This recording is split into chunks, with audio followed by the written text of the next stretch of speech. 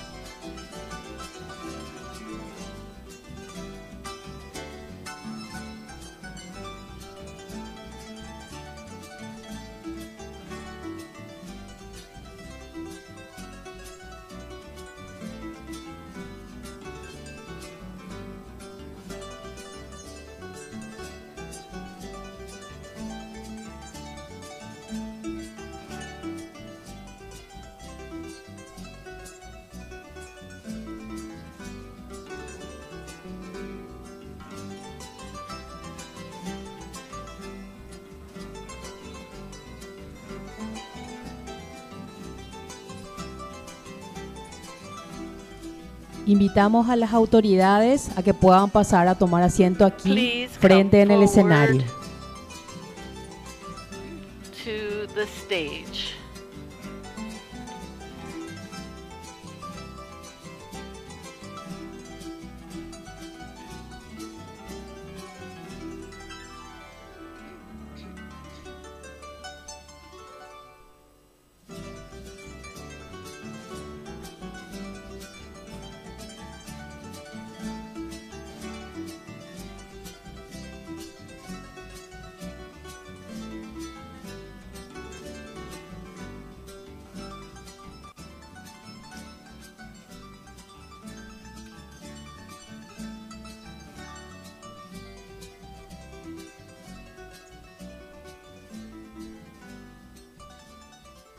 Invitamos al público presente a que pueda tomar sus asientos.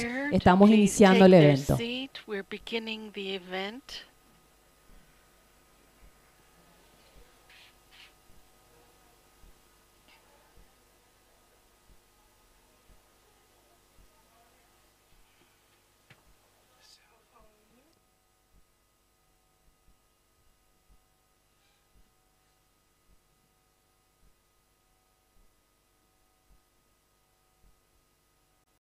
Distinguidas autoridades, Distinguished Su Excelencia authorities, Carla Excellency Basigalupo, Carla Ministra Basigalupo, de Trabajo, Minister Empleo of y Labor, Seguridad Employment Social. and Social Security.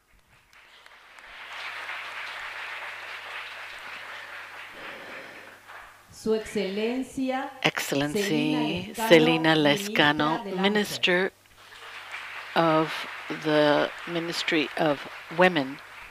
Su Excelencia Excellency José Chi Chen-han, Embajador de la Ambassador Embajada de la of the República de China, Embassy of Taiwán. Republic of China, Taiwan, in Paraguay. Don Isaac Godoy, Isaac Viceministro de Godoy, las micro, Vice pequeñas y Minister medianas of empresas. MSMEs.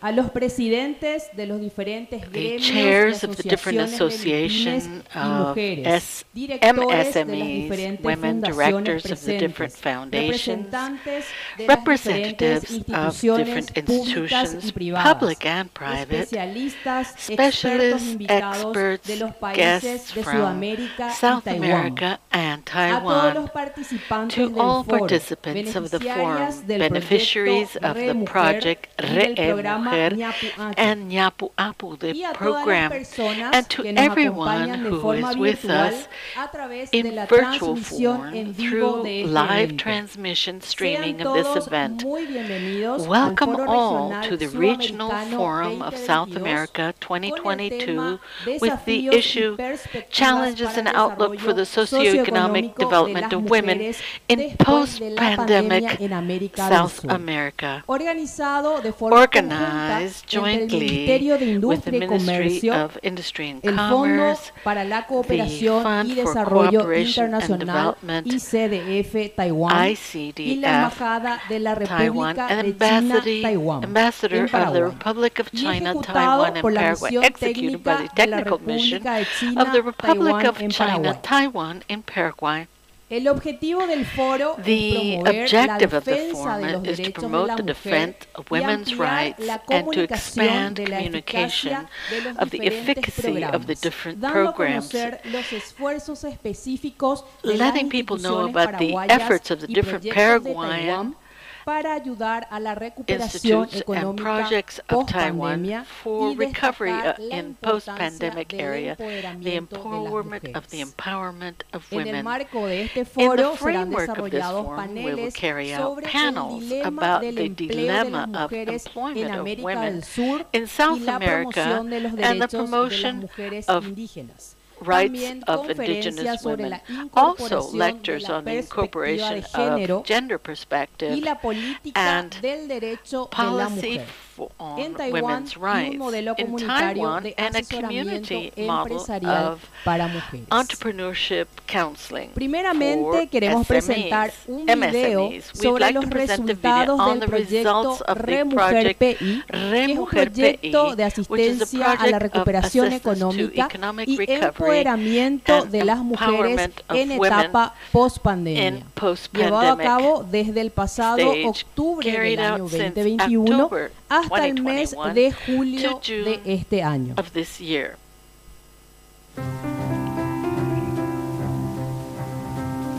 Remujer Project. 14th of October, signing of the agreement on cooperation. Inauguration of the office of the project for Remujer.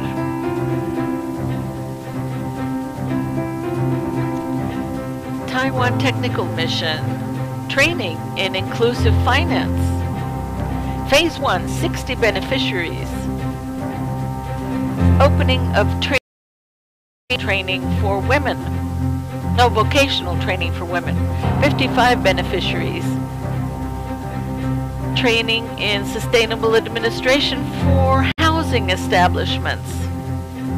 Phase 1. Unboxing. Virtual classes with instructors from Taiwan. Administration and management of the area of beauticians. Virtual classes with instructors from Taiwan. Training in administration and management of textile and garment industry businesses. Phase 1. Closing of the courses of training for women.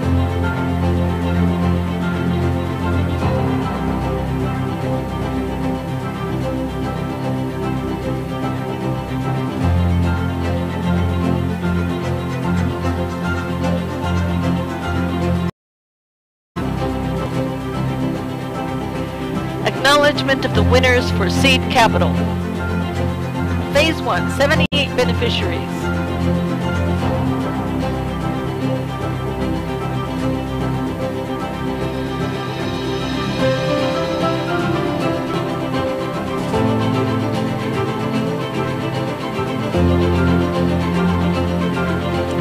Training for instructors for designing patterns.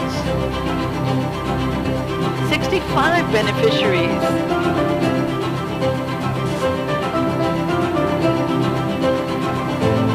Training for consulting for entrepreneurship, 16 beneficiaries.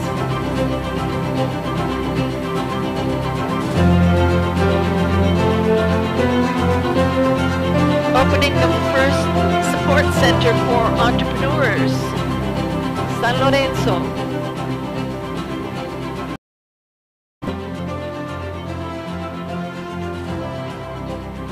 CAE are the initials for this. And this is financial inclusion training, 52 beneficiaries. Participant certificates, administration and management of beauty and aesthetics business. 43 beneficiaries.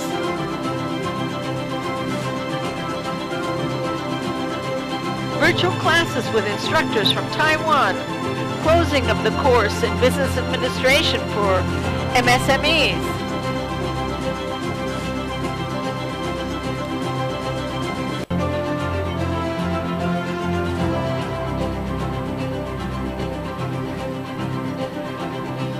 Vocational training for women in sustainable administration for housing, lodging establishments. Lost the sound.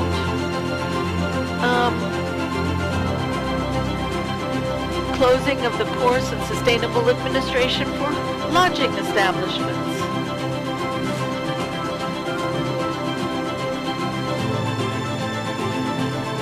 Business administration, textile and garment area. It's a showroom showing what they have been able to do. Closing of the course.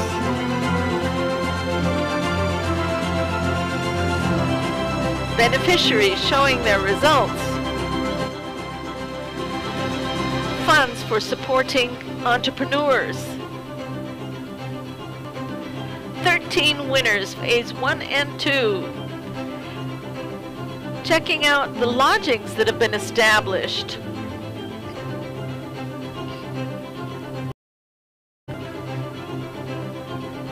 These are like inns.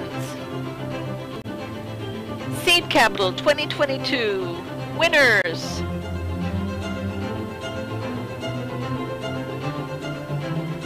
$17 winners. 172.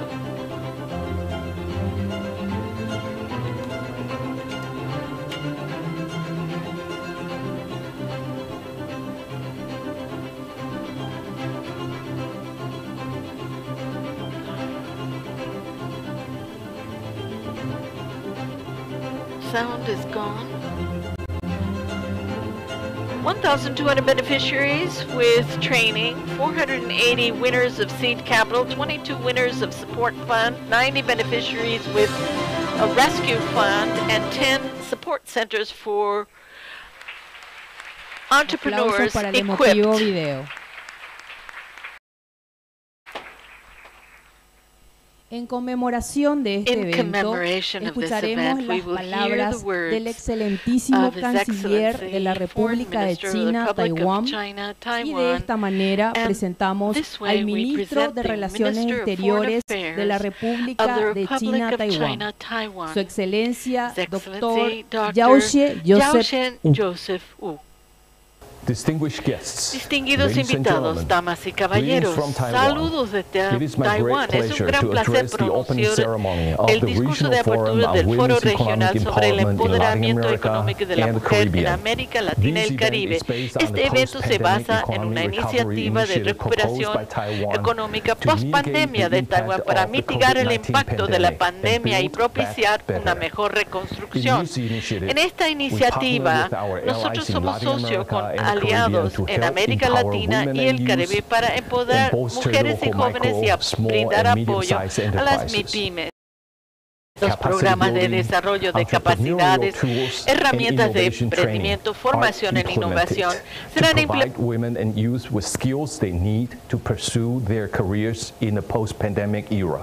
We expect more opportunities and competitiveness will be developed, and therefore lead the countries in the region to a more prosperous and resilient future. Over the years, Taiwan and its diplomatic allies in the region have collaborated closely in different fields. We are delighted to take a further step towards advancing financial inclusion for vulnerable groups. We believe women are the powerful agents of change. Taiwan is willing to share its experience with partners on this important issue. I look forward to learning more about your thoughts and exploring how Taiwan can work with its allies, like-minded countries, and international organizations to position gender equality at the heart of post-pandemic recovery. I would like to express my gratitude to the organizers of this meaningful initiative. This represents a new milestone in the strong ties between Taiwan and Latin America and the Caribbean. I'm confident that this platform will benefit communities in the region and produce new momentum and opportunities that will further advance our mutually beneficial partnership. I wish this event every success and the best of health and happiness to you all.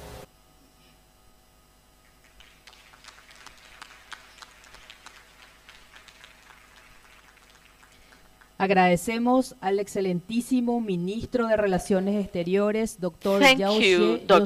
Joseph, por sus emotivas palabras con relación al programa y a este evento. A continuación, escucharemos las palabras del secretario general de Taiwán ICDF, Su Excelencia Embajador Timothy Xiang.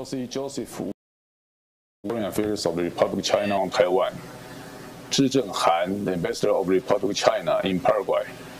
Mr. Luis Alberto Castiglione, Minister of Commerce and Industry. Ms. Carla Basigalupo, Minister of Labor, Employment and Social Security. Ms. Selena Lizzacano, Minister of Women. Fellow panelists, ladies and gentlemen, It is my honor to deliver the opening remarks on behalf of the Taiwan ICDF in this significant event addressing economic recovery and women's empowerment after the COVID-19 pandemic. As a professional foreign aid and development agency of Taiwan, the Taiwan ICDF is devoted to supporting women's economic empowerment and improving their lives. Over the last 2 years, the COVID-19 pandemic has had tremendous impacts on people's livelihoods. In order to support the post-pandemic economic recovery of African and Caribbean allies, the Taiwan ICDF launched Assisting the Economic Empowerment of Women in Latin America and the Caribbean in the Post-Pandemic of COVID-19 project. For this project, the Taiwan ICDF integrated and engaged their operational tools of technical assistance, education, and financial assistance to support the different components, which included vocational training, entrepreneur incubation, institutional capacity building, and financial service. This project aims to strengthen the economic empowerment of women by providing them the resources needed for entrepreneurship, such as vocational training and entrepreneurial consulting. In pursuit of strong results, we are co-financing with the Paraguay Guarantee Fund on a parallel basis to support the small entrepreneur by providing credit guarantees and easier access to start-up capital.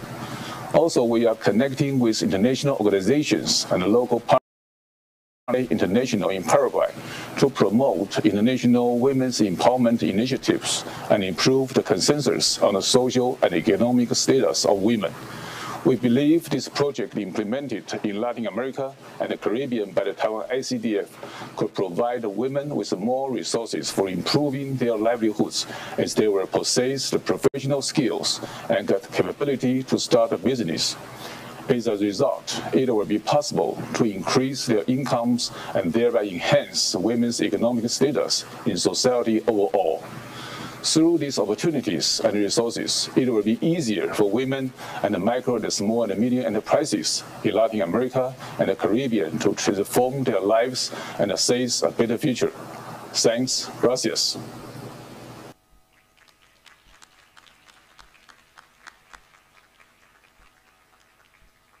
Agradecemos las palabras We'd del like to thank the words of the ambassador, secretario Timothy general del John, Fondo de Desarrollo Internacional Secretary General ICDF for the Taiwán. ICDF Seguidamente Taiwan. invitamos We al would embajador now want to de la invite, Embajada de la República de China, the Taiwán, Su ambassador Excelencia of José Republic of Chi China, Chen-han, Taiwan, para dar unas to palabras. provide his opening remarks.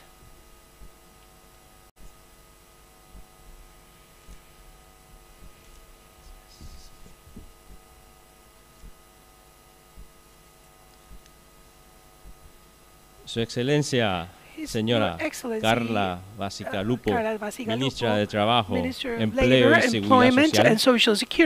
Su Excelencia, señora Celina Lescano, Ministra de la Mujer, Honorable señor Isaac Godoy, Viceministro de MIPYME, Adriana Casati, Directora del Programa de Recursos y Desempeño, Agencia de los Estados Unidos para el Desarrollo, presidentes de los diferentes gremios, pymes y asociaciones de mujeres, estimadas panelistas invitadas que vienen de Colombia, de Ecuador, de Argentina, y de Brasil, también de Taiwán, directores de las diferentes fundaciones, representantes de las diferentes instituciones públicas y privadas, señoras participantes del foro y beneficiarias de los programas del proyecto RE Mujer, muy buenos días a todos. Bye, Chapa. In our native tongue, he's greeting everybody in our native tongue. I need to improve my Guarani. Es un honor compartir esta grata ocasión con todos ustedes. Quisiera aprovechar la oportunidad para abordar un poco sobre el origen del proyecto RE Mujer PI, que surgió como una iniciativa del gobierno de la República de China, Taiwán, por el impacto mundial pandemia del COVID-19, un golpe a la humanidad de forma muy singular, sin precedentes. En ese momento, nuestros asesores especialistas de la cooperación internacional comenzaron a diseñar un proyecto para participar en la reactivación económica post-pandemia. Así es como nació el proyecto Remujer PI, el cual se formalizó con la firma del convenio con el Ministerio de Industria y Comercio el 14 de octubre de 2021. Queremos agradecer a las instituciones del gobierno paraguayo por la cooperación conjunta, al Ministerio de Industria y Comercio a través del Viceministerio de MIPYMES, al Ministerio de Trabajo, Empleo y Seguridad Social, que se ha integrado a este proyecto y su desempeño es fundamental para el desarrollo en varios programas del mismo. Así también la integración del Ministerio de la Mujer de todo tema relacionado a la mujer y un agradecimiento muy especial a las ministras de estas instituciones, quienes están muy comprometidas con el trabajo, y gracias a eso se debe el éxito de este proyecto. Igual al principio tuvimos la dirección de la oficina de la primera dama, que da mucha importancia a esta iniciativa. A casi un año del inicio de Red Mujer PI, me gustaría mencionar algunos de los resultados obtenidos hasta la fecha, como por ejemplo, ya se han capacitado con cursos presenciales a un total de 415 personas, de las cuales 65 son instructores de área textil, 60 técnicos asesores, 107 funcionarios asesorados en finanzas inclusivas y 183 mujeres emprendedoras. De las mujeres emprendedoras, capacitación y gestión de negocio, 13 de ellas fueron beneficiadas con un fondo de apoyo para su emprendimiento por un total de $3,000 cada una. Esto definitivamente es un gran aporte para el impulso de sus proyectos de negocios. En este tiempo, el proyecto también ha colaborado con la cooperación de equipamientos necesarios para el funcionamiento de 5 centros de apoyo para emprendedores por un valor aproximado de 200 millones de guaraní en compras de equipamientos por centro. Por otro lado, el programa de Capital Semilla ha beneficiado a un total de 250 mujeres emprendedoras, quienes recibieron $1,800 cada una como aporte para potenciar su emprendimiento en etapa inicial. Estamos convencidos de que este es uno de los proyectos post-pandemia que mejor ha trabajado y que más ha avanzado en Paraguay, como también podemos decir que es de la región. El día de hoy hemos preparado este foro con la intención de estimular el empoderamiento de las mujeres con el objetivo de intercambiar con organizaciones amigas, tanto nacionales como internacionales, para promover la defensa de los derechos de las mujeres y ampliar la visibilidad de la eficacia de los diferentes programas. Por eso, este foro servirá como un intercambio de ideas y de conocimientos de diferentes actividades que se realizan para ayudar a las mujeres con el enriquecimiento en conocimiento que le ayudará a empoderarse y lograr a través de ustedes las cuña guapa. Become empowered, cuña guapa. That means, para que siga la reactivación económica y contribuir en una forma íntegra y total al desarrollo de la nación paraguaya. Para lograr todo esto, el día de hoy conectamos a los participantes con mujeres quienes lideran los ministerios del trabajo y de la mujer para discutir sobre los temas sobre el empleo de las mujeres y la promoción de los derechos de las mujeres indígenas, así también especialistas de Taiwán van a compartir su experiencia sobre políticas del derecho de las mujeres y especialistas del Paraguay, del programa BUAP. el cual es un programa de la Oficina de Primera Dama de Paraguay que ayuda a las mujeres en su comunidad. Estamos realmente orgullosos de poder contribuir y apoyar a las valiosas mujeres paraguayas en su crecimiento personal y profesional. Queremos también compartir esta experiencia and this performance with other international entities. To conclude, I'd like to underscore and thank the leadership of the Minister of Industry and Commerce, Ingeniero Castiglioni, that as a result of his many commitments has not been able to be here today, but through his Vice Minister, will be conveying our gratitude. But we really want to thank the two women's ministry as well, the Ministry of Labor as well as the women's ministry. Both of them have been really committed in working alongside us towards this project. De empoderamiento con enfoque de las mujeres. Por último, les deseo de todo corazón que siempre lleven con orgullo la representación de ser la cuña guapa Mbarete. Muchas gracias. That is brave, valuable women. Native tongue Guaraní. Agradecemos las palabras en español y en guaraní del embajador de la República de China, Taiwán, Su Excelencia José Chi-Chen-Han. A continuación, escucharemos las palabras en representación del Ministerio de Industria y Comercio al viceministro de las micro, pequeñas y medianas empresas, don Isaac Godoy. MSMEs, Mr. Isaac Godoy. Bueno, muy buen día. Good morning to you señora all. Ministra Carla Basigalupo, Minister Carla Basigalupo, Celina Lescano, señor embajador Ambassador Chi-Chen-Han, señoras representantes representatives de of different presentes, organizations that are here today, through Guillermina de Inland, presidenta de la Asuncion, president of y de Lourdes Gómez, the presidenta de la Asociación SMEs, de Mujeres and Lourdes Empresarias de Gómez, Paraguay, which are quienes Association representan of organizaciones de la sociedad civil business women, all que trabajan representatives of civil society en that coincidencia work con los in objetivos que agreement tenemos with the objectives como gobierno that we have as a government, as well as a cooperation, and we are really today celebrating la valiosísima the cooperación de la very República valuable de China, cooperation Taiwán, of the Republic of China, Taiwan, en el ámbito specifically de in the MIPYMES y sphere emprendedores. of SMEs, También quiero saludar a representantes de MSMEs and instituciones, entrepreneurs.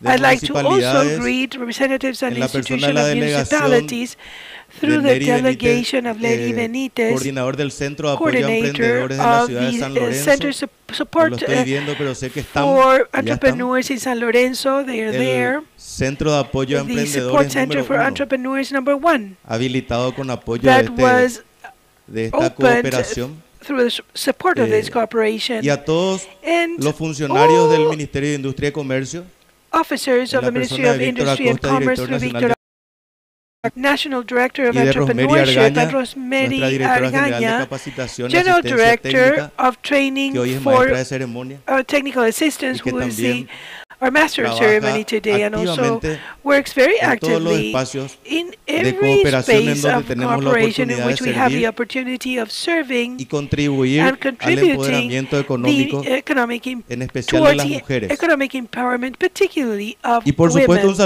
And of course, special greetings to entrepreneurs. To the Cuña Guapa that are here today. He's speaking in a native tongue.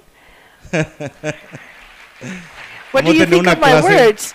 We can have a class here with the ministers. I'm sure we can be able to chat with the ambassador and practice our native tongue that I know he likes very much, him and his wife, that are always present in all cooperation projects. Bueno, no me quiero extender mucho. I don't know what to extend myself les traigo el saludo del ministro Mr. Castiglioni, y simplemente quiero hacer un poquito de de memoria y hacer hincapié en lo que se refiere a la cooperación de la República de China Taiwán para con nosotros en este ámbito en el que hoy estamos trabajando. La República de China Taiwán es de hecho un hermano, una nación hermana del Paraguay y desde hace creo que más de 60 años mantiene relaciones diplomáticas con el país.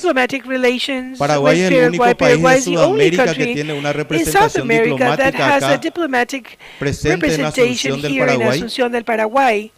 Y es una nación que siempre ha contribuido de manera directa y ha cooperado con el Paraguay en los momentos más difíciles de nuestra historia y en áreas muy sensibles, sobre todo en cuanto al desarrollo socioeconómico del país, a los desafíos como país.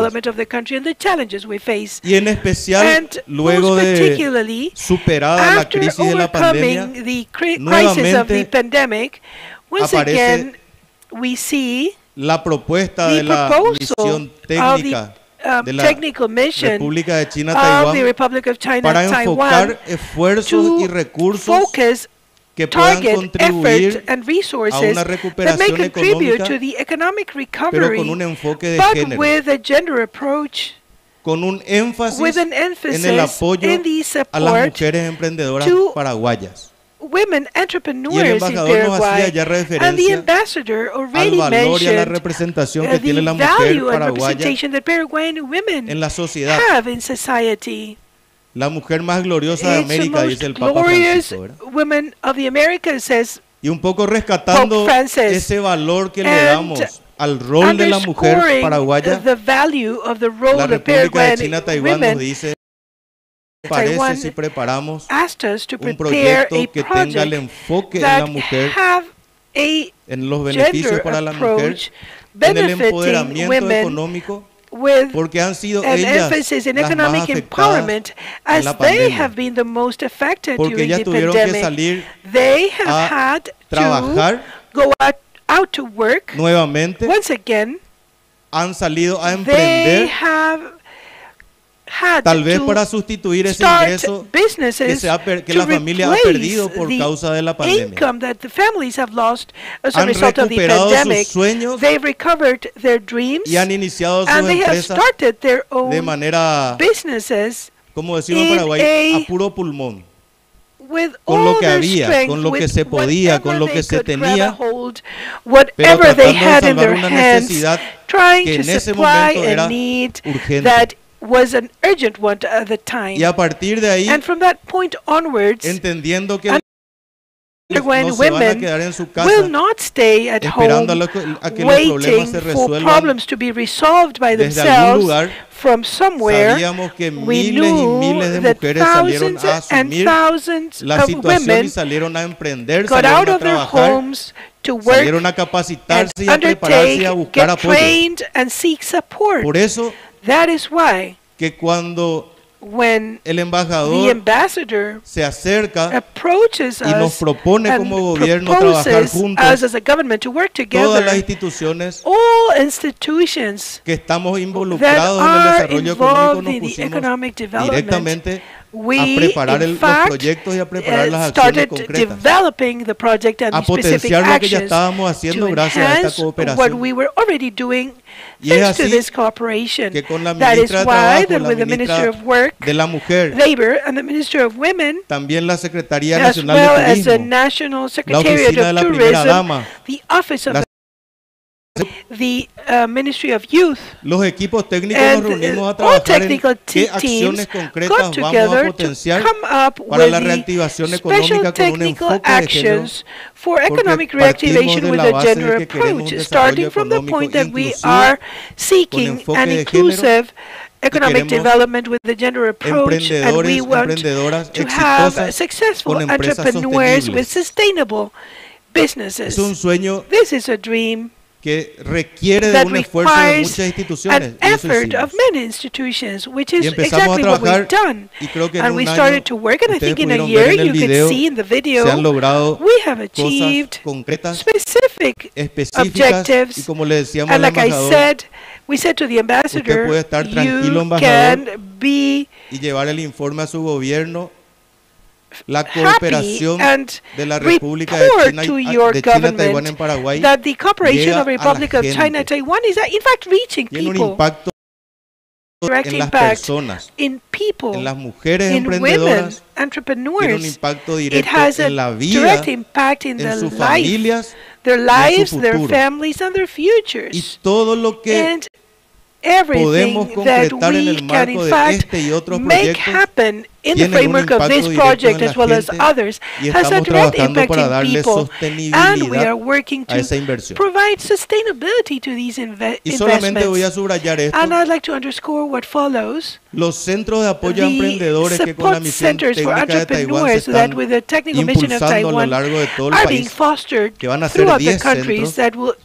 son be centros que 10. buscan darle Are sostenibilidad a su centers that emprendimiento. seek to provide sustainability to your Son centros que en undertakings, su concepción that articulan la in triple their hélice idea dentro de articulate la the gestión misma de ese three centro de pillars apoyo. in the management of En these cada support centro de centers. apoyo a In each emprendedores support centers for van a encontrar entrepreneurs, you will una find institución pública, one public una institution, organización privada, una universidad que organization, está and a trabajando university de manera that are coordinada working in a con esas coordinated fashion instituciones. with such institutions. De los 3 primeros Of centros que these, se han of the habilitado, first 3 2 centers de that ellos have been están inaugurated, gestionados 2 por of them gremios del sector are privado. managed by professional Uno en associations of the Asuncion, private sector, a one in través de la Asuncion, ASOMIPYMES, through the otro en Concepción, MSMEs que está la Association, representante de la Asociación de Concepción, Industriales that y we have the Comerciantes de representative Concepción, of y industrial otro en el municipio de la professional Municipalidad de associations, San and the other Lorenzo. one in the municipality of the city of En San estos 3 Lorenzo. casos In these y 3 en los próximos cases, 7 que and vamos a the habilitar de next acá a fin de 7 año, that will be siempre van inaugurating a before encontrar the end of the year, una you will triple find hélice conectada, three pillars donde la that are sociedad civil connected tiene su with participación civil directa, society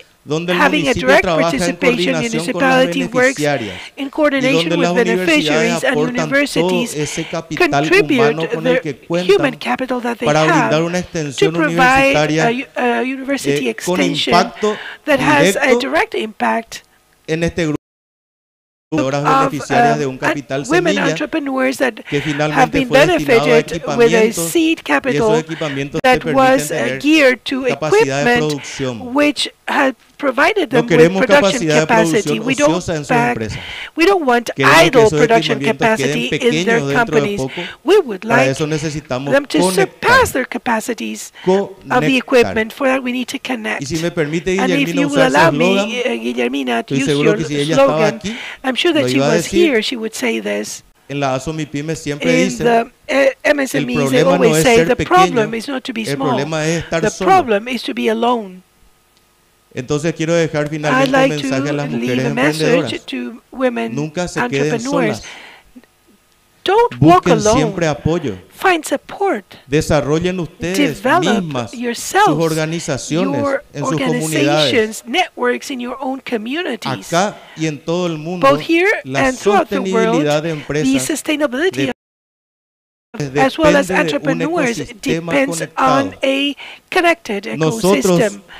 los que estamos en el gobierno, Ourselves somos that parte are de part ese of the government, ecosistema. we will be part of such Pero no ecosystem. podemos hacer But we cannot do cumplir todos los everything. roles We cannot del ecosistema. provide Ustedes all tienen un roles rol, for the ecosystem. sus You have a organizaciones role, también, your los professional gobiernos associations locales, too, las your universidades associations, y local otras government, instituciones universities, que en as Paraguay well as son other importantes, como las institutions cooperativas, that are important here in van a Paraguay. contribuir Cooperatives, for a la example, will sostenibilidad de sus contribute to empresas the y a sustainability of consolidar your esto que tanto soñamos, businesses and to que es el consolidate desarrollo what we económico dream, inclusivo y which is sostenible, lo the repito, inclusive and es sustainable un economic compromiso de development. todos, It is y a commitment ustedes, for mujeres us all, emprendedoras and beneficiarias yourself, de este programa, women's son entrepreneurs, embajadoras that beneficiaries of this comunidades. program should become Asuman ambassadors ese in your liderazgo. communities. Please Y take on felicitaciones por that este evento. leadership Muchas role, gracias. and congratulations for this event.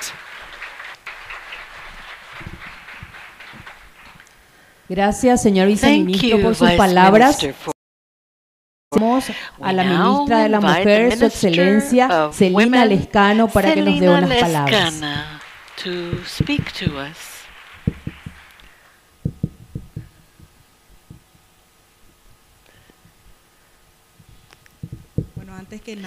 Before I begin, Ambassador, thank you for making us part of this, in this great challenge which we are celebrating with so much success in this international forum.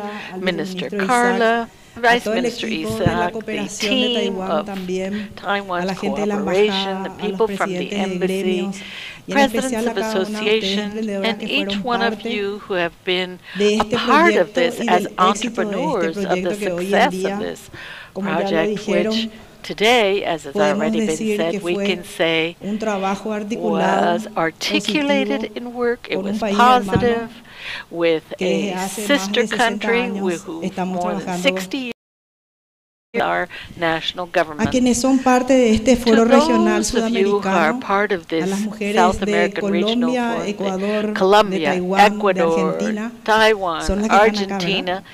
Some of you are here, right? Bueno, un aplauso para ustedes por estar también hoy aquí. A big hand for you. A todos los que son parte de este foro regional sudamericano, teniendo como tema los desafíos y las perspectivas para el desarrollo socioeconómico de las mujeres desde la pandemia en América del Sur, a fin de reivindicar los derechos humanos de las mujeres. El día de hoy tiene la oportunidad de presentar políticas públicas que actualmente lleva adelante el gobierno nacional respecto a las mujeres indígenas. La República del Paraguay carries out a process of constructions of laws and public policies in alliance with the state, with very defined roadmaps, have to do with women.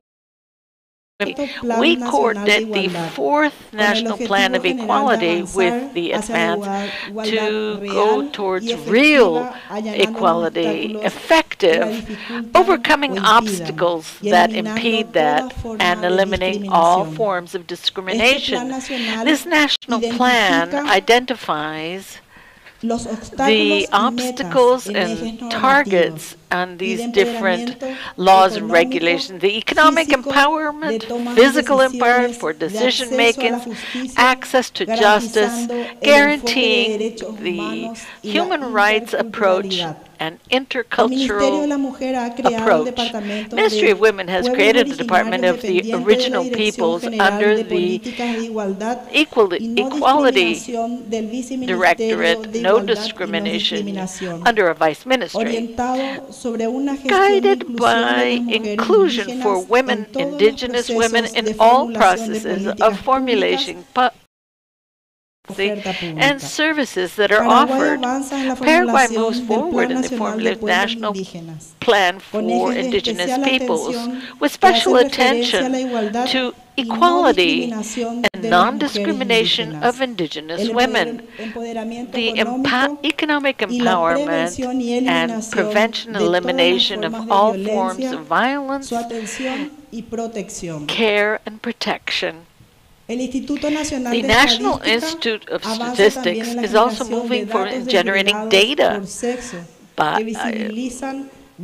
broken down by women and men, showing the differences, especially for women. The inclusion of indigenous women requires cultural transformations.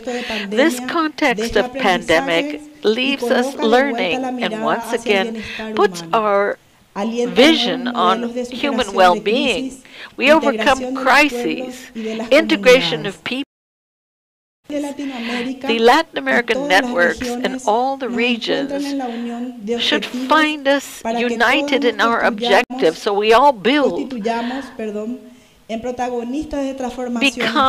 the leading characters of these changes, economic, social, and policies, which offer the world a new treatment and value for human rights.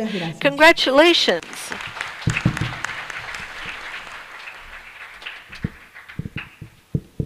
Gracias, señora Thank you, ministra Celina Madam Lescano, Minister ministra de la Mujer. Celina Lescano, A Minister of the continuación, Women's escucharemos las Ministry. palabras de la Now, the ministra words de of the Trabajo, Minister Empleo of y Labor, Seguridad Employment Social, and Social Su Security, Excelencia Carla Basigalupo. Madam Carla Basigalupo. Ba'eshapa, she says, which is hello. How you doing? Do you all understand me? It's not just you. We speak Guarani as well. All right, Vice Minister. Good morning, everyone. It's a pleasure to say hello to so many wonderful women in this very special day. A special day, dear Ambassador, not only because we're just one day before spring, the day of youth. We all feel youthful here. This is spring, the month of youth, and we're a historical moment, going through or having passed through one of the most important crises, which challenged all health, employment, and economy policies, not only of the Paraguay and the region, but the entire world. We're here to listen to and analyze, debate the current data of employment of women in the region, and also specific sectors like indigenous women. Very important to stop a moment this very important issue and see what are we doing, what worked, what didn't work, and everything but what we can do together, and even more together with the Republic of Taiwan, Republic of China, Taiwan, a sister in solidarity with Paraguay, and my colleague, the Minister of Women, Ministry of Industry and Commerce, Isaac Godoy. I'd like to express my gratitude to the Embassy of Taiwan in Paraguay for always paying attention to the needs for development, to needs, particular needs of women. I'd like to thank especially for this project Remujer. We, as you know, all the countries represented here by my colleagues, welcome to Paraguay. We have gone through a very difficult situation. Let's 23 million women affected in employment in Latin America and the Caribbean. And in Paraguay in 2020, we began the pandemic, you know. We were one of the countries that very quickly closed off its borders, stopped economic activity and employment. Paraguay was one of the countries with the greatest containment of deaths, with being careful to take care of the lives of our fellow countrymen. We closed off economic activity in the second quarter of 2020, already in April. Por supuesto, la afectación fue muy grande en el empleo. Nosotros very much in employment. We in the Ministry of Labor with a great team committed to the MSMEs. Guillermina, who is here with the MSMEs Association, with the unions of the countries, with all these sectors, employers, we sat down to work and 12 at night because of the immense needs for response to the formal and informal workers. Everybody needed help. The workers had a salary, who were in Social Security, and even more, those informal workers, they needed help. They needed responses, answers from the ministry. We constructed several tools that contained the unemployment and this subsidies for formal workers, 4 subsidies, one which supplied the lack of, Paraguay still doesn't have unemployment insurance. We established subsidy for workers who were laid off, another one for isolation, so those workers who were ill didn't have to go to work, isolation for vulnerability and positive with COVID. Somebody who had some sort of base, let's say, It was never enough. The needs were so large, but Paraguay ended up in 2020 one of the countries with the greatest containment of unemployment in the entire region. In 2021, obviously, following the challenge of the pandemic, we found with two tough quarters, first and second, and the second quarter, when the vaccines came, were more accepted because there was a lot of rejection at the beginning. Then we began to improve and recover employment, especially women, and began to take off. And I always say, and I said then, women, once again, we have shown this Guarani great ferociousness and moved forward to take Paraguay forward. They were the ones who recovered the fastest from unemployment. We closed 2021 quite when we began 2022, we found ourselves with an international war and a significant drought, which slowed down recovery. But I want to tell you some good news, which in a few minutes I will tell you about. Paraguay in the second quarter shows very clear recovery of employment of women. We have 53,000 women less unemployed, or they're now unemployed again. Comparing year on year, we have more than 40,000 women who have they've recovered the amount of work. They're not underemployed. So it shows we're on a good path. What are we doing from the national government? We're investing in our women. From the Ministry of Labor, we are carrying out the National Employment Plan with a specific strategy for women, employs equality, and promotes que las mujeres sepan sus derechos y defiendan mejor sus derechos laborales. Capacita a mujeres en todo el país, principalmente en oficios no tradicionales, porque tenemos que romper esquemas culturales. Eso no es fácil, eso tenemos que hacerlo juntas. Y hoy estamos haciendo que muchas más mujeres incursionen en electricidad, refrigeración, tornería, soldadura, albañilería, fontanería, en oficios técnicos que hoy son en realidad los más requeridos por el mercado de trabajo. Estamos haciendo también que más mujeres emprendedoras como las que tenemos aquí hoy presentes tengan todas las herramientas técnicas para llevar adelante su emprendimiento. Así que cuando nos proponían Taiwán en el año 2021 llevar adelante juntos este proyecto Remujer, dijimos sí, de entrada. Porque estábamos en una fase de recuperación, teníamos mujeres capacitadas por nuestro propio organismo NPP, pero necesitaban una herramienta que les dé cómo emprender, cómo llevar adelante ese oficio técnico que ya tenían. Y empezamos a trabajar, por supuesto, abrimos nuestras puertas. La mayoría de las capacitaciones se hicieron en nuestras aulas del SNPP con nuestros instructores. Yo visité varias veces, embajador, a nuestras alumnas, también compartí los egresos con ellas. Y realmente unas historias de superación y de éxito impresionantes. Y cuando terminábamos la colación, siempre hacíamos la reflexión con las chicas. Y decíamos que era muy importante haber adquirido el conocimiento técnico, sin duda, lo más importante. Pero en segundo lugar, y ahí al lado estaba sobre todo la dignificación que le dábamos a nuestras mujeres.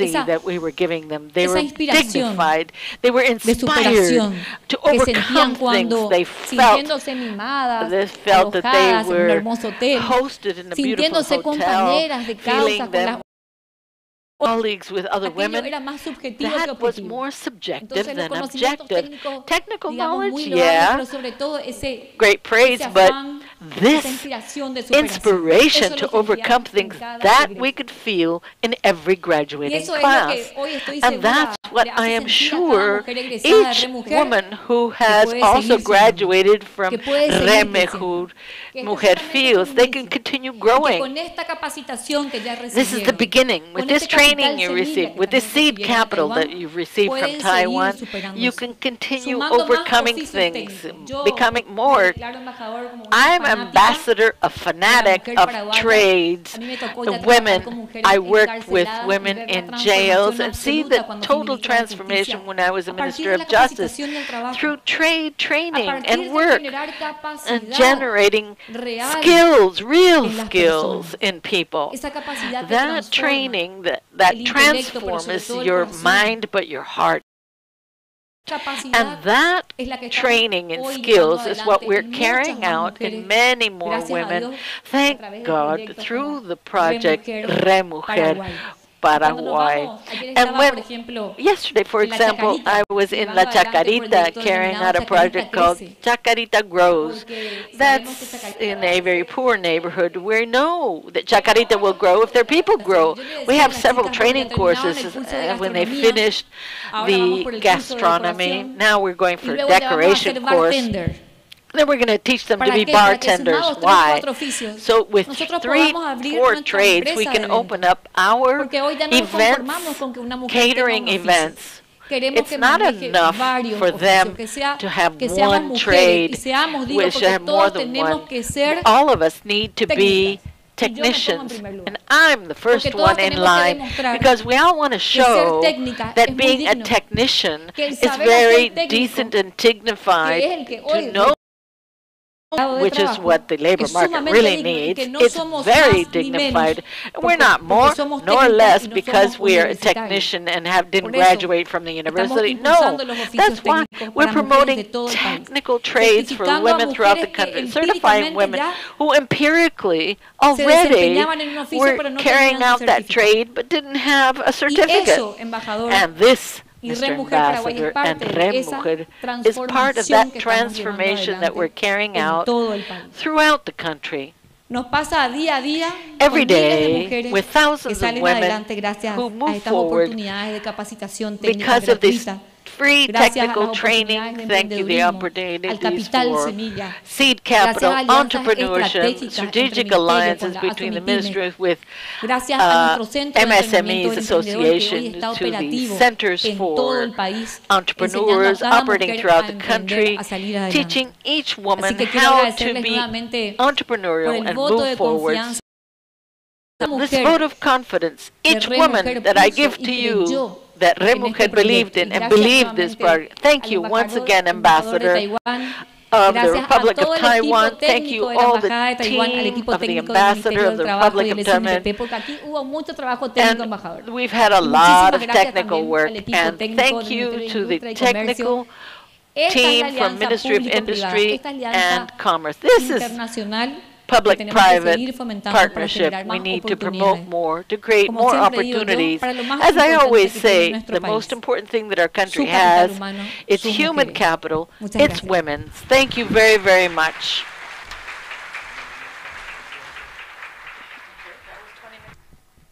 Agradecemos las palabras de la ministra Carla Basigalupo, ministra de Empleo, Trabajo, Empleo y Seguridad Social. Para conmemorar este significativo evento, damos cierre a la ceremonia de apertura con una foto grupal de las autoridades.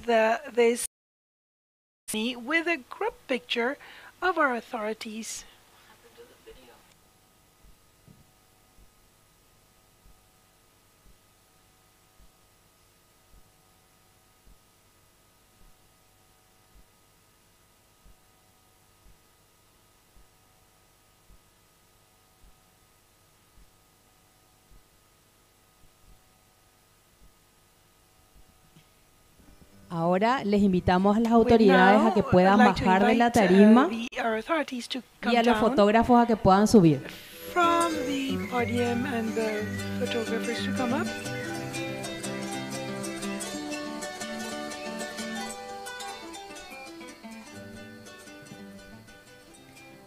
Aquí adelante, todos mirando hacia las cámaras fotográficas. Please all look at the cameras. To the cameras. No, and is correct. No.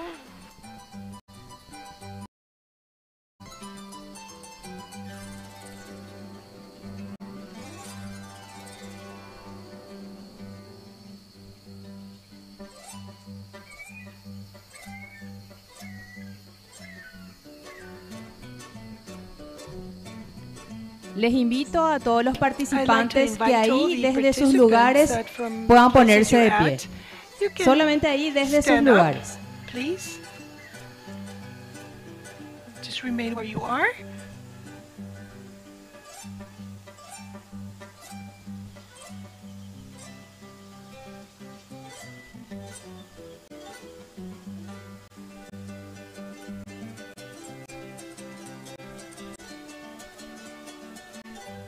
Levantando las manos.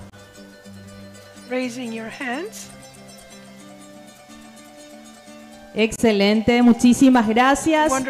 Les invitamos a todos a que puedan tomar asiento, a las autoridades, y ahora damos un receso para posteriormente dar inicio al primer panel de la mañana.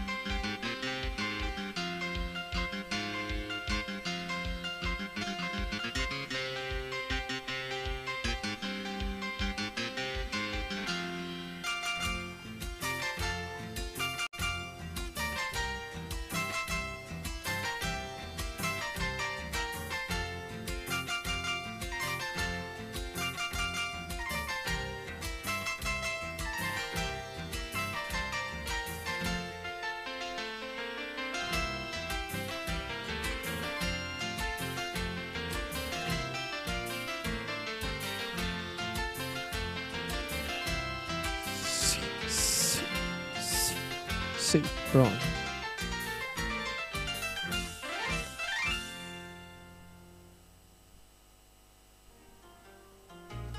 Sí, sí. Sí. Sí, sí. Oh, sí. Sí.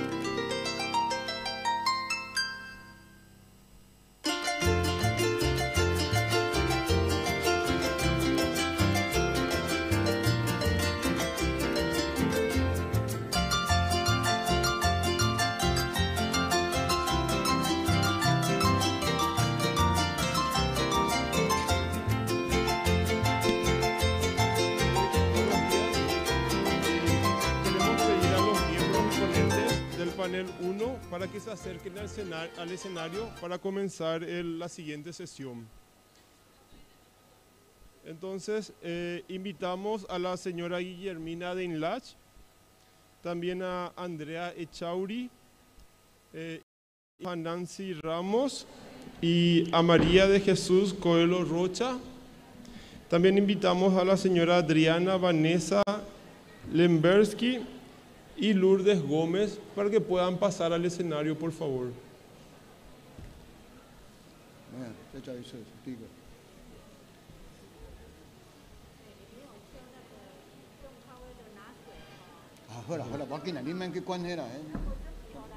Okay.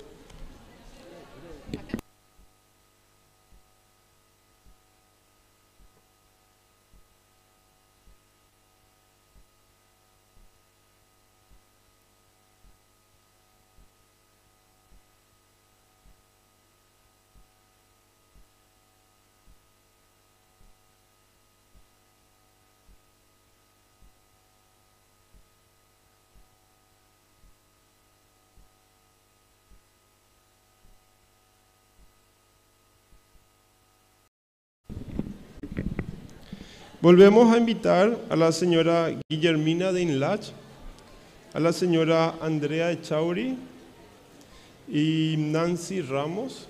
¿Ya está? Ok. A la señora María de Jesús Coelho Rocha, por favor, si pueden subir al escenario.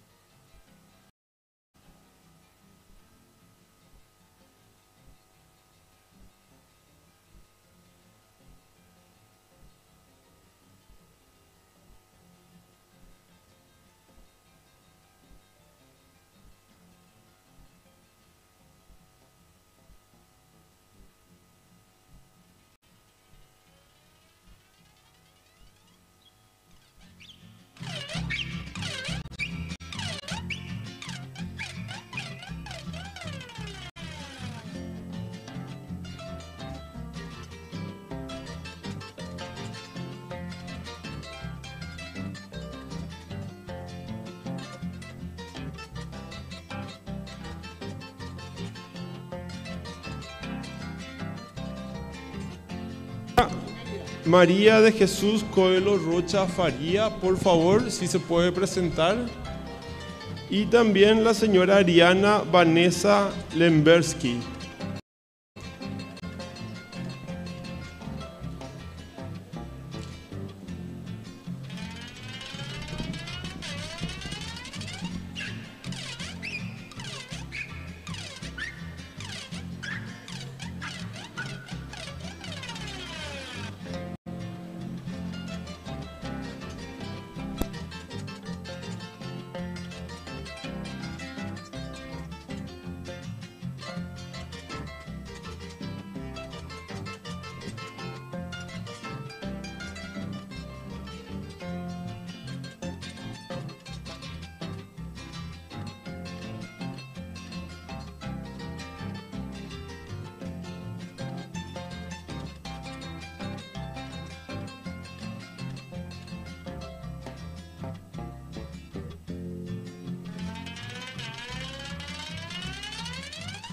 Sí.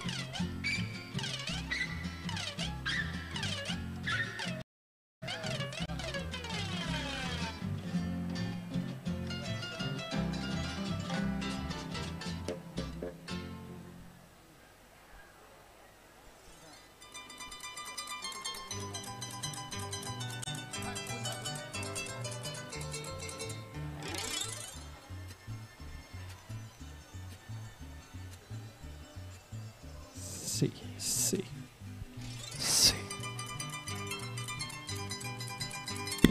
La señora María de Jesús o María de Deus Coelho Rocha Faría.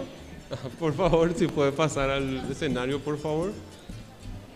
Bueno, invitamos a los participantes presentes.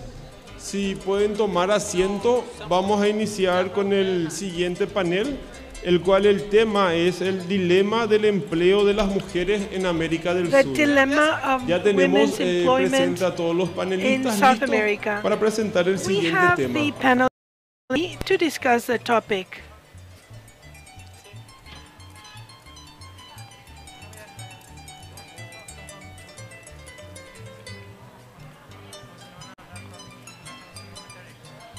Buenos días. Good morning. En realidad nos sentimos en casa. We feel at home today.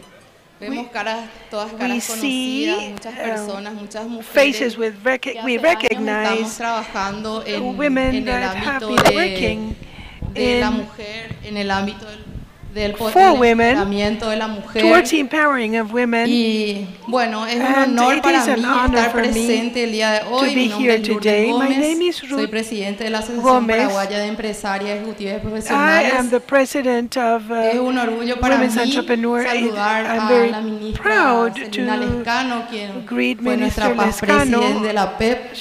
También un honor, ministra Carla, saludarla. La vamos a tener en nuestro congreso también, como toda mujer que suma, y a Guillermina y a las panelistas también que me acompañan el día de hoy, que les voy a estar presentando. Primeramente, bueno, bienvenidos a este primer panel del Foro Regional Sudamericano. Estamos encantados de estar presentes el día de hoy, con una agenda llena de interesantes conversaciones relacionadas al tema del empleo de las mujeres en América del Sur.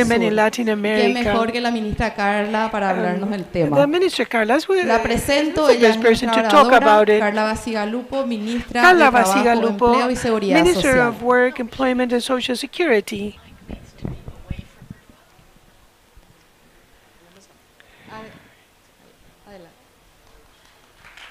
Un aplauso. A round of applause for her, please.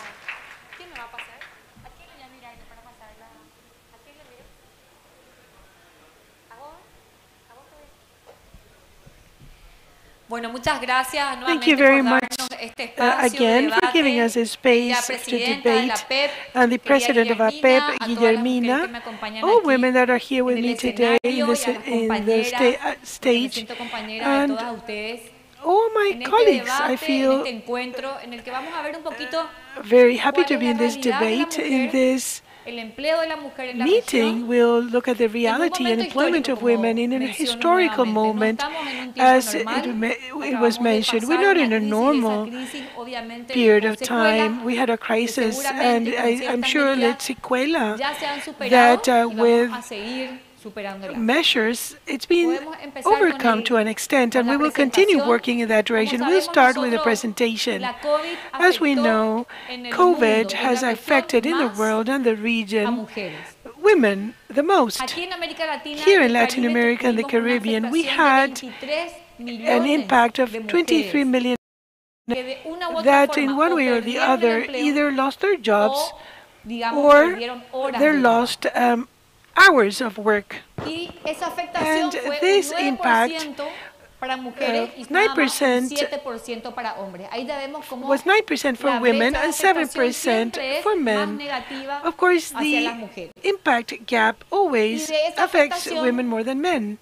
Of this impact, the 26 million jobs, male jobs that were affected in the third quarter of 2021 were overcome.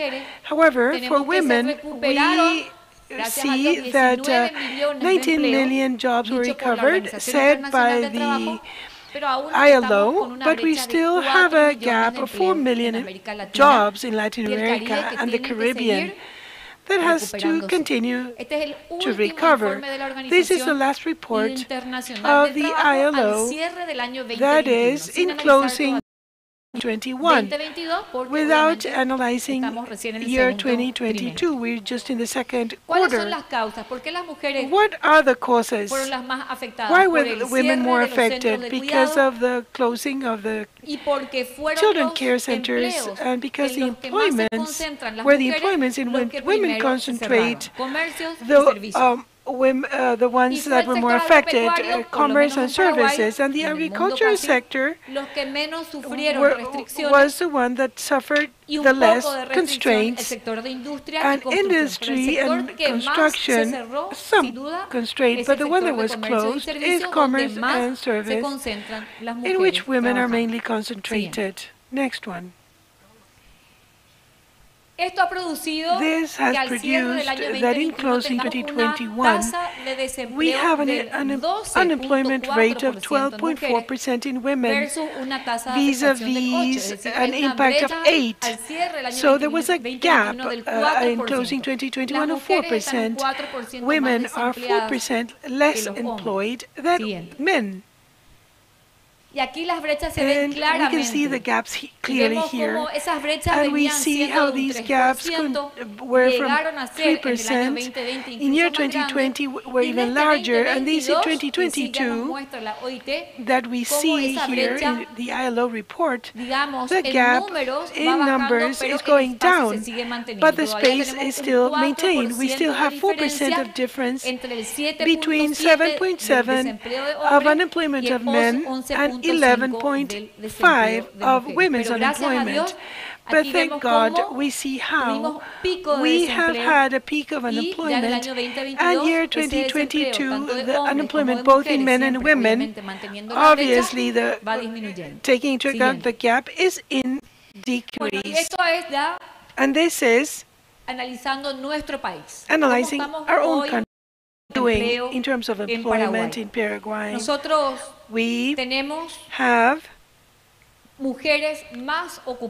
women that have more jobs compared with 2021 and 2022, and 47,000 new jobs with the data of INE. But in women, imagine and look at this, the difference is present. Women are the ones that have introduced into jobs massively. New jobs, 37,000. For women, for men, 9,600, that is year on year. And quarter on quarter, we also have a significant figure of women.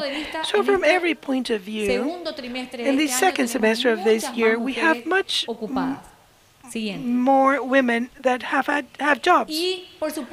And the negative side of things, which is unemployment, we see positive data. We see that 53,000 women have left unemployment in years 2021 and 2022. If we compare quarters, this year, first and second, is minus 33,000 women. It's a significant number that is revealed by INE. Employment for women is rising, which gives us a 7% of women's unemployment vis-a-vis 5% of male unemployment. This is a gap of only 2%, whereas the gap for the region is 4%. So Paraguay today has a gap of 50% compared to the region. 7% of women's unemployment, 5% for male, a different men, a difference of 2%, so 4%. We are reducing. That's the main thing to underscore, and we need to continue in this direction. Next one. So we see that underemployment, women that work less hours than they're prepared to, also has come down. In a number of 65,000 have left this underemployment and recover their hours of work.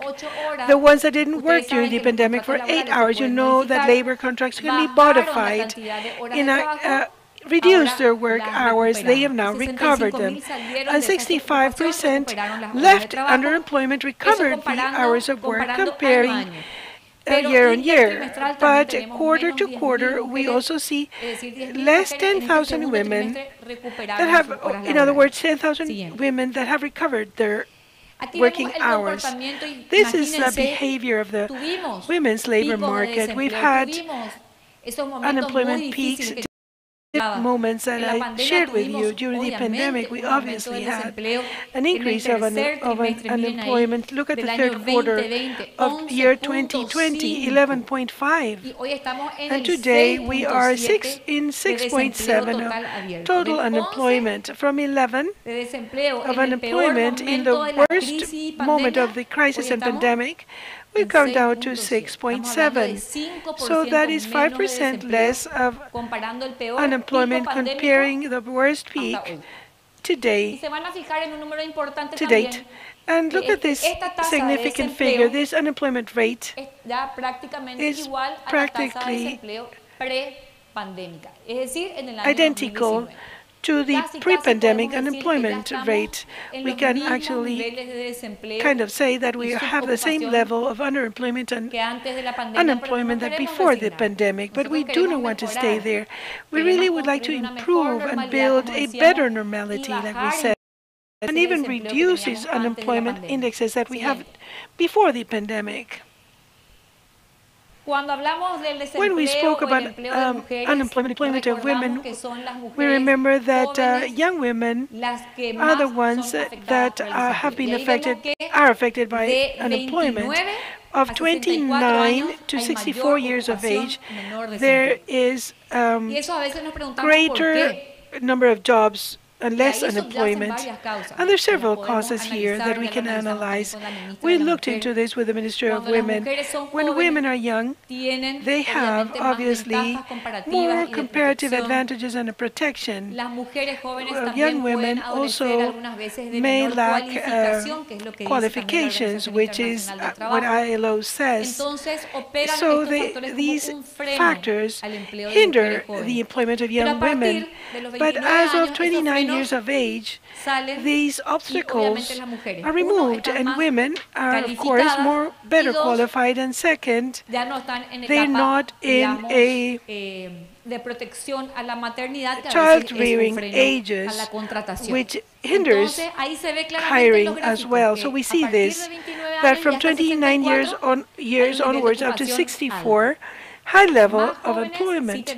Younger women, the employment rate is lower and higher unemployment. That is why we need to encourage the first job and build incentives, even fiscal incentives, to employ young women, because we obviously need to build measures that will foster the private sector to hire young women, because we see that the problem does not lie in adult women, but women in 15 to 29 years of age, because in Paraguay, from 15 years of age, one is able to work, which is not what happens in other countries that are here today. About the years of education, women on average has an additional year to compare to men. In terms of the training in schools and formal education, women have more years even. And also, divided by gender and sector, we see where women are concentrated. Working women or employed women in Paraguay in the public sector is very important to see that is 50-50. In other words, we have the same number of men and women in the public sector. However, in the private sector, and we see the problem here, we have more men than women in the private sector. That is, the people that have an employment, are part of a payroll. Now, regarding the independent worker, almost 50%, we have lots of independent workers, women that are here today, entrepreneurs, independent workers, and we have an impressive predominance of family workers that are non-remunerated and domestic workers that continues to be mostly women. So the challenge we have at hand is particularly in the private sector, and of course in the employer sector we need more business women employers. That should also be 50-50. We need to train more women to become, of course, part of, to take on jobs, and also entrepreneur women so they can become owners of their own companies, leaders, such as what we're doing with the Taiwan embassy. We see here the concentration of women in given, as the press asked today. There is no doubt that women, for what she represents, her nature and qualifications, is more concentrated in commerce and services. This is seen clearly, very little in industry and construction, as well as agriculture and livestock production. Services, restaurants, hotels, commerce, that is where women are concentrated, and that is why they have been very affected during the pandemic. We always talk of the salary gap. In Paraguay, historically, we had a gap of 20%. Women earn 20% less. The gap today is 70%, and we can see it here. But look, in the 17% gap, that gap, in fact, is seen more, not in the salary sector or the private sector, because we need to demystify some things here. It was said that businesses pay less working women.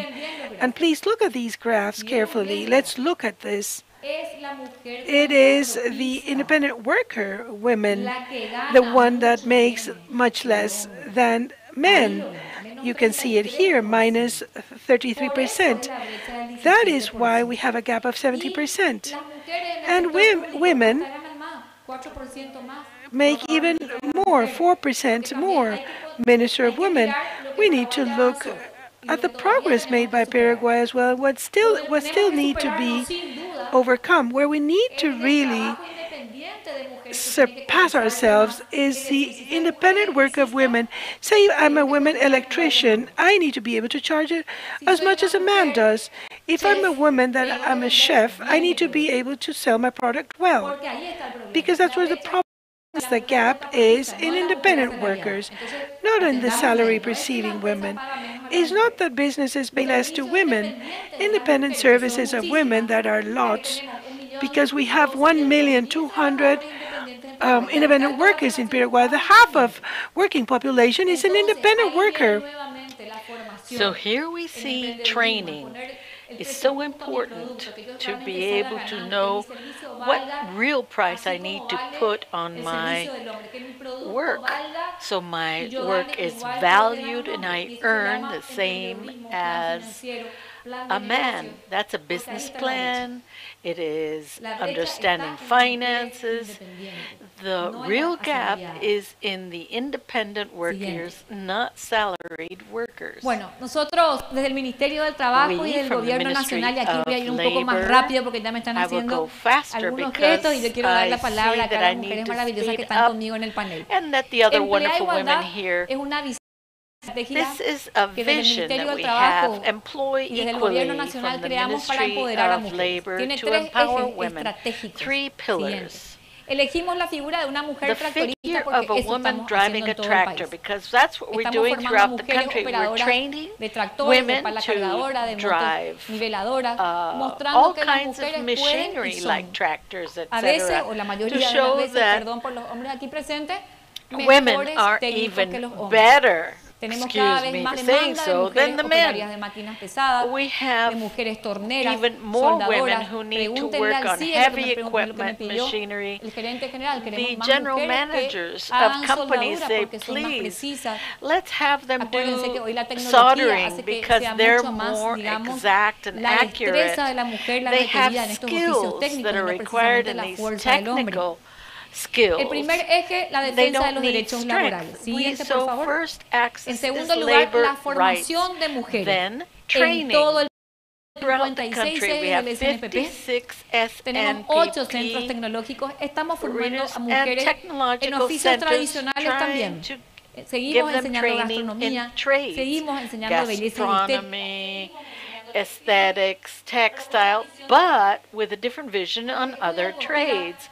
Those who study sewing, okay, they have to learn how to do designing the patterns themselves. Some who know what I'm talking about here, and they begin to study pero también ya le adicionamos el arreglo de máquinas de coser, que tiene mucho que ver con la electricidad. The sewing machines themselves, especially with electricity, so they're self-sufficient. They don't have to wait for a technician to come and fix their sewing machines. So this is part of our pillar on employing equally, making them autonomous and self-sufficient. I've had a lot of experience of women who come there. This has helped me a lot to overcome violence within my family, training, empowerment of women, the autonomy, self-sufficiency has a lot to do as a tool to overcome violence in the family. So it's not just generating income and having bread on the table, but also to build that inner strength that women need to when they feel more dignified, capable, how to do things for real. We don't just teach theory. All of our graduates here can say that. In our training centers, from day one, we work on tools, all kinds of equipment, not just theory. From day one on. So the person really comes out of there knowing how to do things. That transforms women. In Pillar 1, which has to do with women, 106,000 women who have been helped through our Office of Labor Violence. We have cases with other specialized technicians, and we have 11,000 cases helped. We have agreements reached in the headquarters. They don't have to go to court. So we have more than 500 women trained in 130,000 women per year. This is 529 other technological centers, training, and that is remote e-learning, which has allowed a lot of women to train without leaving home, obviously, to get a trade, and thousands of studies of, let's say, women learning how to do handicrafts, cooking, entrepreneurship. They could recover during pandemic and move forward. Labor connections, we connected more than 46,000 women with employment. We reaffirm, this is this administration's period, 2018-2022. They have the basic tools in the labor market. You do not get a job without speaking skills is necessary. We have to go back to real Spanish to speak. It's not a loss of time, it's an investment. Digital skills for any position. Excel, Word, or you don't even go past the labor interview. And soft skills, aptitudes. Companies look for that when they find a person that has willingness to learn on an ongoing basis, to find those people with a spark and wanting to move forward. That is called soft skills, and companies are looking for. And thanks to these insertions to formalize a lot of women, we do not rest until actually get hired those who want to work under an employment and obviously get part of the Social Security system. Non-traditional trades, I'm missing some. We don't have soldering and metal mechanics. This is throughout the country. We have success as women who are bricklayers. They build their own houses, bathrooms, kitchens. Together with the new cardinal, we looked at the bathrooms that they built themselves. Women who are bricklayers are working not only, they change their home, their community, their environment, thanks to these non-traditional trades. When I got to the Ministry of Labor, one of the first questions, what are the courses for women? Was one of the first questions asked. Women, that hurt us.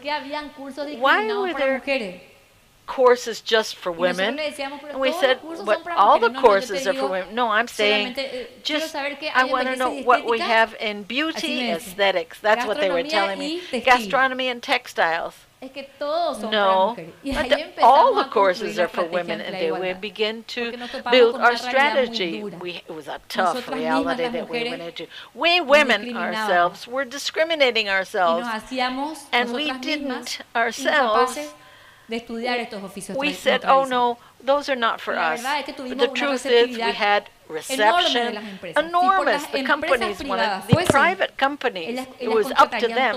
They would hire all women as technicians.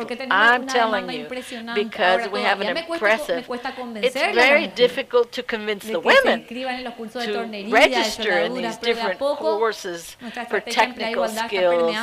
This strategy is permeating throughout the country. Minister, I heard that strategy. I dared. I did the course. I'm here. I'm working in my community. I changed the electrical installation of the school, my house, because these technical trades are the ones that the labor market of Paraguay requires the most. We have 18,000 kits, as you know, from SINAFOCAL, Ministry of Labor, 5,000 laptops given to women to boost and promote innovation, digital competence. It's very important to give a computer to each woman.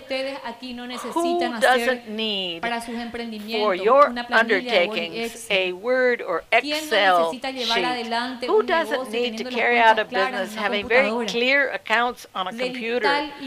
It's vital. And 5,000 women got that vital important tool, but we have to get to more.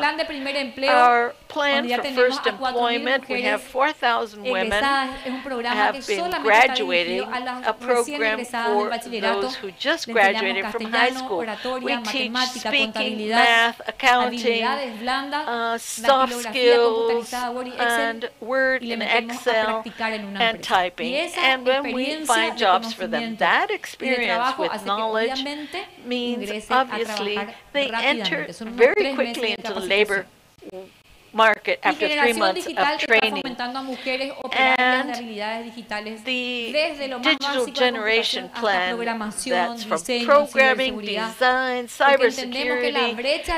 The digital gap in Paraguay is very big. It's the men who went into the technology arena to touch a computer, and women were more relegated from that technology innovation. So digital generation is very clear to introducing more women into that, and the digital gap make it less. Women 60, 65 years old learning computer skills, they have no problem. I invite you, especially here, this Thursday we have an expo on trades from 8 o'clock in the morning to 4 o'clock in the afternoon. We have seniors, women, learning languages, IT, young people, women in metal mechanics.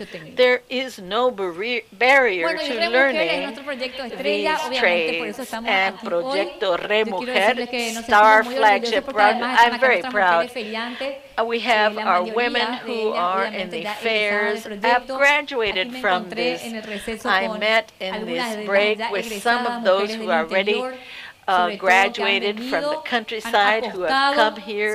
They have trained, and one of the pictures that we have of those graduation classes, in terms of training with of labor and SNPP, we have more than 300 women beneficiaries in these classrooms, even though Re Mujer has a training center of their own with the Ministry of Industry and Commerce. Now, on this point, I'd like to say that we're in the second phase, the second group are studying with us, these women in the area of beauty, aesthetics. We have a sector for housing and hotels and other trades. They have the trade, what they learn with us, how to manage that, their businesses vis-a-vis those trades that they have. Thank you very much, Embassy. To conclude, let's look at the future. Mediano y a largo plazo. Near, Paraguay hoy medium, es un foco long de term. inversiones. Paraguay is a target for investment. Industry is coming. De atención al cliente, lo que se diría VPO. Es decir, viene una empresa, se instala aquí, contrata jóvenes, mujeres, adultos para atender a clientes del mundo. Deal with clients throughout the world. Call centers, one of the last ones that came, the recent one is Alorica, one of the best regional companies in the world. Alto Paraná, with 1,000 new jobs. We recruited 400 for them, and we still need to find 600 people. Requirements, speech, good Spanish. That's what all the companies ask for. Speak Portuguese and basic digital skills. Those three are the most required for any call center. Companies like that, we have a lot of them. Paracel, as you know, the first factory of cellulose, what all those industries seek. Those who invest in Paraguay and want to generate jobs, what is it? People who are technicians. En masse, that's what they want. Operators, electricians, refrigeration, metal mechanics, 9,000 solders with a salary higher than the minimum wage. But we don't have the people who are trained. And on the other side, we have a lot of university graduates who are looking for employment and don't find it. They're graduates of the university, but we're at a tipping point now. Not only Paraguay, the region, because I was talking with my colleagues from the ministries of Argentina and other places, all the country, and above all, after this pandemic, we have seen the light already since for many years though, but more than ever we have to promote technical trades because industries, companies, services and commerce, industry, construction, who generate the most jobs, are looking for mid-level technical managers, highly skilled. That's why we, in these 4 years, have invested resources to buy the best labs in the country. If you study with us refrigerant, you have the best lab that the country has, electricity, metal mechanics. We have 1,300 instructors who are technicians in the private sector, and they train you in quality trades. Ministry of Work, we want to change the matrix. I'd like to ask the Embassy of Taiwan, Jan Esperanza is here as well, representative of civil society, and all Paraguayan society, the entire state. Let's do this together, change the matrix. The education system has to go to that to train more technicians and intervene in the curriculum. Our young people have to learn digital skills, also everything that has to do with soft skills and other languages, but in school itself, so that we don't have kids who graduate and don't know how to speak. speaking skills, Spanish. We have to stop divorcing education from labor. We have to listen to what is needed out there and move forward. A big hand of applause for that. We hear here. We have thousands of young people, but we don't find in them the basic tools to connect them with a job. Besides formal education, the technical institutes have to. I'm a typist. That's what I studied when I was 17. My first job was as a typist. When we used the old, you're going to see how old I am, that old typewriter, and it was a technical trade. Then I finished studying, but it was the technical trade that gave me my first job. The technical institutes, for some reason, we all know the reason, were kind of relegated because of the proliferation of universities. But that proliferation of universities never listened to the labor market, what they needed. The labor market for years said we need to hire technicians. That's why you're going to hear that many industries, they bring technicians from Brazil and Bolivia. And where are the Paraguayan technicians? Well, we have to strengthen our technical institutes and ask the university to diversify what they are offering, since they're throughout the country. We have universities throughout the most remote parts of the country, but they don't have employment. They graduate without jobs. Let's all build the country together, have scholarships, so we have technical training should be also used in universities with scholarships from Becal, from Yacyretá, Itaipu, management of boilers and etc. We have no technicians for cellular plants to install here. We have here a Brazilian who knows very well. We hired Senai. They went to with a year with us. It was an incredible investment, but we trained 350, among them were operators for the cellulose plant, 350 that are ready to work in Paracel. But that is to place our bets into technical trades. And this is not that the ministry and the government wants to foster only, but it needs to be a national cause. This is a disruptive speech because mothers tell their children to date, you need to go to university because I didn't get there.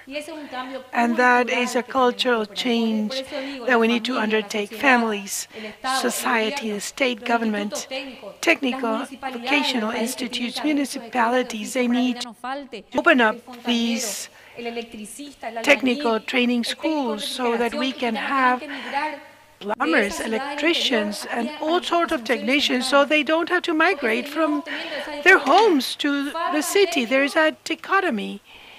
There's lack of technicians, but nobody teaches technical trades in the community. So people migrate to the urban areas seeking a job, but they have these job demand in their own communities. This is the culture of university is too entrenched. And I say this from the bottom of my heart, of people that studied 2, 3, 4 months. We actually took them off a homeless conditions that become businessmen, and they continue studying after that, and they become technicians. And let alone Joseph's story, he used to be studied hairdressing, and he remained there for life. Stories such as that one, inspiring ones. And this last image just shows the comparative advantages Paraguay has. Thousands, low tax burden, electric energy. We have a very good infrastructure. We have removed 36 districts from isolation, demographic bond, demographic dividend.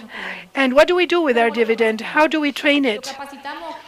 Do we train them in accordance to labor demand, or we continue maintaining patterns, educational and cultural patterns from the past? I choose the first. Let's change the educational matrix. Let's teach technical trades. Let's give them income and them from the underemployment statistic, but because it hurts. And pain needs to gear us for action, and we need to teach them to have high qualification technical trades. Thank you to you all.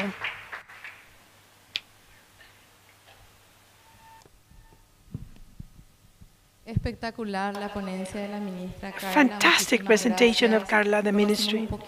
We got to know a little bit of the figures.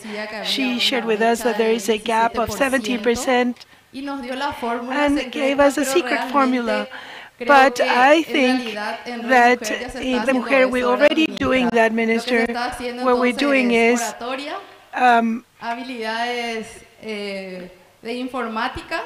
speech training, IT, and soft skills.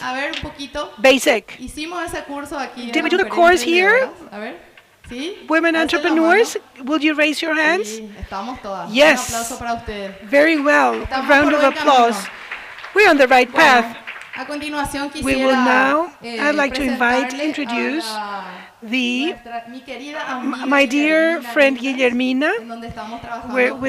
We're working together as a professional association. An important thing to say, women that are here today, it's important to become associated, important to have other women that understands your experience, other women that understands your reality. And among women, let's get together to support each other, which is the main thing. If we get together to support us, nobody will stop us, because we are very bright and we can do this. Guillermina, you have the floor to share your experience and knowledge on the topic. Very well. Good afternoon to you all. Doctor said 17% is still of the gap. And what are we waiting for, ladies and gentlemen? It's in our hands. In our hands to match it or even overpass it. And I want to say that I'm a businesswoman, and I've been working since my 22 years of age in everything related to social work, business and leadership, but it wasn't easy. I had to train myself a lot because our minds are so blocked as a result of our culture since we're born. Women are told, no, you cannot do this, you cannot do that, you cannot do this.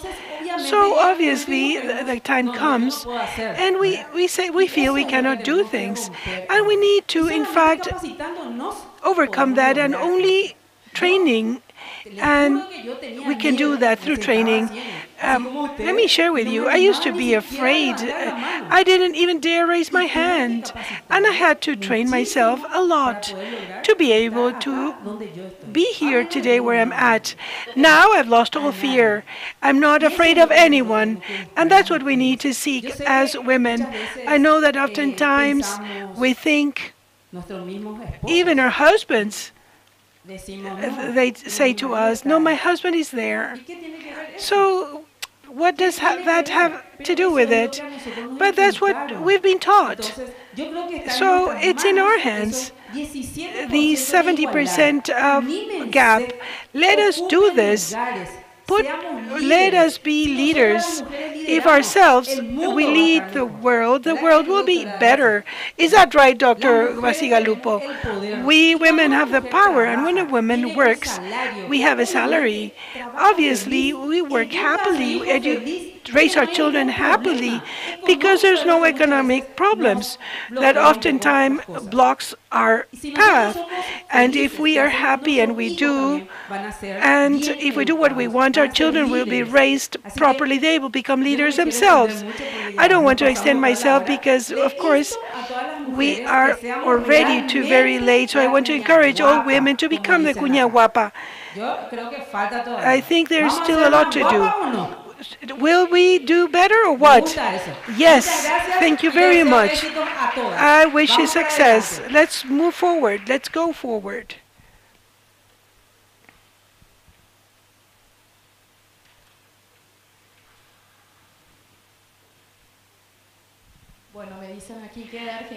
I've been told that from Argentina. Yes. I'd like to introduce you. Ariana Vanessa Lembecki, special invited guest from Argentina.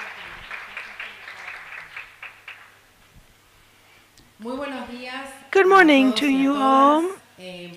Firstly, I'd like to thank you for your invitation to the government of Paraguay through the Ministers of Women and Labor,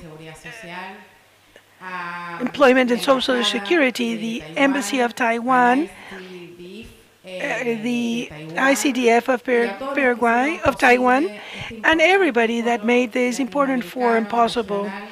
This to provide visibility to this such important topic, so present and so desirable that we can, in fact, devote ourselves and create a dialogue moment of knowledge exchange to everybody, that to all that have organized and thought about this, about these policies. A big thank you and success for the remainder of the working day. I'd like to share some experiences that I've had in Argentina. Firstly, I'd like to refer to the pandemic, COVID-19, which was a scourge that we all know about. This was a situation that was so terrible, without precedent for the whole world, but most particularly the continent, the Latin American continent, was hit. We were not ready in terms of strengthening of policies and projects to face such a drop of the economies, regional economies, local economies, employment, let alone the number of people that have died as a result of the collapse of the healthcare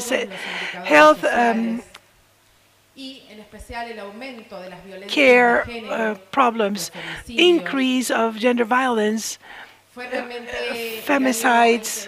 It was in year 2020 and early up to half of 2021.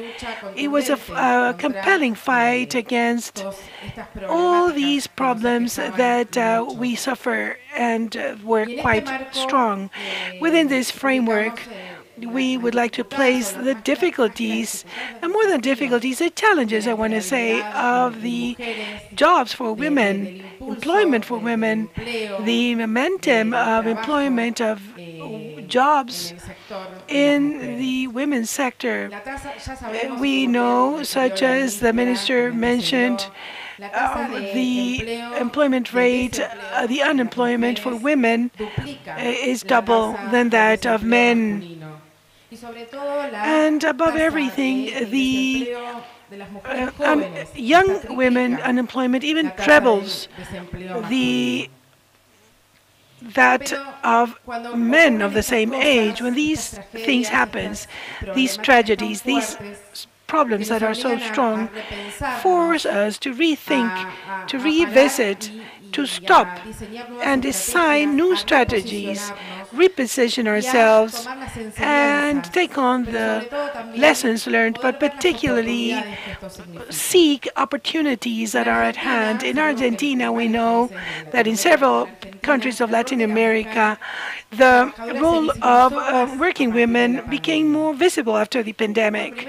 For the first time, the Ministry of Women and Diversity was created. We never had this institution with a ministerial rank, and compelling policies for inclusion were designed for women in the working sector, employment, social security as well. In Argentina, with the public policy approach, we work with the rights-based approach, and we identify the education pillar, inclusive work, and from that point onwards, 5 productive activities were fostered to promote the empowerment, the economic empowerment, and the broadening of rights and strengthening of the capacities of women in access to microcredits, soft credits, to undertake businesses. These were applied to textile production, opportunities within what the pandemic was at an informal level, social economy and popular economy. Textile production workshops were carried out for COVID material, mobile healthcare centers, health centers, etc., when everybody was at home without being able to go out. With many constraints, women were allowed to go to work to develop all these material for the prevention of COVID, which was very needed. Also, the caretaking skills were increased, and they were called economy of care. Women, often voluntaries, used to work in these special public disability people. These women were serving these group in a solidary fashion, these special community kitchens, and society understood that these were jobs and they need to be revalued, and economic retribution needed to be generated. So the care economy started to be valued. Another one was the food production with a sustainable look perspective, the development, incorporating new technologies with innovating processes. What the National Registry of Popular Economy Workers was created to find out how many unregistered workers were there and what type of trades they had, what skills, what activities they had been undertaking before the pandemic, what they were being trained in, what knowledge was acquired by them. So we started traveling around the country and including men and women, young women, that had never been asked what skills they had and what they would like to continue studying, be trained in terms of work. This is a registry, and when we want to develop policies and quality policies, we need to start from a baseline, a knowledge to know how many are registered, how many we need to know them, understand them, find out what they can do. This is a way to start developing new inclusion policies. All this from the public policy perspective, from programs that include women, also from a social security perspective. There is aprogram which is a national policy, which is the universal assignment per child that assisted more than 9 million homes, in which, with complementary policies, the Alimentar card, women could overcome the difficulties of the pandemic by not having jobs or a remuneration for their tasks. I would also like to refer to indigenous women, to the promotion of rights in indigenous women. I know of a project, MIAF is a project in the greater Chaco area. Chaco, Formosa, 3 provinces in northern Argentina, 2,600 women who work in handicrafts. They have a co-op called FOMAR.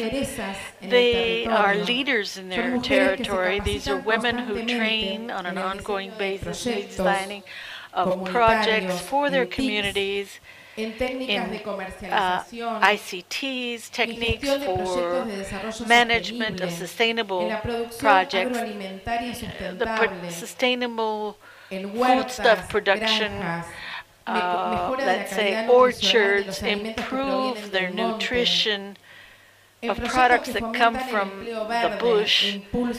They promote projects and green employment, handicrafts, strengthening the value of what is local in their territory, financial inclusion, digitalization techniques, strategies for improving production and commercialization. They train on an ongoing basis. These projects of different training, which have to do with projects that come from different social organizations, NGOs, international cooperation, and on an ongoing basis, they produce new knowledge, they socialize this, this spreads to other communities, and they strengthen their own leadership and others' leadership in the community level. To conclude, I'd like to say that a woman who works doesn't do it for herself. She does it for her children, sons and daughters, families, and they do it mainly for its community, to see her community grow, where they were born, where they were raised, where they established themselves in this earth, and where they want to forge a better future for the community. With just one job for a woman, we are guaranteeing education, health, and inclusion for the children. And we are building a more sustainable future with one single job. The public policy decision makers, the planners of projects that are sustainable, we have to bear in mind that we have a historical debt in the region of Latin America with indigenous women. We have to give them back their rights. We have to provide opportunities for growth and inclusion, for progress to the women who have been most relegated. Women are the strength of a community. They're the ones who educate, who feed. They're the ones who heal when someone is ill. Their children, families, they're the ones who promote the development of their territories, who care for the environment in favor of mitigating climate change. When somebody says another women's forum, another project for women, other international cooperation for women, the answer is yes, yes, another, and another, and another, because it's not enough. Debt with women is historic, the debt we have, and reparations cannot wait. We have to do it now. We have to make an investment that is quality in public policies and in projects, for the development is now. And the strategy is transnationalization of the gender viewpoint and inclusion in public policies, in programs, national, regional, international, as a strategy for planning for the medium and long term. On the way to sustainable development, on that path, leaving no one behind, beginning with the ones who are at the very end, and in this case, the very last ones, who are the women, with more inclusion, more democracy, more development, more solidarity, more cooperation, and always, always more rights and opportunities to live in a better present and to sow and forge a future of our nations, joining together, free, sovereign, in Latin America of the South, South America.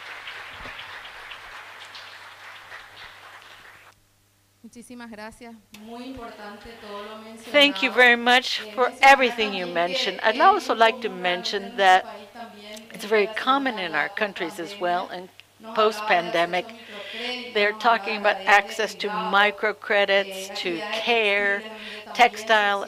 We've done the same things in our country, social security programs and labor training. So we're in line with what Argentina is doing in the region as well. So we're all aligned. We need to be allies. Move forward. I'd like to say goodbye to our Minister Carla Basigalupu, who has other work to do, and she's going to be leaving us. Thank you for your presence. A big hand for her, please.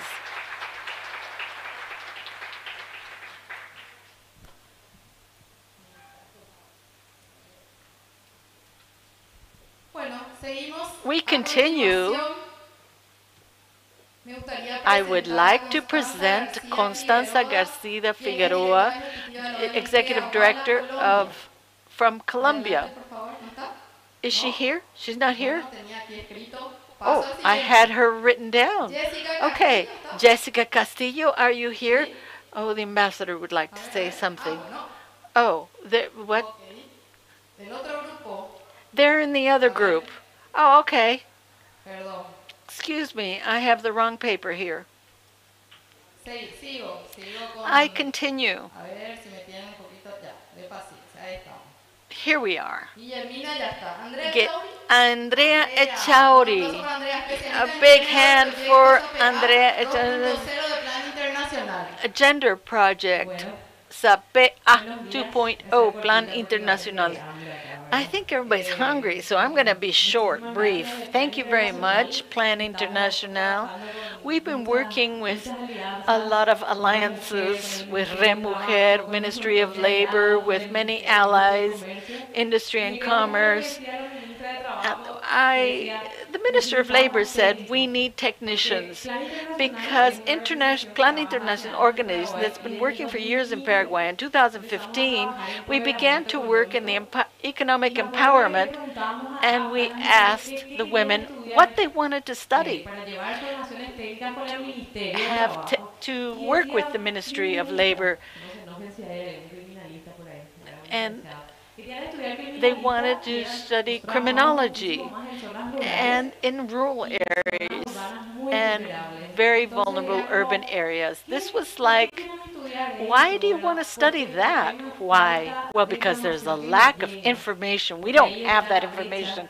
There's the gap. The gap of the rural areas of indigenous women, women with limited capacity. So the digital capacity, we want technical trades. We want to get down to the rural communities. We've been implementing together with Plan Internacional in alliance with ReMujer. We bring tablets to them, to commitments to strengthen that local economy.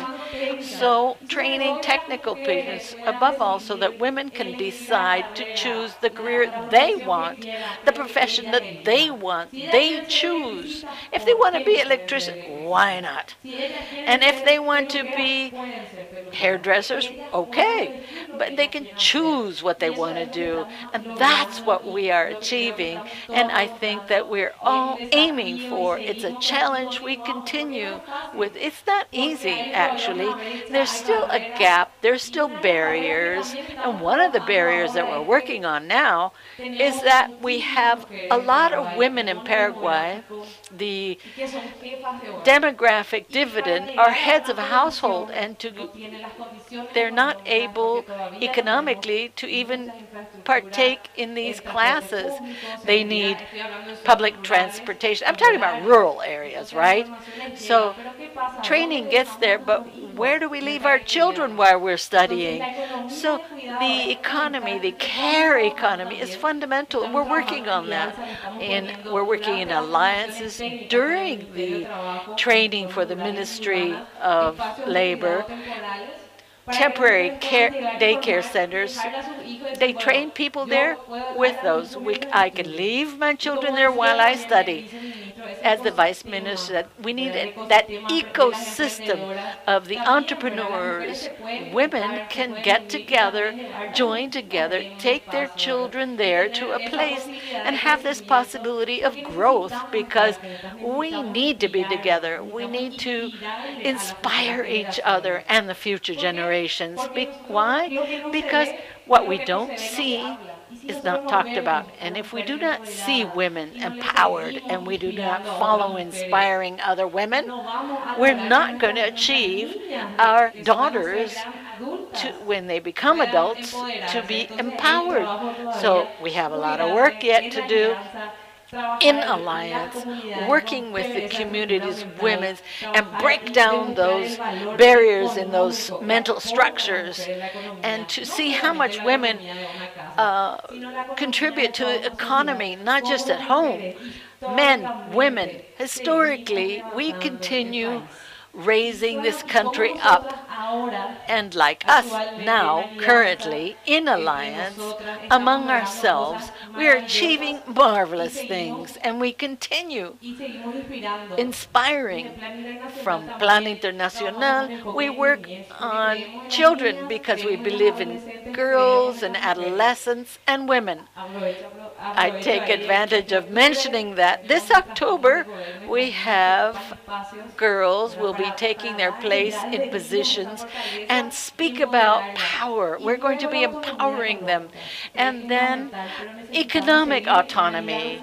We need to continue working in alliance with the private sector, the state sector, cooperation, organizations of civil society, and women. Thank you so much.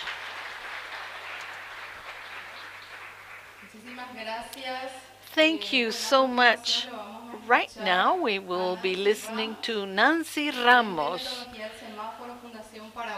from Fundación Paraguaya. She'll be talking about the poverty stoplight. How's everybody doing? Here, I want to hear the good day. Ah, yeah, that's how I wanted to hear you. As I see, the session has... Please get up. I think everybody's a bit tired. Let's recover that energy. And from Fundación Paraguaya, I'm representative of Fundación Paraguaya. I invite my colleagues, the panelists, back to back.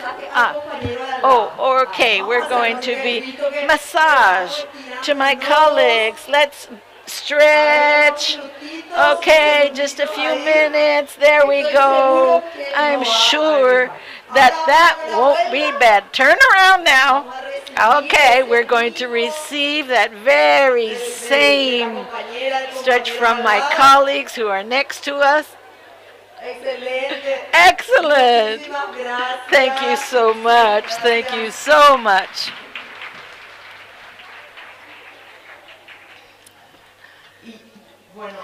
Very well. As I was saying, I'm a representative of Fundación Paraguaya, an organization. I'm going to take off my... don't worry about this Band-Aid I have on my face.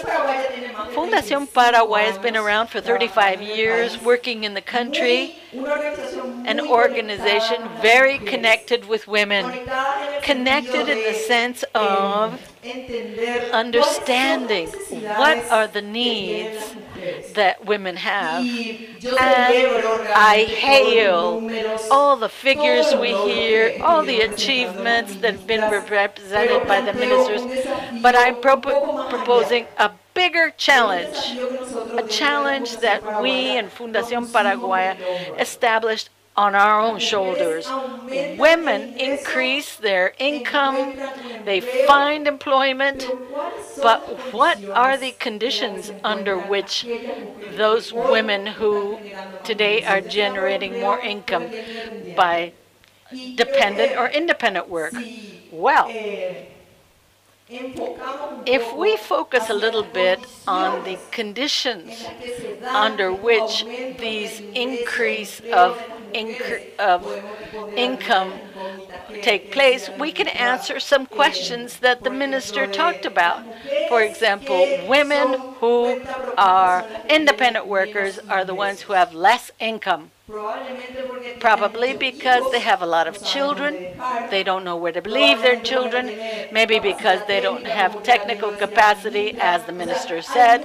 So there's a lot of answers around the conditions under which these women work.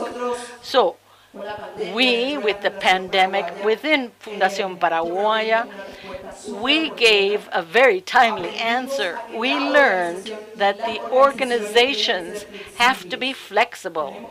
We have to give timely answers. We have to use technology. And this is not in the moment of the pandemic. Since we already talked about the pandemic, some is never going to be here again, I think the pandemic is preparing us for other types of challenges, and we need to bear that in mind. This is with a vision of improvements and quick answers, timely answers, to not have negative effects.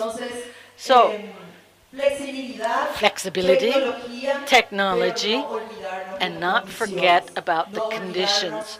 Not forget that there is a family, there's a home, and that we need to get to know the context of the homes where these women are. And if we know about those contexts where these women are, if we know that they are objects of violence, we could prevent feminicide. If we know there's no entrepreneur in that home, we can train them more timely. If we can get to know where those areas of real needs are of the homes, where a lot of women who go through and experience a lot of needs are actually at. Thanks to the work that I've been able to do, working very, very closely with different women of the rural and urban sectors, settlements, the needs exist. We need to get to know them, and we need to focus our response to those. So thank you very much, and I hope that the project will have positive results and also a positive impact. Congratulations, ministers, for all the results, and congratulations to all of you who are part of this forum and the project. And congratulations, you all out there.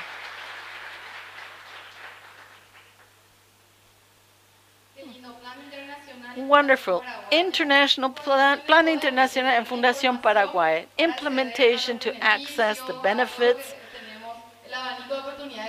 the opportunities we have for women.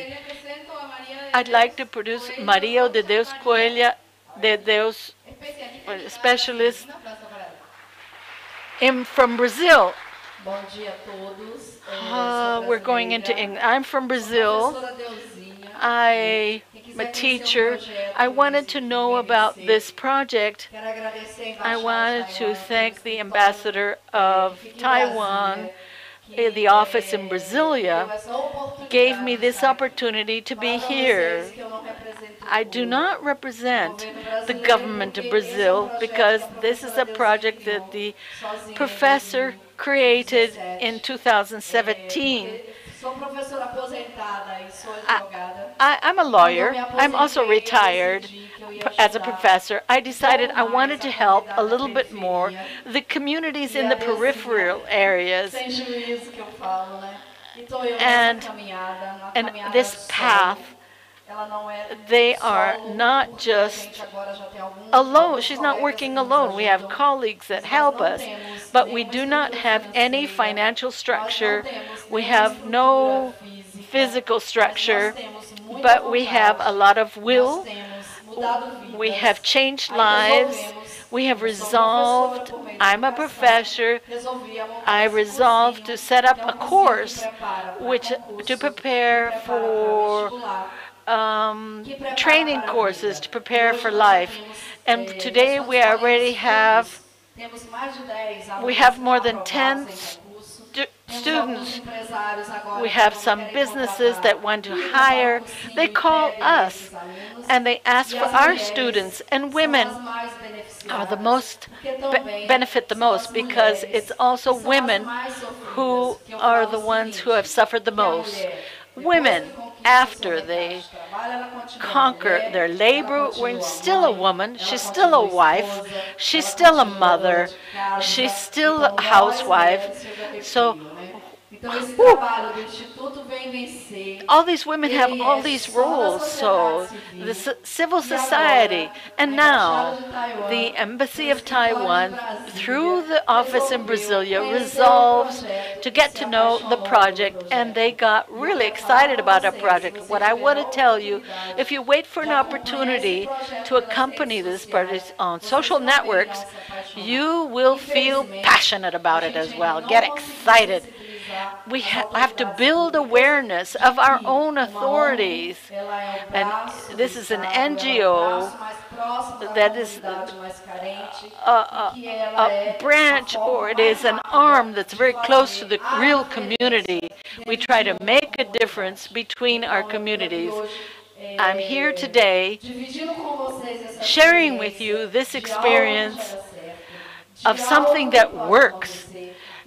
Something that's happening, and we need each other. We women, we have to be a network. We have to work with women who are entrepreneurs and don't have one scissor even to cut the cloth. We have women who are artisans who don't have a needle to make that doll that they want to sell. So the work we've done is only with volunteers, but we want to do a lot more, empower a lot more women, not just women, but young women, because I cook, I prepare people in mathematics, cooking, IT, and in languages. And we add to that because I'm responsible for what's happening in my society. I had an opportunity to give a course and contribute for other women to be able to change their lives. Thank you so much. It's an immense pleasure to be here with you, gathering this information with this project that was presented here by the minister.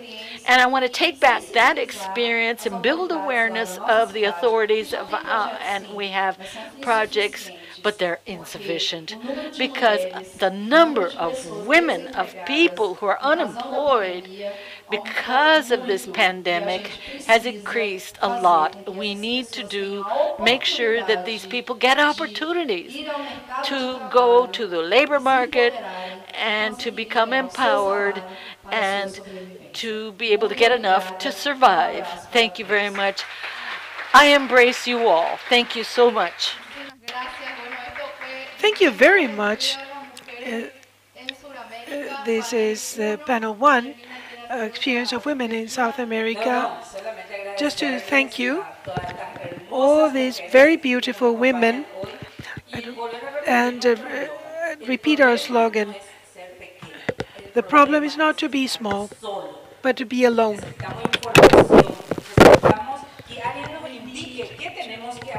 Report and what to do to be a good businesswoman. To be businesswomen, we have to become professional. So what does that mean?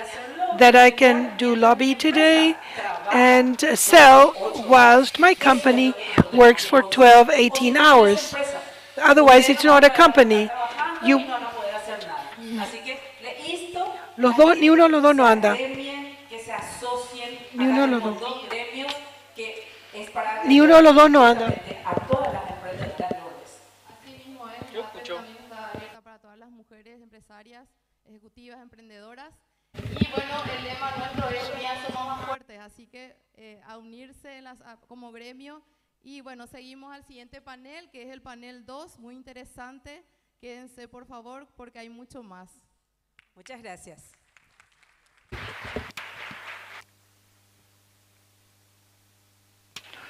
Apologies, a little bit of sound problems here with our headsets.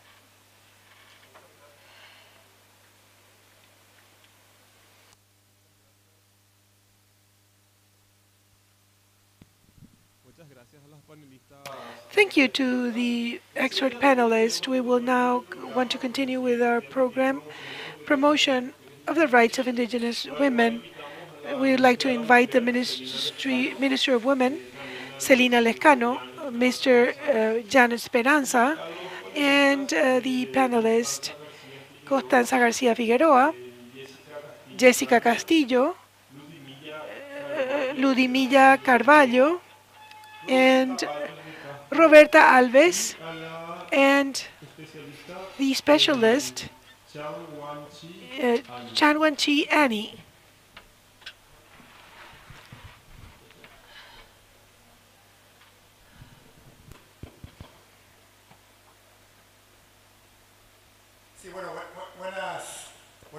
Good morning.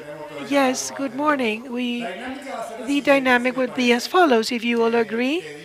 I'd like to ask Minister in a minute that you can provide a presentation, and at a later stage, if you agree, let's all remain seated. Just a conversation with you. I'll be asking some questions, and you can express some thoughts after listening to the Minister. Celina, Mr. Celina, let's hear you.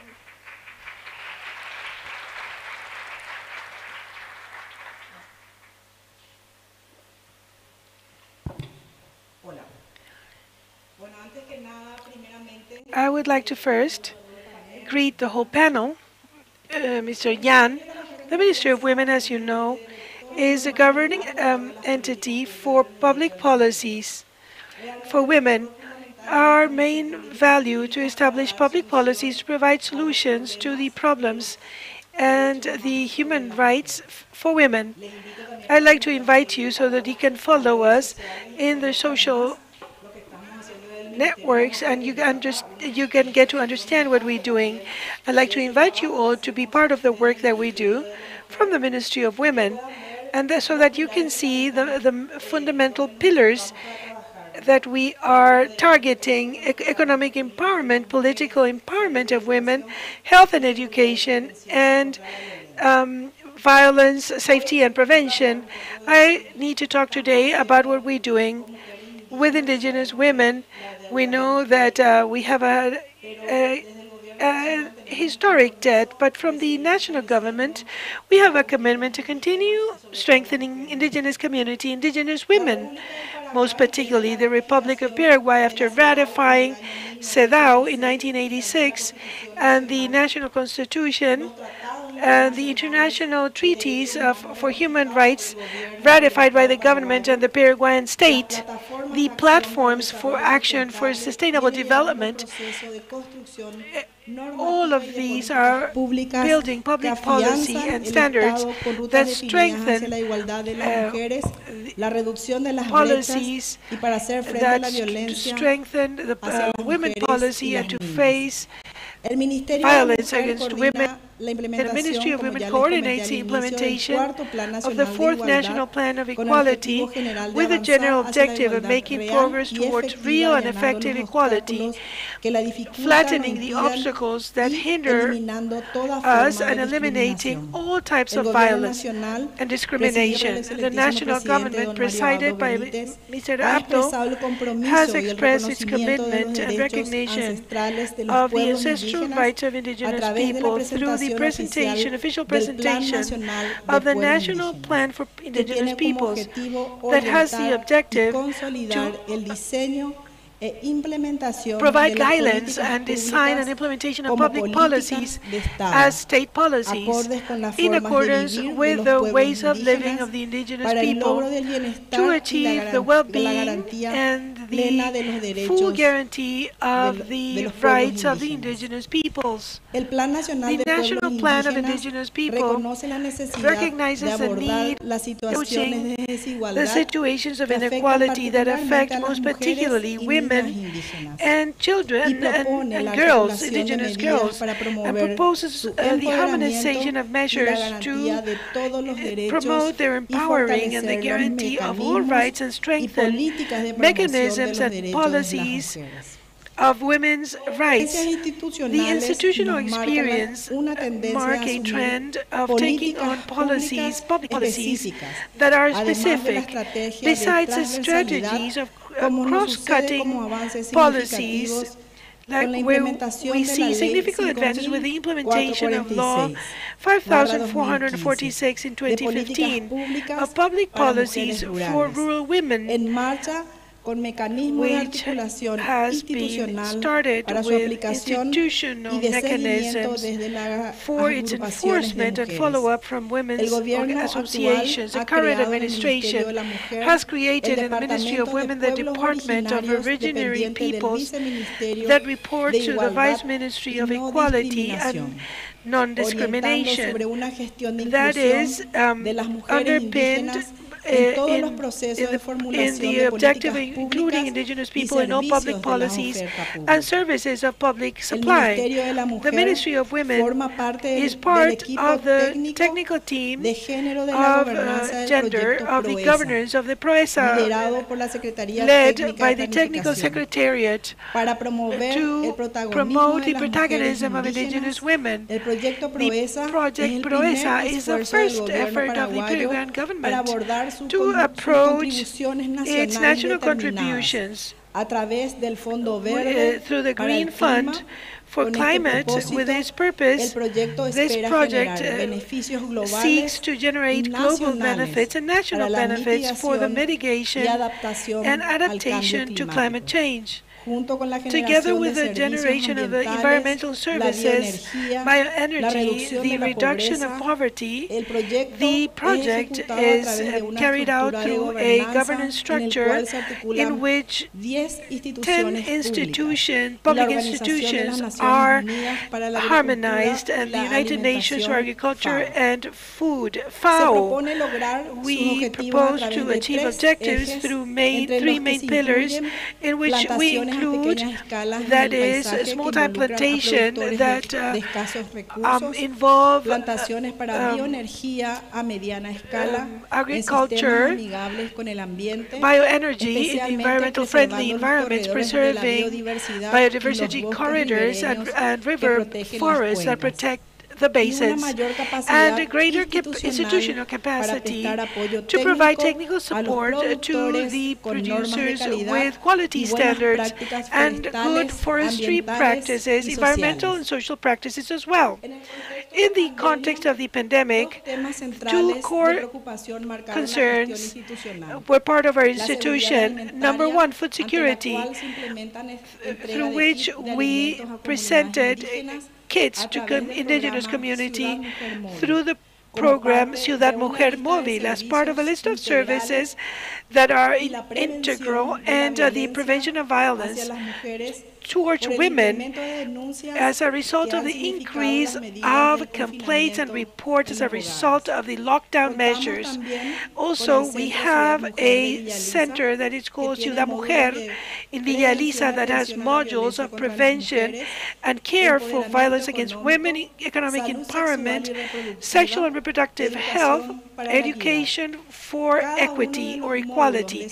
Each one of the modules of Ciudad Mujer of Villa Elisa operates in an interconnected fashion under the coordination of an entity which is in charge of the articulation and management of the allied institutions within the module, which is the Ministry of Women. We also have 4 regional centers for women in the departments of Amambay, Canindeyú, Boquerón, and Alto Paraná, in which indigenous women are taken care of, providing comprehensive care, legal, psychological, that is timely, specialized, and with warmth, with special care to indigenous women. With these actions carried out with quality as well as warmth. We protect their rights as human beings vis-a-vis possible or probable intrafamily violence as well as trafficking in people. Another point in our institutional agenda is the National Agenda for Care within the Social Protection Framework, opened with a social debate and a consultation space and contribution of the documents of policy by different organizations of indigenous women as well. The Ministry of the Woman, together with NGOs, promotes meetings in the countryside, specifically in the parts of the states with very low indexes of political participation of women, to encourage their participation of these women in the upcoming elections.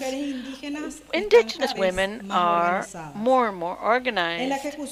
In the execution of projects for indigenous women and the use of new technologies as a best practice, we can point out the project eco-ovens, eco-kitchens. We have a community in Chaco, Paraguay, General Burgues, where we have built these efficient kitchens with solar panels, which allows them to spend less time cooking, reduces the use of wood and therefore the risks to health, and is also used for energy to charge cell phones. As a guideline for public institutions, civil society, and the private sector, we seek to promote the socioeconomic well-being of women in situation of vulnerability. We worked with Italy, COOPI, a guideline for the inclusion of women in response to the health crisis under COVID-19, directed especially to people who have the original people and people with less skills. In terms of the organizations of civil societies, with public policies oriented to increase the resilience of Paraguay to climate change, we do have an agreement for cooperation between COOPI from Italy and Paraguay Orgánico Association to carry out the Woman Ñañua Paraguay, promoting strategies and synergies to increase resiliency of Paraguay vis-a-vis climate change. 20 municipalities will be benefited through this project. Through this project, we want to contribute to building awareness of people in general about the impact of climate change on their lives and the mechanisms for adaptation in order to contribute of public policies and participate in creating them, especially the perception of women included in this, young people and indigenous people, to integrate this into their realities. The Ministry of Women accompanies the project carrying out workshops on gender, interculturality, climate change, public policy for rural women. This intercultural approach is so necessary to promote full inclusion of indigenous women to the process of equality. Indigenous women, and even more in this post-pandemic era, who are in the worst conditions of vulnerability and exclusion, any measure that helps to guarantee their rights is of interest to this institution, to close this inequality gaps and protect the lives of each and every one vis-a-vis any form of violence. We wanted to give you a summary.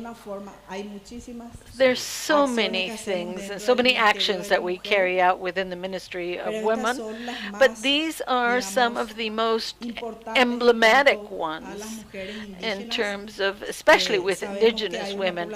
And we know there's a population of more than 115,000 indigenous peoples, 19 ethnic groups, and 143 communities throughout the country.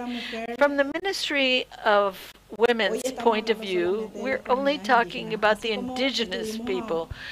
Just as we were listening to the previous panel about policies for care, economic empowerment of women, all of that we work on as well at the Ministry of Women.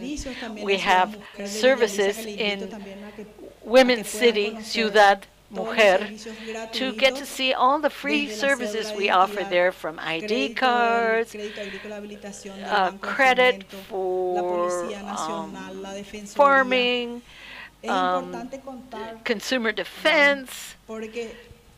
It's important for you to know this, because that program reflects the articulated work between 13 and 17 institutions where we provide these free services for women. So I invite you to get to know better what we're doing in the Ministry of Women, and we in the Ministry of Women are working for a purpose, not applause. We want to inspire, not impress. Thank you so very much. Thank you, Minister. Very interesting what you shared, because this approach in terms of the indigenous women, when we talk about indigenous people, and I'm sure you will agree, in the remainder of the continent, we're talking of an exclusion that is quite centered. If we had the face of exclusion, you would draw the face of an indigenous woman. There's an exclusion that is connected to the ethnic condition as well as their poverty situation. In Paraguay, the poverty rate is that of 26.9%. For indigenous women, is that of 68%. So that's a difference. The exclusion related to poverty and the triple exclusion connected to their gender condition. And another date, and the prior Minister of Labor said the average of years of study in Paraguay, which is quite low, is that of 9.5% years. For indigenous women, is that of 3.5 years. So that is literally its third grade. So the average of literacy in Paraguay is 6%. For indigenous women is 42%. So these are official data of INDI, which is the Indigenous Institute. The inactivity is 6%, for 67% for indigenous women, that is under unemployment. And we can continue with more data, which reflects a very high level of exclusion. I'd like to congratulate you, representative of the Ministry of Women, that starts concentrating in this. So what I'd like to propose to all of you is to verify whether you already feel in the region, in your region, the same thing, and how can we tackle a project in this regard. Annie, I want to call you Annie, senior researcher that comes from Taiwan, because Taiwan, we see it a developed country, they've done fantastic things. They do have a indigenous population of about 2%, which is similar to what Paraguay has today, a little bit less even. So when we talk about this type of things, and in Taiwan, a country with high levels of development, but with an indigenous population that is significant. What are we talking about when we say this?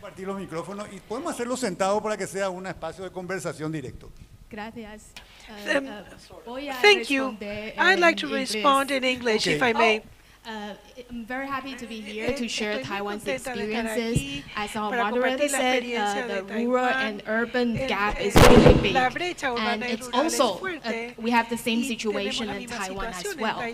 You can see that not only digital divide, but also the pay gap is also a very big gap.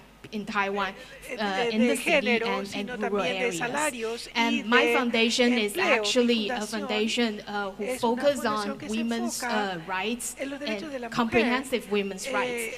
So, you know, in Taiwan, we have a lot of natural disasters. So there's a program we actually doing in Taiwan for, especially for indigenous women. After a very devastating typhoon hit in Taiwan in 2011, we have this program to help those indigenous villages. They lost their homes. How can they stand up again and build back better? So that's how we started these programs. And we focus on women because they have the capability. They have these mini workshops they use for, they make handicrafts and it's marketable. So we have this like 3 phases to work with them to help them build back better. The first phase is we build like trust with each other. We talk with those indigenous women and we help them to figure out the strategy and solutions. So they don't feel like it's our way to solve their problem. They think that it's the solutions that they think themselves. So they dedicate more efforts to do this project. And the second one is we want to like step out of the comfort zone. We want more people to care about their rights, their economic rights. So that's why we start to do a branding marketing. We want more people to know about traditional indigenous cultures. Once they know about these cultures, they have interest in it. So they will buy their products. So that is our phase 2 to help those women to get more money from not just in the villages, but put their products in the cities, in the airport. A lot of people will see their capabilities. And the third phase is we think that eventually you have to be independently support yourself. So we don't encourage them to like scale up their workshops, but we encourage them to connect with each other. So all of those mini workshops, they have peer supporting, and eventually they will have an ecosystem to support themselves. They have questions, they can consult us, but usually we keep like communicating with these networks so they can figure out what is best for them. So I guess that's how we want to help not only indigenous women in Taiwan, but also those new immigrants.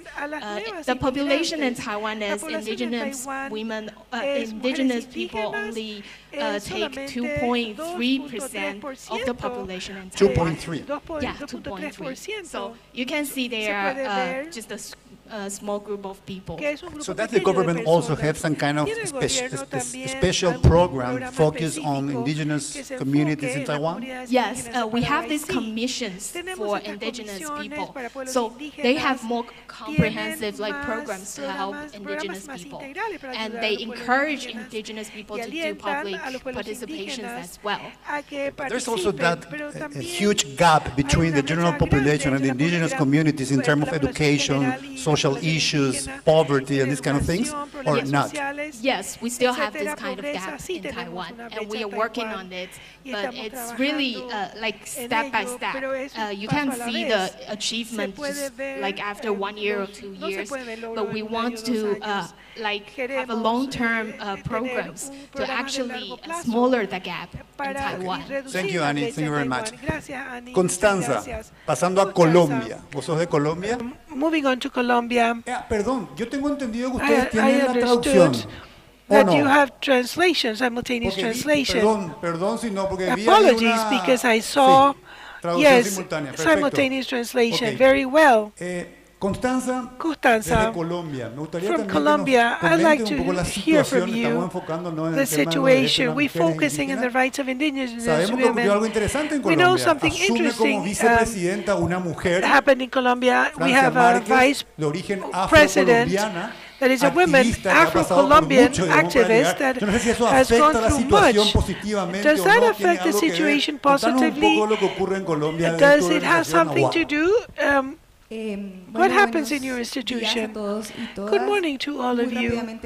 Very quickly, I want to thank you, thank the Embassy in Paraguay Ambassador Hans Ali, the commercial office in my country, and the Ambassador Veronica Ancielo, that for Colombia to have the contribution of Taiwan and for this has been very valuable. Very quickly, we, in the whole of Latin America, we coincide in structural aspects that deepen the chauvinism and disequality between men and women in the whole continent very well mentioned by you.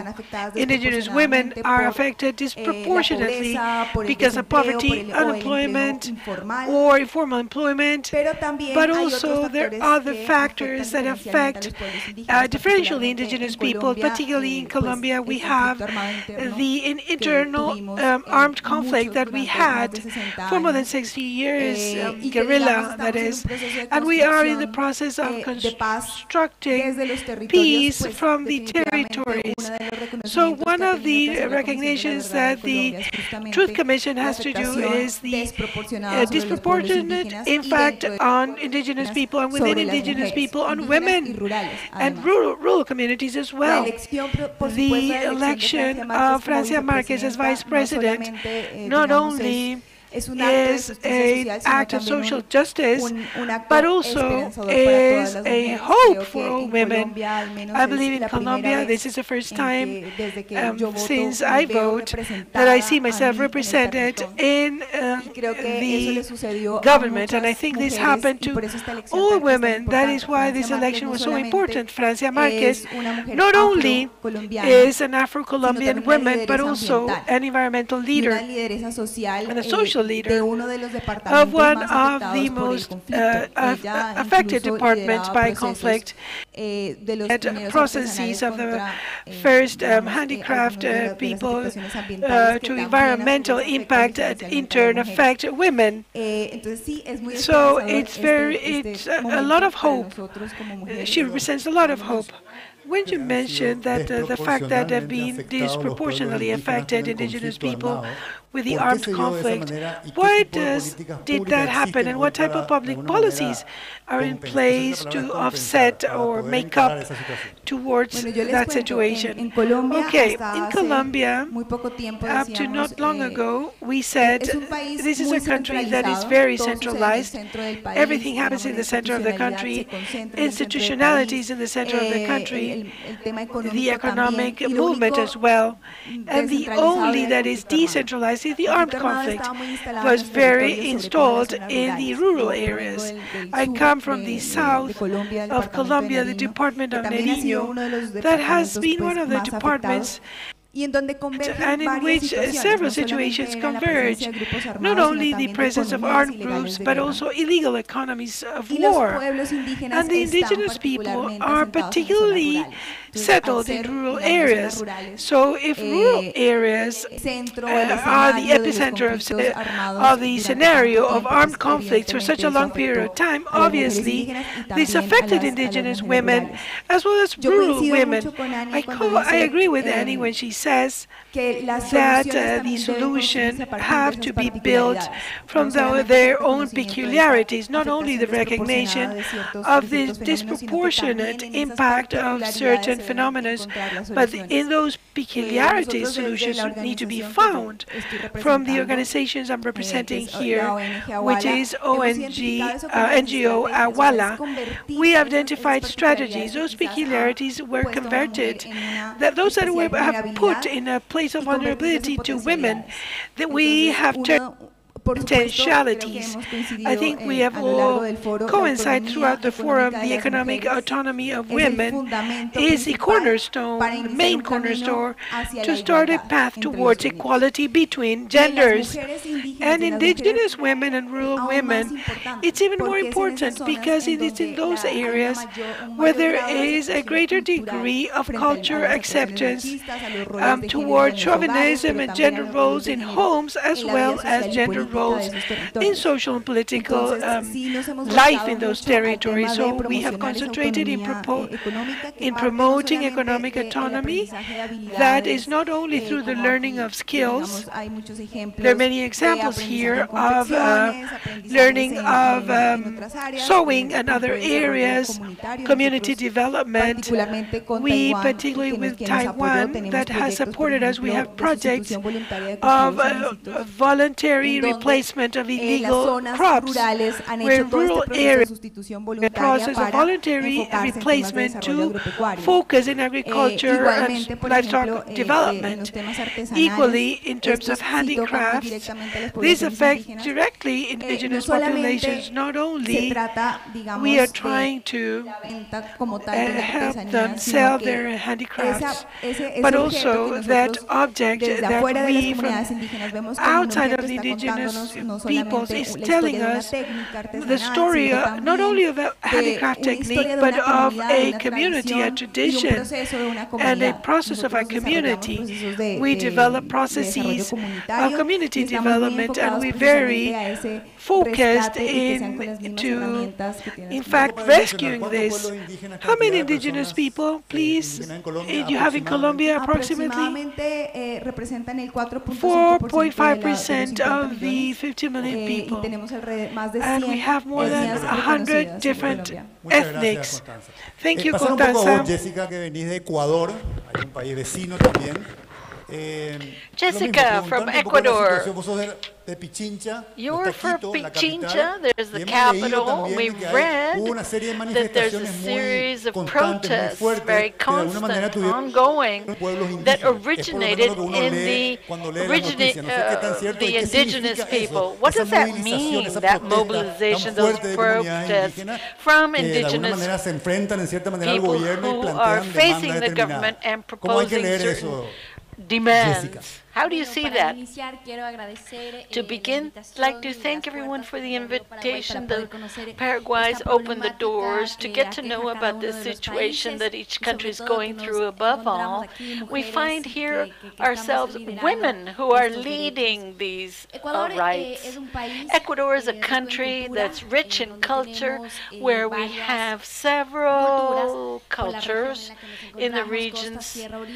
We have the coast, the inland, the indigenous Conalle, which is the force and organization, has influence in organizations. It manifests public policies so they can be represented. So the government is perhaps not looking at us. So along those are the peoples and organizations that are in rural areas are left aside in cropping, labor rights, education. There's a high level of not having access to education and illiteracy. Women are even more left aside to stay at home, just reproduction and care of children. There's no other value given to them to work.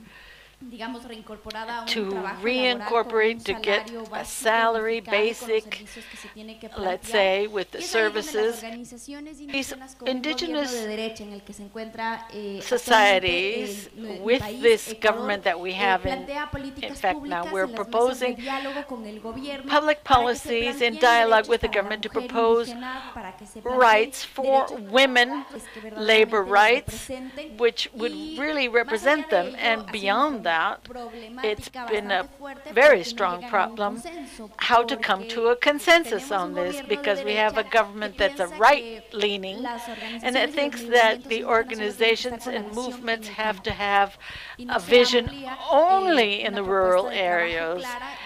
And that's why there's no clear policies for this. So the social crisis in our country is very significant. We have regional elections coming up in the municipalities and regions, and the democracy code has changed so that participation of women be 39% quota. 9% quota, where they have to be headed up the listed to be mayors, first councilmen, representatives of each one of the different areas. So women are becoming involved. I belong to a political party, Pachacuti, which is indigenous, and we involve. It's beautiful in giving us praise. You have a voice because you're one of the young women within Parliament. I'm a member of the lower house for Ecuador in the Congress, and we participated, and the indigenous women in my movement, there's only one colleague and 4 from the Amazon area. So what we try to involve even more the indigenous women to be parts of the lists for higher office, so they can come up with policies that would favor that. What are the conditions women from getting involved and take advantage of this opportunity to have a framework that exists? What stops them? Well, saying, I am capable, feel that they're capable. I can do this. I can pick up a microphone, speak and defend the rights of my neighbor who was next door, but she's afraid, but I can represent my neighbor. And in Ecuador, nothing is prohibited. The only thing is that you should know how to defend your position as a woman and know the rights of your woman neighbor is being affected by policies that exist in your country. It's beyond that. I think that policies that are built from the home, from the neighborhood, from the schools, the universities, we raise our voice as women. We say, let's defend ourselves. And as a young legislator, we've encouraged our indigenous colleagues have broad knowledge, actually, because culture, their own handicrafts, the ancestral knowledge that they have, and they believe that have a cosmovision is very broad, and our country, Ecuador, has to focus on those women, and we're inviting them in this process, election process, to participate. Head up the list. It's important that women of all the sectors, blank, white, Creoles, indigenous, and also become part of that. So it helps us totally integrate. Well, we know. Yes, applause for you. Our neighbor in Brazil, more than 200 content regional. What can you tell us? What is the situation? What indigenous population in Brazil? I know it can be very diverse. You prefer to stand up? Fine. Okay. Do that. Good afternoon. Good afternoon. I would like to give compliments to the minister. I'd like to give you a book of ours, a presentation of our university. This is a specialist gift from Brazil. I'm a professor. We speak standing up, you know. It's a ritual of ours. I am from the University Federal University, Bursesa. You asked me about the indigenous populations, but before that, I'd like to talk a little bit about my university so you can understand where we're coming from and how we get to that. All right, do so. Our university is in the semi-arid area of Brazil, about 9 states.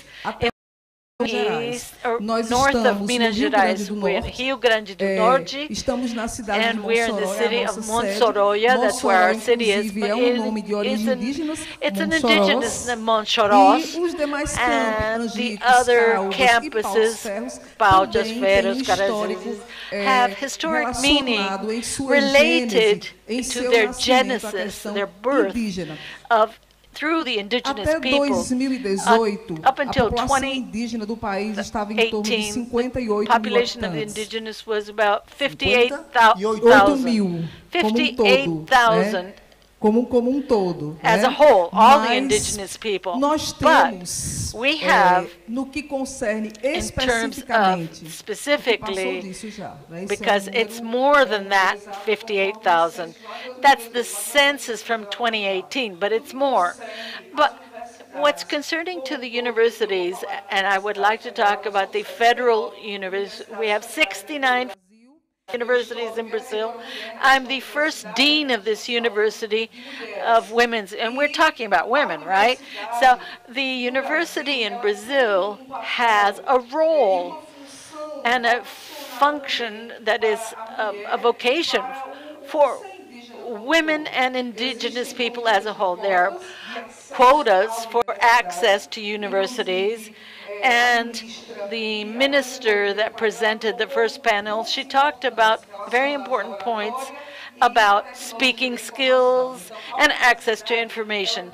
The university has this training role, even now during the pandemic.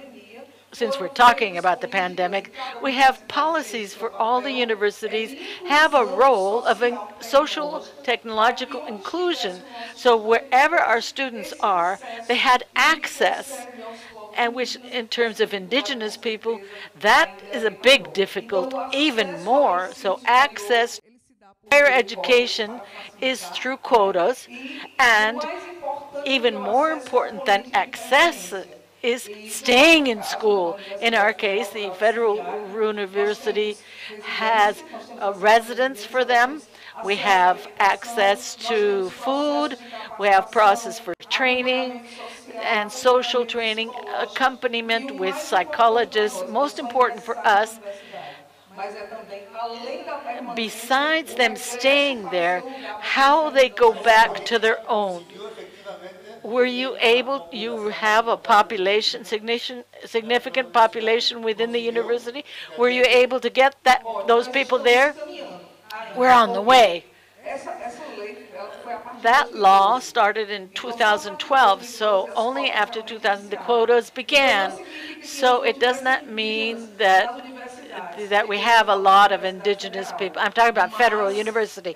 But it means that and encouraged these, because we have to consider what happens before you go to the university. You need to have that higher education, high school, for example, so that they're able to get there. Thank you very much, Ludmila. We will continue.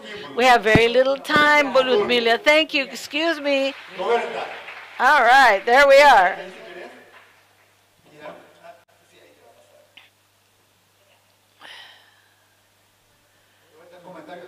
Roberta, comments of the rights of indigenous women in Brazil. Oh, another Portuguese. Which is corporate governance. We talk about public policies here. I corroborate with the idea that through public policies, women are included more effective at least. But my reality is public administration. We see a certain equality among genders, taking on positions, becoming authorities, and especially within private companies. But I wanted to talk about governance here. One of the principles of corporate governance is social responsibility, corporate social responsibility. We need to have social responsibility. This means for our issue that we're talking about here in this event is that companies have to be available to society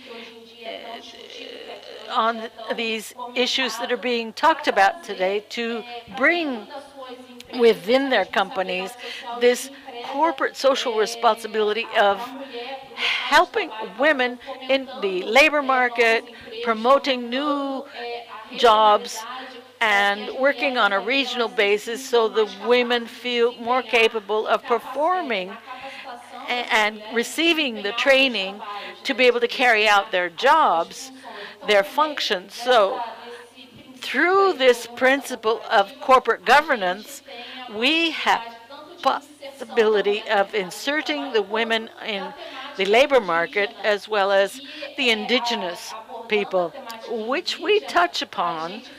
We encourage those who are training indigenous communities in that region, bringing employment, access to technology for the indigenous people. And the indigenous people today are relatively, in terms of, well, their vote, the indigenous people have diverse specifics to their communities, but they do vote respecting their culture and their way of positioning themselves vis-a-vis the world. They have the right to vote.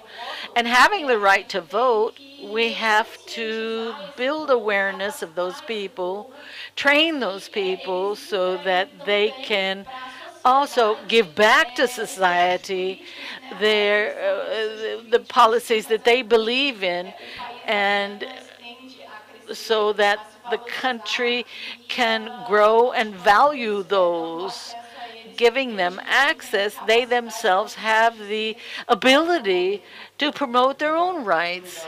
Thank you very much, Roberta. We don't have any more time. I'd like very quickly, I think, so this situation of exclusion, which we have seen, there's from public policies, academics, civil societies, businesses, of having more of an approach on rights.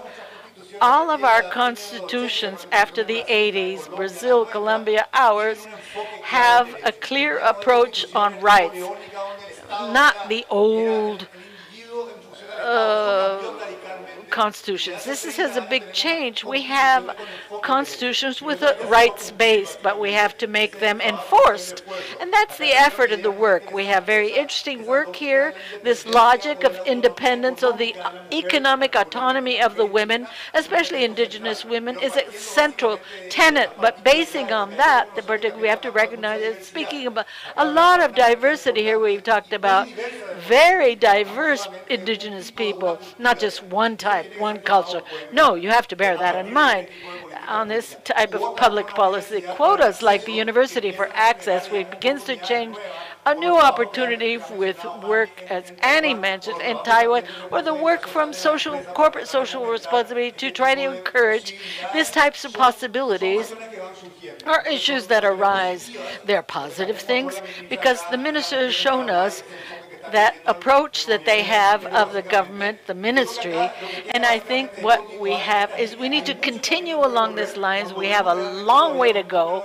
The numbers of exclusions are still too strong, but we have very optimistic numbers based on what we've been hearing here today, that this is the way to go. We have to continue strengthening that.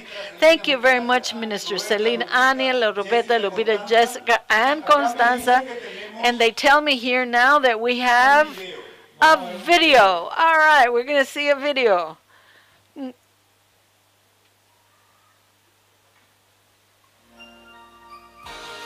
Regional South American Forum. Greetings to all those present here. They participate in the Regional Forum. We've accompanied especially the initiative to make this forum possible.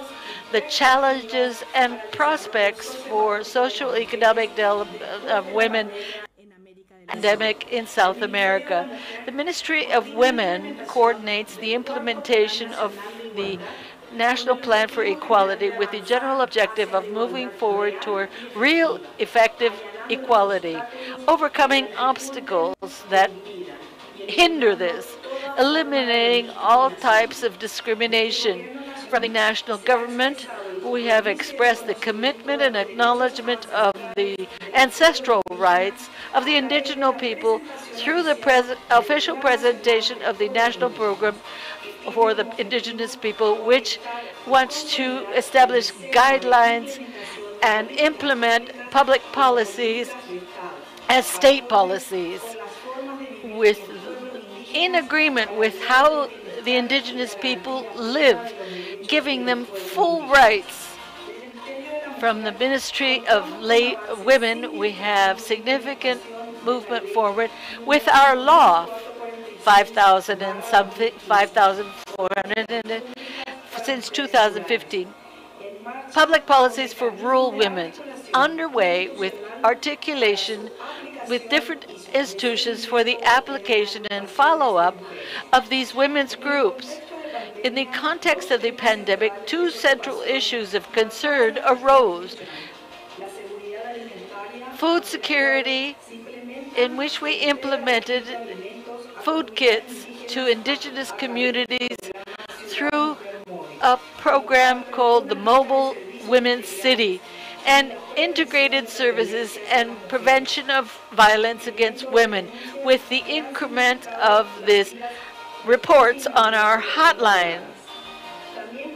Now we also have the Center of Villa Elisa, Ciudad Mujer, Women's City, prevention of violence, economic empowerment, sexual and reproductive health, and education.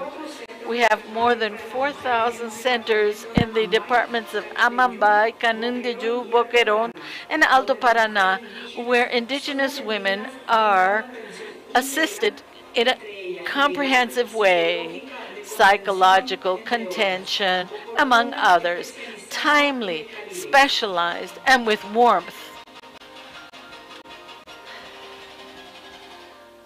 Lina.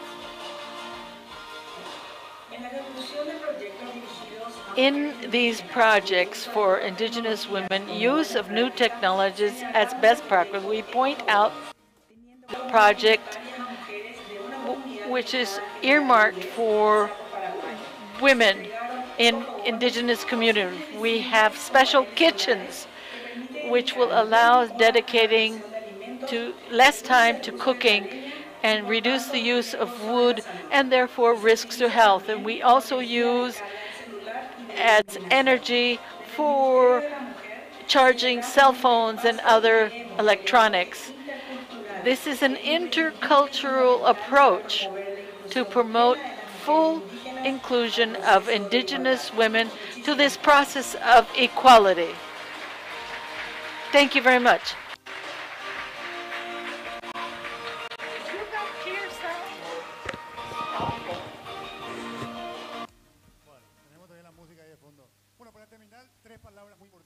Three very important words. Time for lunch. All right.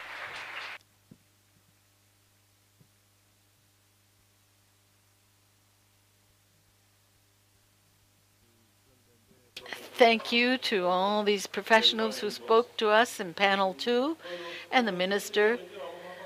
We will now go to lunch. We will go in order since we don't have a lot of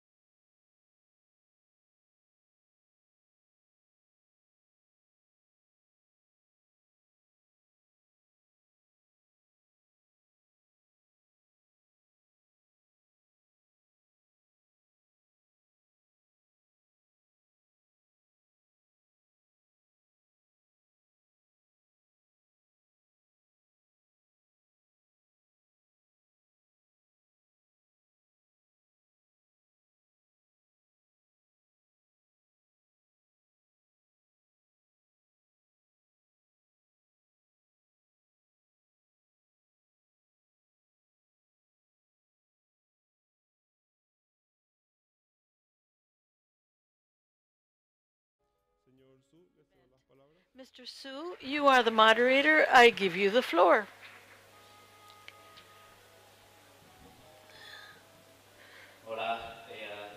Hello. Are we all here?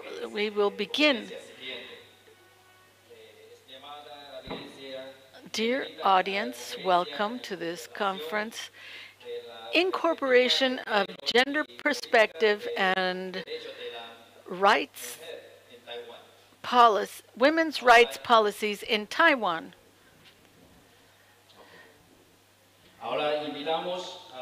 Now we invite Chang Wen-chi Annie, a specialist in the empowerment of women in Taiwan. Come here.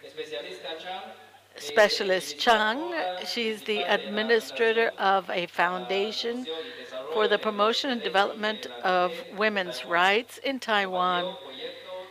She shared a project of NGOs on Indians' rights in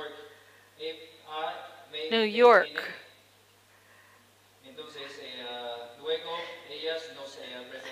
She will present to us the next issue topic, Incorporation and the Perspective of Gender and Women's Rights in Taiwan.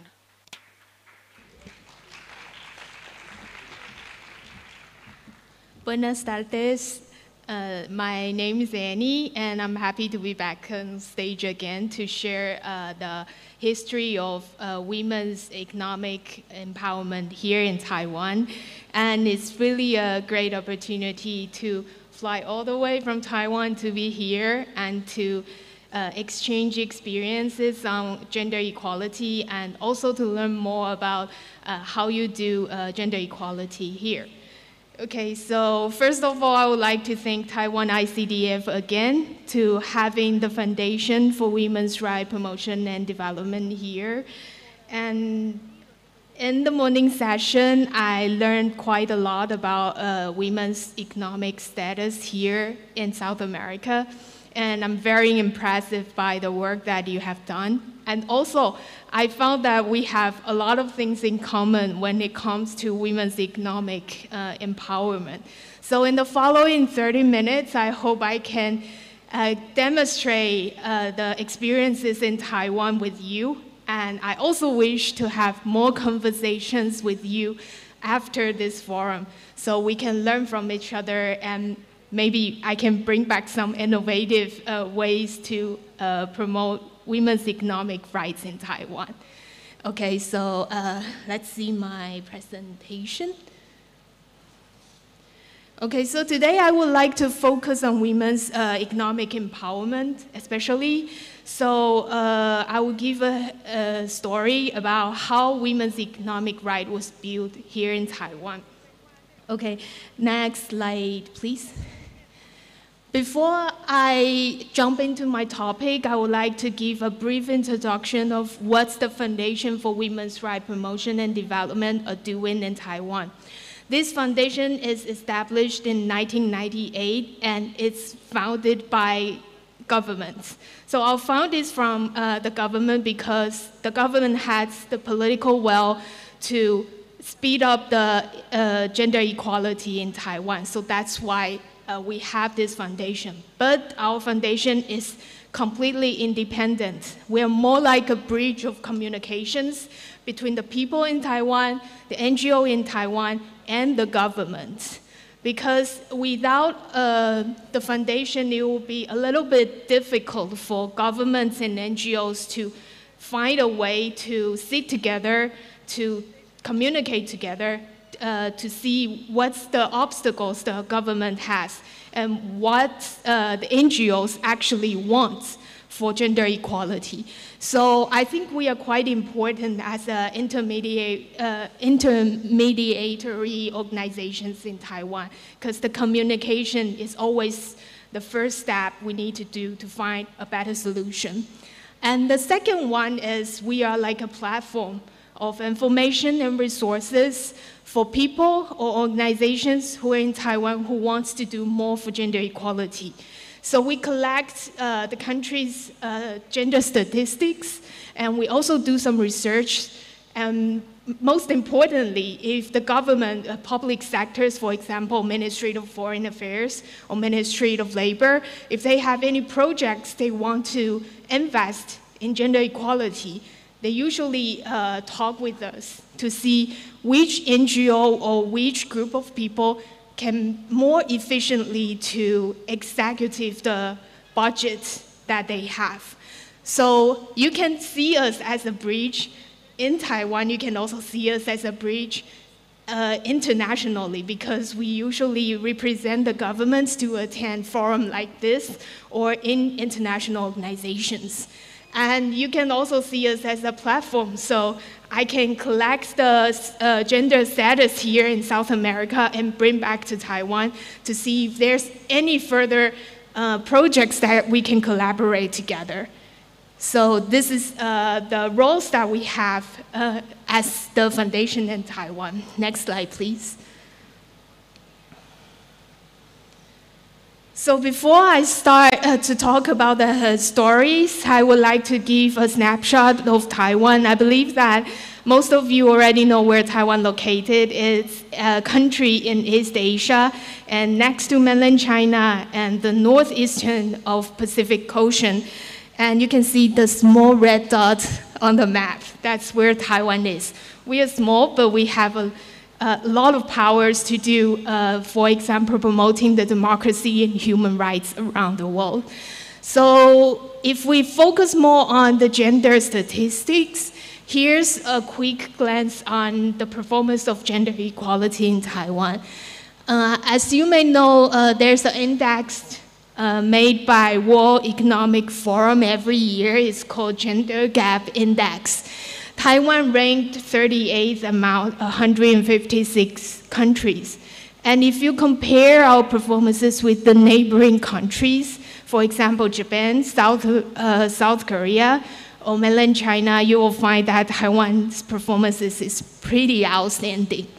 And if we put more focus on the issue of economics, our labor force participation, female labor force participation, is 51.4 in 2020. We have some growth compared to 10 years ago. So it's all relies on our public policies and also NGOs' efforts to make our performance better and better each year. And the third one is the gender pay gap. Because in the morning, the minister also mentioned the gender pay gap here in Paraguay. I remember it's 70%, and in Taiwan it's 14.8%. And Taiwanese government also has this has the Equal Pay Day in Taiwan every year. This year is February 27th. It means that if we want to get the same pay for women and men only have to work for a year. But for women in Taiwan, you have to work extra 2 months to get the same pay. So even though we have a really good performances already, we still have a big gender gap that we need to narrow. So that's why we want to go overseas and have conference and discussions with people from different places to learn how do you overcome the gender gap in your countries. And next slide, please. And now I would like to share little stories about how do we make our women's economic empowerment be better each year. And before that, I would like to share a little stories back in 40 years. Because in 40 years, you can believe that it's really common in Taiwan for companies or institutions to ask women to leave their job when they turned 30 years old, or when they got married or got pregnant. It's like really common in Taiwan back in 40 years, in the 80s. And how do we overcome this in this 40 years? It's a pretty long journey here. So everything started at 1987, and then we have a long fight, a 12 years long fight for legalizing women's economic rights. And then in 2002, we start to have basic rights for women in the workplace. But we didn't stop making it better after we have the bill. We actually make it better each year. So let's see how we actually do this. Next slide, please. In this picture, you can see a group of women doing a march on the street. It's actually in one of important memorial hall in Taiwan. It's called Dr. Sun Yat-sen Memorial Hall. It's like a museum in Taiwan. And this museum asks their female workers to leave their jobs when they are 30 years old, or when they got pregnant, or when they got married. So this group of young women thinks that does not make sense at all. Why we have to leave our job just because we get married, but men can still working there. So they decided to stand up to fight for their rights. And once they stand up for this, 6 women's groups immediately supported their actions. So they helped this group of young women to have press conference and to negotiate with the people who works in the memorial hall, and also to talk with the Ministry of Education, because the memorial hall is under the Ministry of Education. So because of their brave actions, 6 women's organizations decided to find something to prove that the memorial hall can't just fire them because of their age. But the shocking thing is they couldn't find a law to back them up. So they just found out that we don't have a law to protect women's basic working rights. So this group of women, they start a long fight to legalizing women's basic working right in the workplace. Let's see the next slide.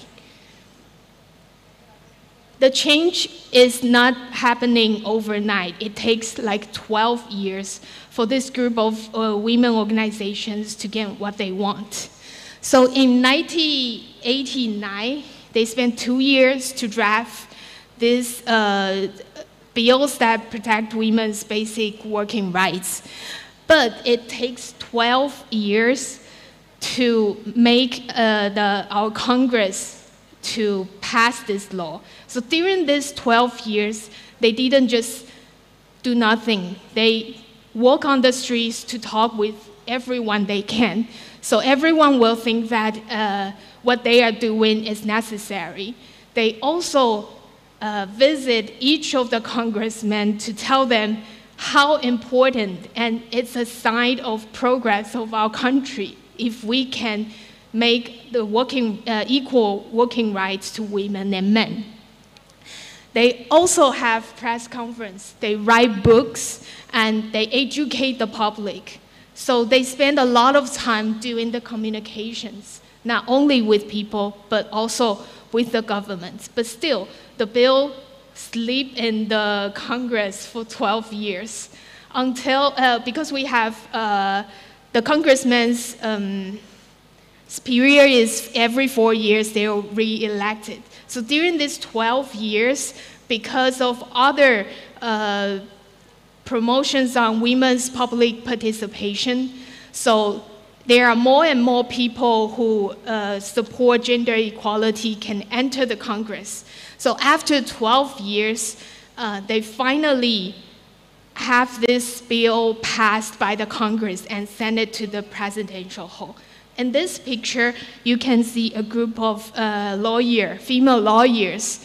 They are marching during the International Day in 1995 to tell the public that why we need to support this law, why we need to supervise the Congress to pass this law. So in 2001, the president signed the bill, and next slide, please. And 2002, we finally, next slide. We finally passed the Act of Gender Equality in Employment. So since 2002, women finally have the equal rights in the workplace. And this act actually has 3 very important dimensions. I believe that our minister in the morning also mentions these 3 important dimensions. The first one is they have to eliminate all discriminatory laws against women. For example, they can ask women to leave their job just because they got married or pregnant.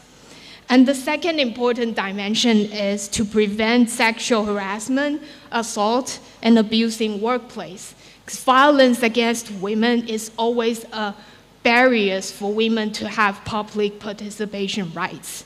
So this is also included in the Act of Gender Equality in Employment.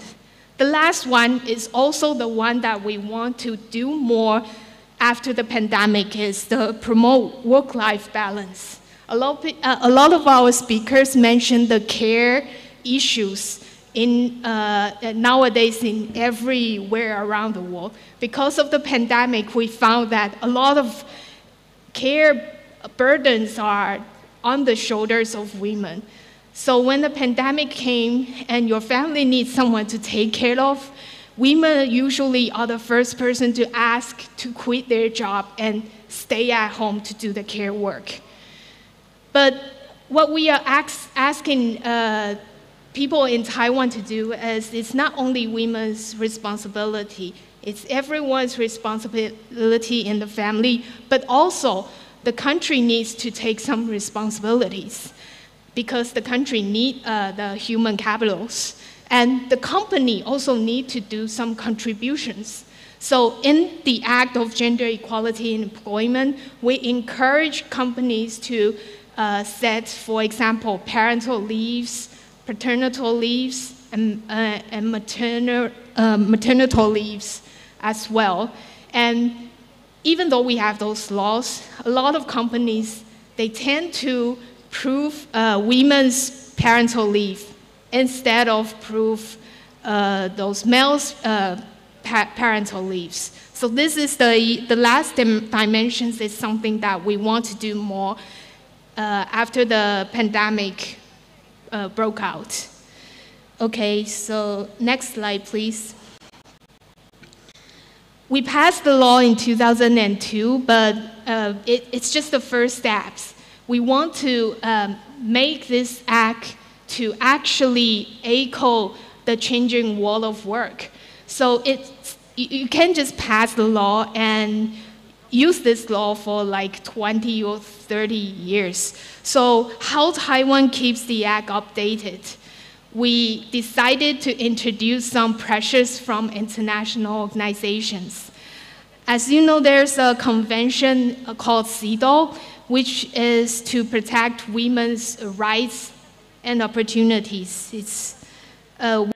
We are not part of the member of the United Nations, but we actually passed CEDAW domestically. Maybe in international, you don't think we are one of the countries that signed these conventions, but in Taiwan, we are actually implementing it. So, and the CEDAW, how do we use them to monitor our government? Every 4 years, the government are asked to have a country report. That is to review your public policies if they are up to date. Not just the act for employment, but also all of the acts that related to gender equality. But the Act of Gender Equality in Employment is one of them. So the government has the country report, and the NGOs at the same time, they will have their shadow reports. So they actually point out that those international CEDAW experts needs to know.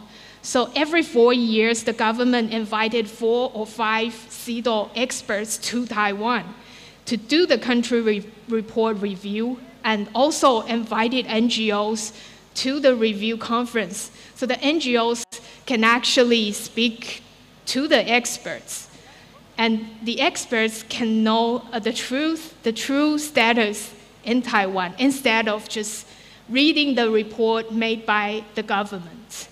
So this is a very important thing for us to make our laws about gender equality to keep up to date, because those international experts, they will have a list of recommendations to the country reports. And the country, even sometimes they are reluctant, but they need to do some response to the recommendation.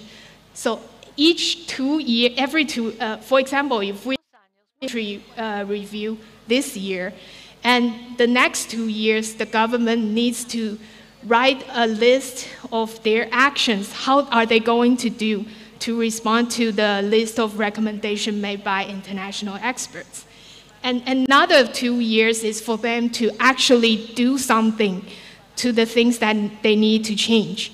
So the next 4 years, when the international experts come to Taiwan, they have to tell the international experts, oh, we've already reviewed our laws, our bills, and we really take your recommendations seriously. So I think this mechanism is really important for Taiwan. We have the core value of democracy and human rights, and our governments are really doing something to make sure it's happening in our country. And I believe that this mechanism work in everywhere of the world is because our NGOs and governments sometimes, because of the international pressures or because we don't have a lot of opportunities to do international participations. So there are very special partnerships between NGOs and governments. And that's what I'm going to talk next is the importance of partnership. Next slide, please.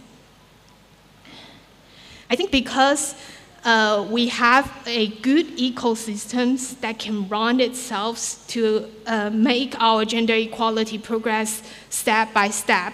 And the ecosystems is actually really simple. In the stories that I just mentioned is several individuals gathered together because they found that they didn't treat it equally. So they decided to stand up to fight for their rights.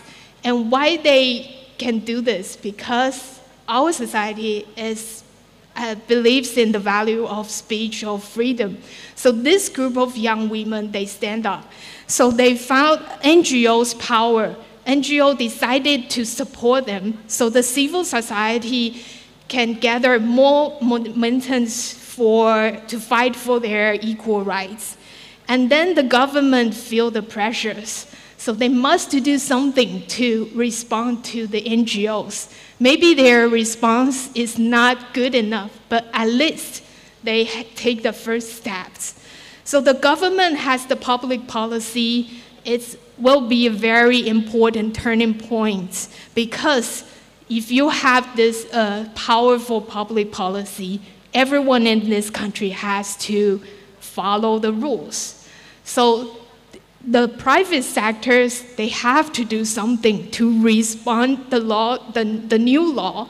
So that's how the ecosystems will happening. And most importantly, don't forget to use the power of NGOs or INGOs, because sometimes we have our blind spots in our country. But if you have another perspectives from outside, you will find that, oh, we can have more innovative way to do this. Oh, the global trend is this, so we have to follow the global trend. And maybe you can also give back some feedback to the international societies. And I think that's the special things about Taiwan is we believe that once we have a good examples, we love to share our examples to everyone who wants to do the same thing to promote the gender equality or human rights in the countries. So this ecosystem is not just happening for women's rights, it's also happening to LGBT rights. And the special thing about the Act of Gender Equality and Employment is because it's the first bill that drafted by people and for people. And actually, we are having this bill right now. So I think this ecosystem is the thing that we need to build. Maybe not for a year, but if you were building these ecosystems, all of the equal rights and opportunities will be not far away. And next slide. And here are the three very important projects our foundations are implementing or already implemented in Taiwan. And it is all because that we have really good and public policies to make sure that our women's fundamental rights. So all of the NGOs or private sectors, they will have these momentums to do more projects aiming on different groups. For example, the first one is the one that I mentioned earlier this morning. Our target group is indigenous women, and we want to build a network for all the handicrafts workshops so they can support each other. In the picture here is indigenous women. They come to the cities to teach people in the cities about their culture. And by this way, they are not only like letting more people respect their cultures, but they also build up their confidence. They finally believe that they can teach someone something. That means a lot to indigenous women that we are cooperate with. And the second one is aiming on immigrants. And this is an accelerator for SMEs. And new immigrants are very different from the group of indigenous women. New immigrants, they really want to expand the scale of their small or micro business. So that's why we collaborate with a private sector, a big company in Taiwan. They have these foundations. They donate an amount of money to give those new immigrants the seed capitals so they can expand their business. And the slogan of this program is called, "We Walk, We Win." Once you have your economic autonomy, you will start to build your self-esteem. For those immigrants and indigenous women are the same. The last one is a special one too. We didn't aim on specific gender, but we aim on those young people who have good ideas for innovative solutions to help us achieve gender equality. It's called Sustainable Entrepreneurship Program.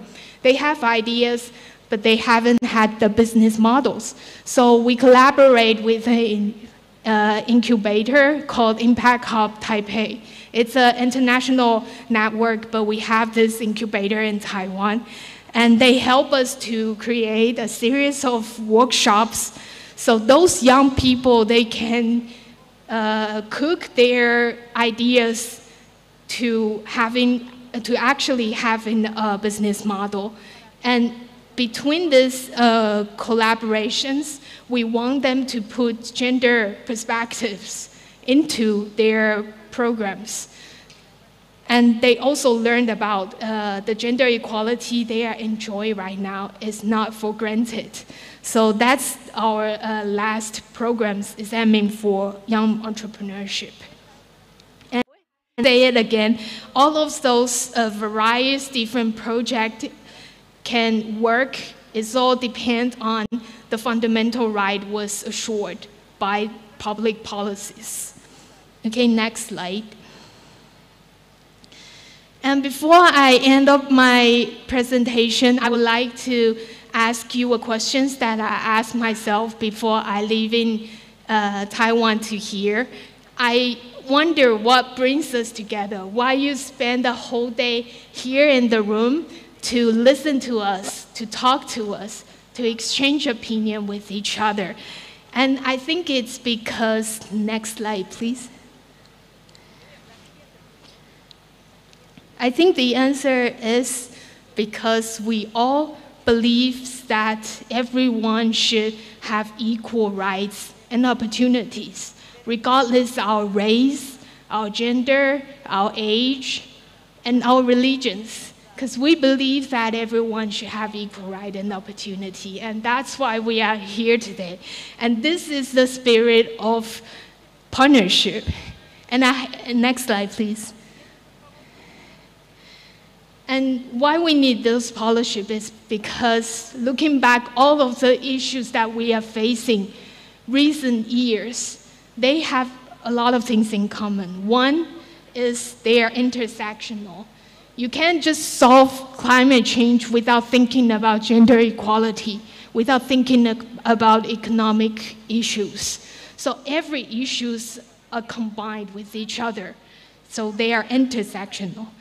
And most importantly, the pressing issue that we are having this year are borderless. Think about the pandemic that we are having. It doesn't matter where you live.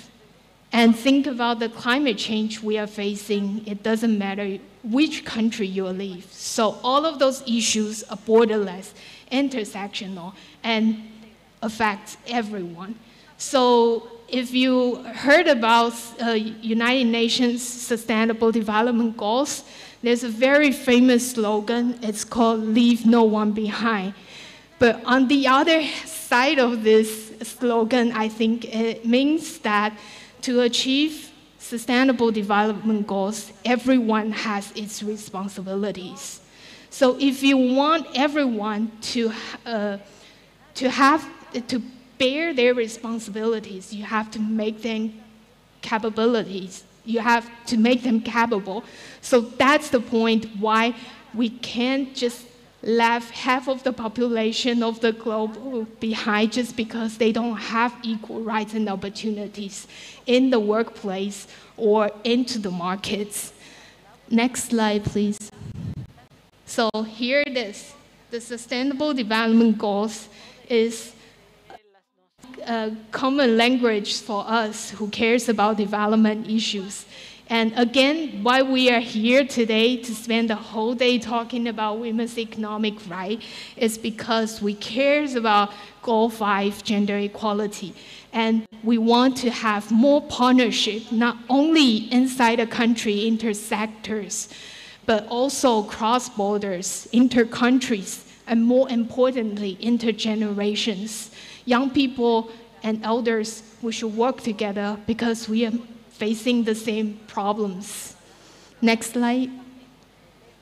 And here is the last sentence I would like to share with you. It's inspired me a lot, because a lot of people think that feminist is a passive word right now, but I think feminist, it means that you believe in equal rights and opportunities. It means that you are a feminist. It's not about gender or age or your nationalities.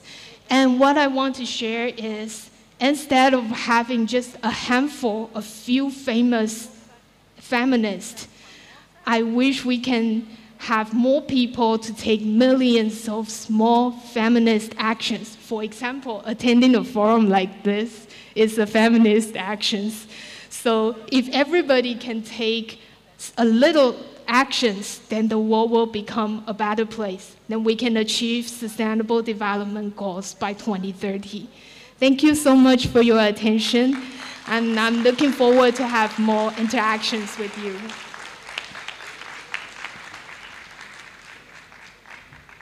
Gracias por compartirnos con su experiencia. Thank you for sharing your experience in terms of gender differences.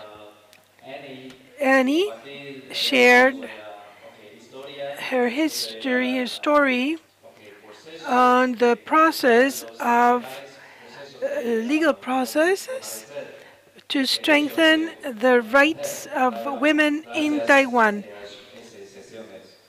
Thank you.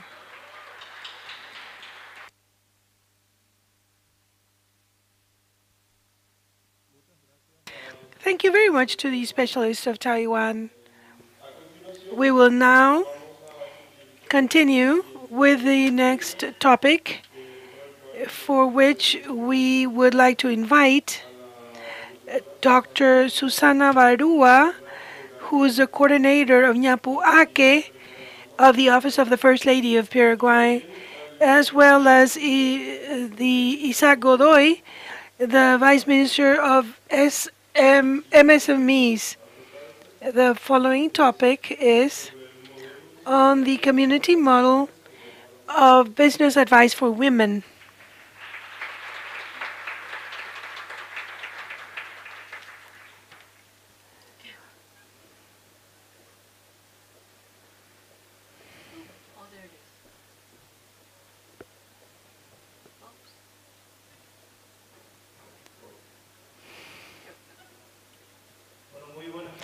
Very well. Good afternoon. I do hope you're all well, and I hope you're not tired yet. I was told that you had a good lunch. You ate a lot, and you had a nice chat. So I think we're all set.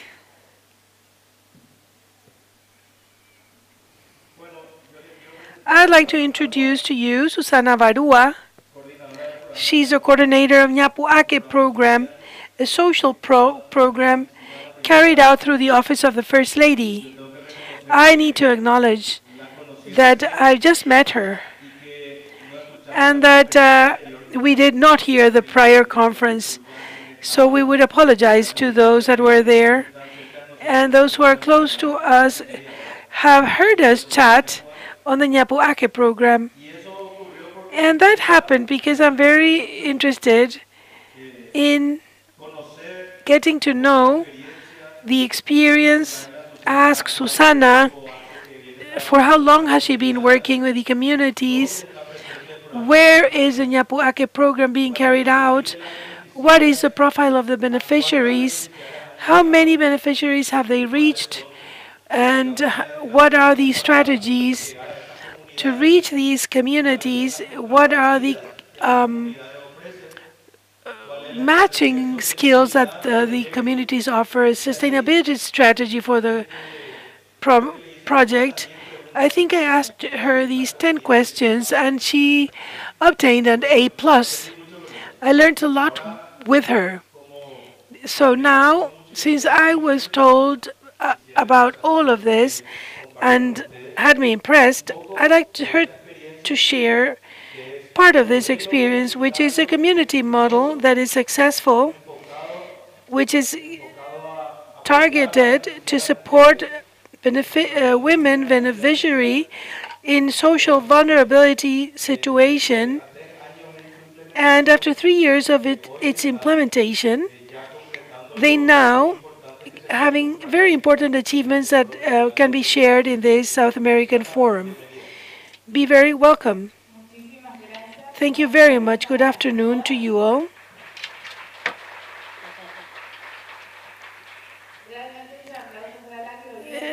For that round of applause for the glorious Paraguayan women. I'm really excited to be able to share with you success cases, and above everything, in which the women becomes a reference and carries out this hallmark program of the Office of the First Lady. I have a small presentation that I'd like to share with you, because to me, images speak for themselves. So with the permission of the Vice Minister, I'd like to share that.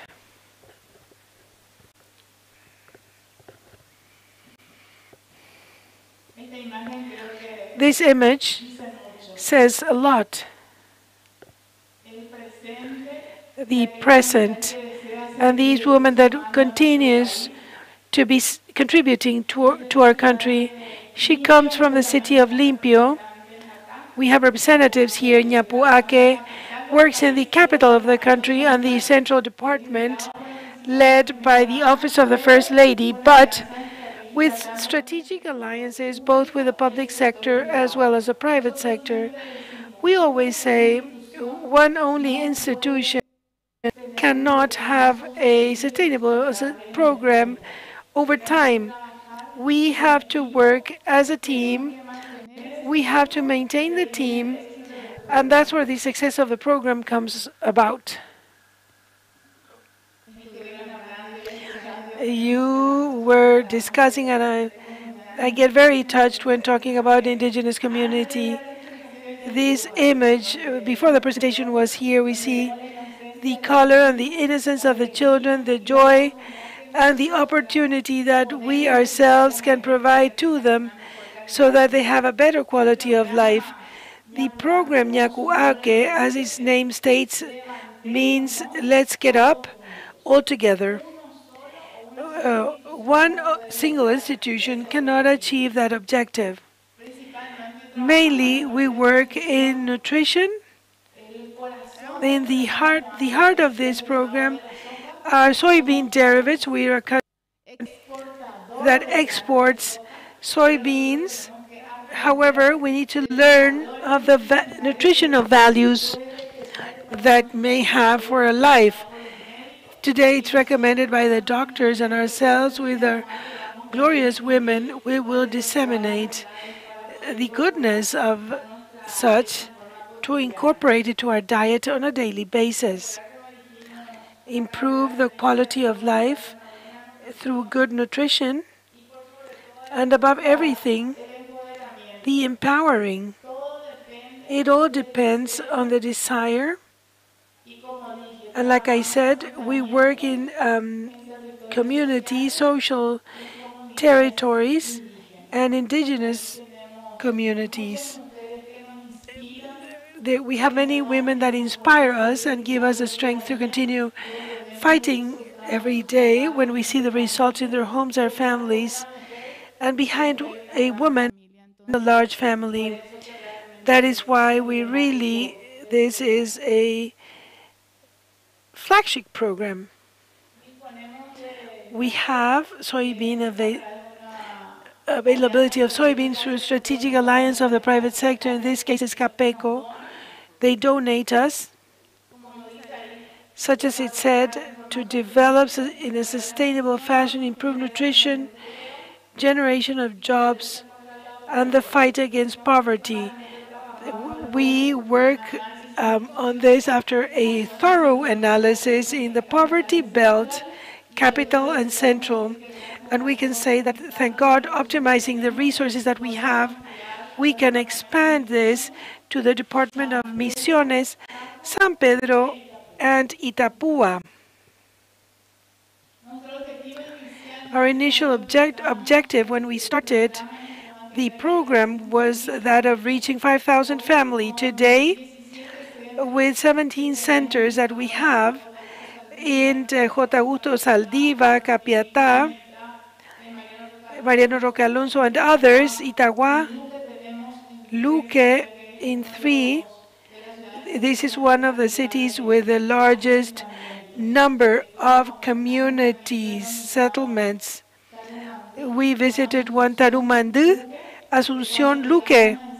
So when we arrived, they told us this is the hell of Luque. It's now become the paradise of Luque. The place in which everybody visits.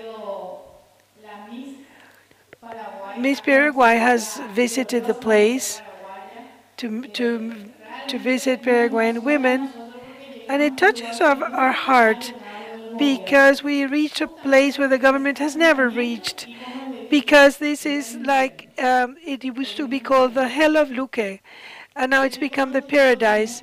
Another objective is that of working. We are a country that has so much natural wealth, soil, earth, capital resources. So we work in what we always had. At home, we always had a vegetable garden. So we're now working in the incorporation of these traditional vegetable garden that we all know, that is carried out in and the other peri-urban one that we can do in the environment, recycling bottles and others to have. There's no excuse not to have a vegetable garden, not to have vegetables or medicinal herbs. Only a desire to work and share this information.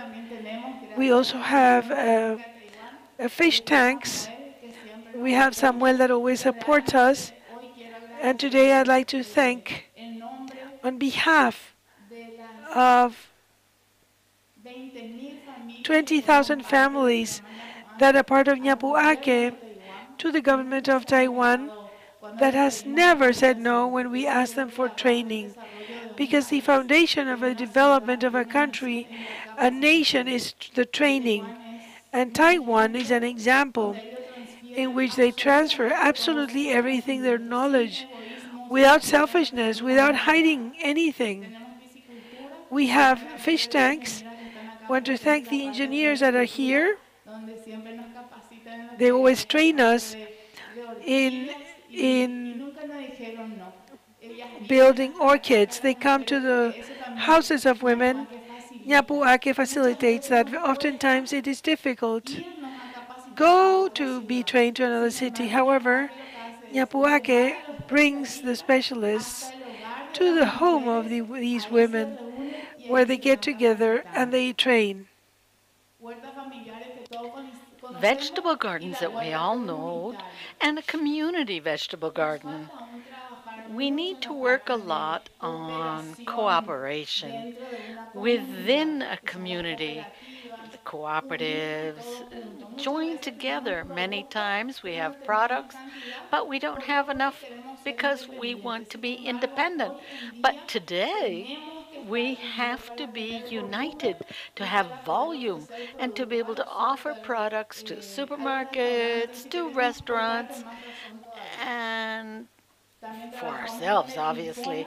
We work with Infona, we do reforestation, so I think that we are covering different arenas of taking care of the environment and producing sustainably.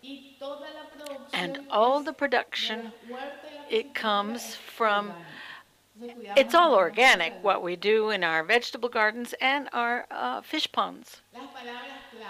Keywords. In spite of the pandemic, Ñapuake never stopped. And I can tell you, all that time I went from settlement to settlement and I never got COVID. So we have to take care of ourselves, take care of each other, and be in the hands of God. I just participated in a conference in Brazil, and a lady was talking, saying, what's the first thing that you receive when you're born? What's the first you receive?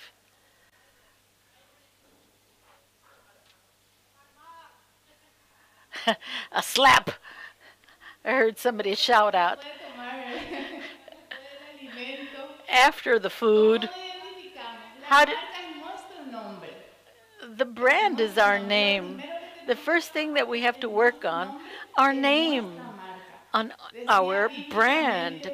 Biblically, it says when Jesus comes to 3,000, everybody knew Jesus was coming. But we have to work on ourselves, on our brand. Let's not, oh, where am I going to sell my product? No, no, no. It's all up to us. We have the innovators, the entrepreneurs who get smart and they say, oh, how can I do this? How can I do that? Oh, I can sell there. We did a survey. I just received the fear of speaking in public. I ask you, what are you more afraid of? Your accounts, the financial accounts, or speaking in public? They're shouting out answers which we cannot hear in this booth. Nothing! Somebody shouted really loud. Speak in public or financial accounting? Speaking in public. According to studies, it's fear of speaking in public. But I'm saying this seriously. These programs help us, and I owe Taiwan having lost that fear to speak in public. It's an opportunity to participate in an event like this. It's very important because we get to know each other, but not just exchange my card and your business card. No, it's to talk about our history, inspire other women. Solidarity. The pandemic, even it was negative throughout the world, it brought out so many positive things from us, like solidarity. Everybody heard that during the pandemic, the communities got together, the famous community kitchens, so that everybody could eat. Empathy came out. Put yourself in the shoes of someone else. But this is where something we're going to achieve when you've experienced something difficult in life, and little by little, you are able to feel what another person can feel. Empowerment, leadership. Who feels like they're a leader here? Who here? Ooh, I see a lot of hands going up. All right, yeah, come on over there. Raise your hands. There we go. Some of them seem doubtful, but the most important thing is positive leadership. We have to be leaders in our sector because we always look for gender equality, but this is something that it depends on us. We are really leadership. It's not that the home, who leads the home? Women. Do you agree with me, sir? Yeah, I agree fully, says the Vice Minister. All right, big hand of applause here for everybody. But women have to deal with clothing, cooking, children, everything. Everything depends on us. We are the ones who need to continue to grow and take over more and more places which we deserve. Thank you to Nyapu Auke. We have a network of women. Why do I talk about networks? Well, these women exchange ideas, experience. Please don't fall asleep on me. They exchange experience. We improve. Every time there's something new, and there's nothing. We invest time, knowledge, but not expenses, and the mutual desire to support each other. All right, let's have flowers from somebody's garden, and then we can open up this business. Not money to buy flowers. With this program, we've gotten to places that never had anybody. No government ever got there. It's difficult for them to leave, but we, thanks to Senavi and others, we go to the communities and give them technical assistance. Thanks to the public and private sectors, we have trainers. Training is done today with the SNPP, our national entity, but within the beneficiaries, we have trainers already trained there. Everything that has to do with training in the use and manipulation of machines that process the soybeans, it's one beneficiary of the program who goes to all the different centers to show others how to use it. And this is how it becomes sustainable over time. Technological tours, this is also important. Sometimes we don't want to go out of our comfort area, but to go 2 kilometers away, 3 kilometers away, opens up your mind and you can learn a lot. I thank the mission of Taiwan, technical mission receives us in Ka'akupa and Eusebio. I invite you all to go to those places to look at these orchids. They come from Capiatá. That's cooperation from the government of Taiwan. That's why we have these gorgeous orchids here.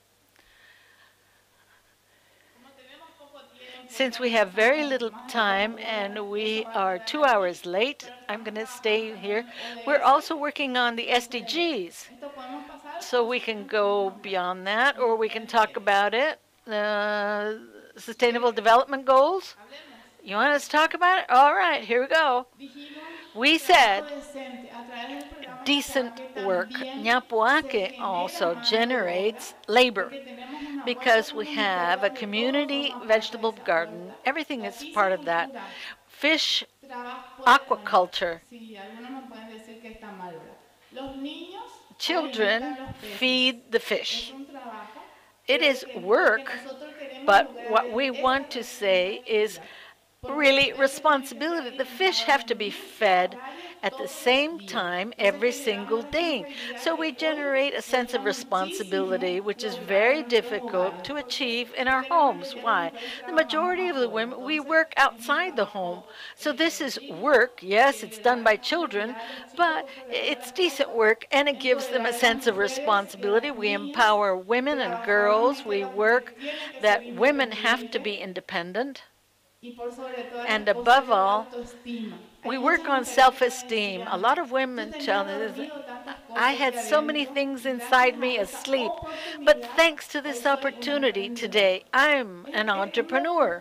It's just a little push that we need sometimes. It's a word of encouragement. It's a colleague who can say, you can do it, you can do it. Zero hunger, which is objective goal 2, so soybean and vegetable gardens, and production and consumption that is responsible. The Vice Minister asked me, how do we select the beneficiaries? Well, the first thing we do is we go through all the areas of Capital and Central with Raquel, who is there, and we tell them about the program first. That's what we learned after a lot of experience. First, we talk to them about the program, what it consists of, what are going to be the benefits they're going to get, and also what do they have to put. Because there has to be something that they give so that they feel empowered. Women who came today, they came with their Ñapuaque t-shirt, and they wear that with such pride. I don't need to speak. They're the ones who promote the program, and that we achieve thanks to the work. It is one drop of dripping water will break a rock. Why? Because it's constant. It's just constant. It's not that it's strong. So we need constancy. That person where we visit should have a history of leadership. This is very important to social arenas. Yeah, aparte, how long are you a president of your commission? Oh, 2 years. Oh, okay. That says that you're doing things well. And there's always benefits the community. We find that leadership. It's really necessary to have support of the local governments. Today, we do not work with them because that administration with the local government, whether it's the governorship or the city, the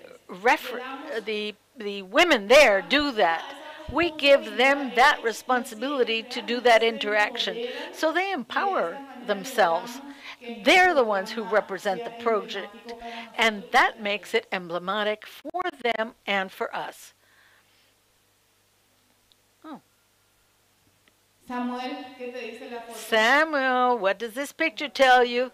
Oh, Samuel left me. All right. tells it that surubi is from the government of Taiwan helps us in producing these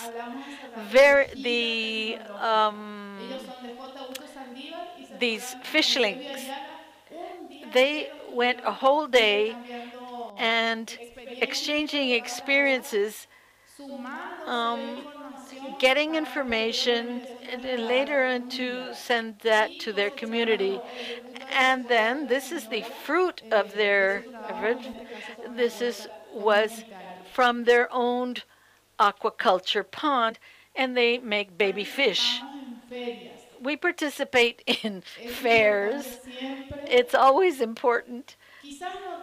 Perhaps not the sale of that product is so important, but rather to promote that product. That space that they give you to promote that in those fairs is very important. And we have that a fair is just for selling.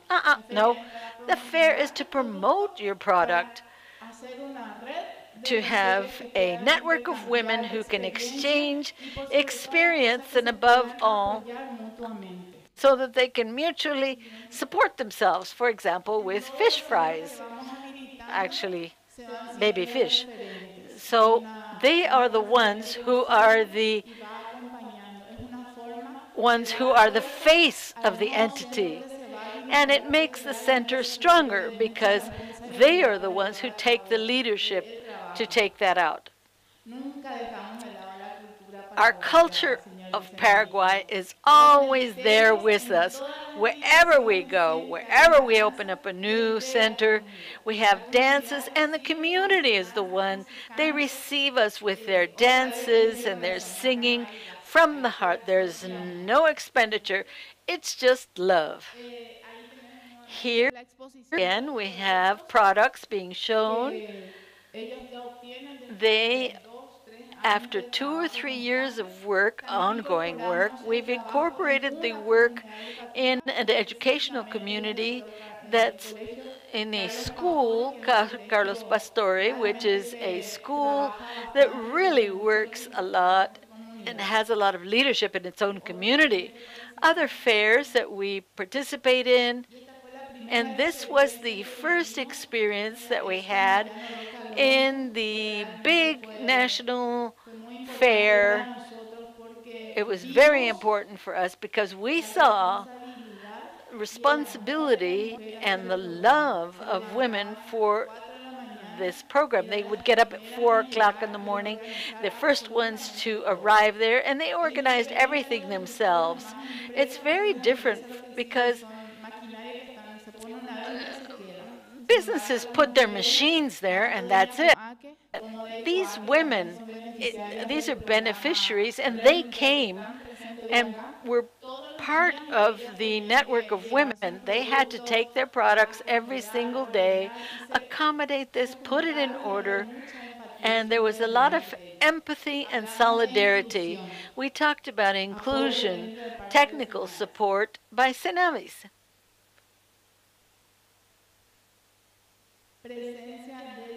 The presence of children. When we go through the vegetable gardens, the children said, this vegetable is called onions, lettuce, so they learn about these things, and I think that we really need this in our schools, that they need to. This is an indigenous colony in Ita, Aregua Centro. We've talked about La Tia Raquel. A lot of children went there. We had the visit of the president of Uruguay to Ñapeaque stand of the First Lady, and additionally, through everything we do is through things that we do. The day we harvested, we had a strategy. We got to the palace, and the president bought the strawberries off of us from the women who were from the center in Aragua. Soybean milk product. The final product is soybean milk, and all these different things that we were able, that includes the fibers and the different things that come from the soybean. And I'm always touched by these pictures. The fruit of the work of the women that are tireless. They always have a little bit of time to get to be trained. Oftentimes, when we first started the program, we used to visit these communities. What are you going to bring to us? That is the first question that we received. Today, however, after 3 years, is what are you going to teach us? How many times Yapati calls you for the training? Can't talk because he's drinking water. They call us today to ask for trainings, just for you to realize that this thorough work can change many things for the good of the community. They want to kick me out. The soybean, like I said to the minister, large exporters for the world. However, we can consume this. Who consumes soja viol? Raquel, you raise your hand. Too. Instead of consuming soja viol, consume soybean. Instead of buying omega-3, you can buy fish. Reforestation in all centers. We do the reforestation with native trees, with the support of Infona.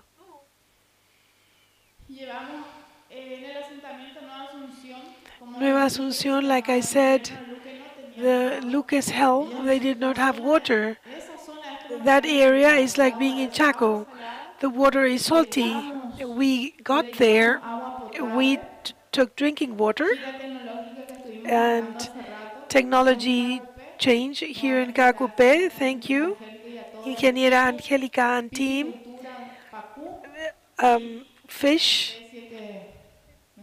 tanks, fish, aquaculture. Next one. You see the Taiwan flag and the Paraguayan flag. Why do I want to underscore this? Because Taiwan does not transfer knowledge. They don't transfer infrastructure. They transfer knowledge and infrastructure to improve our production, and this deserves a round of applause of us all.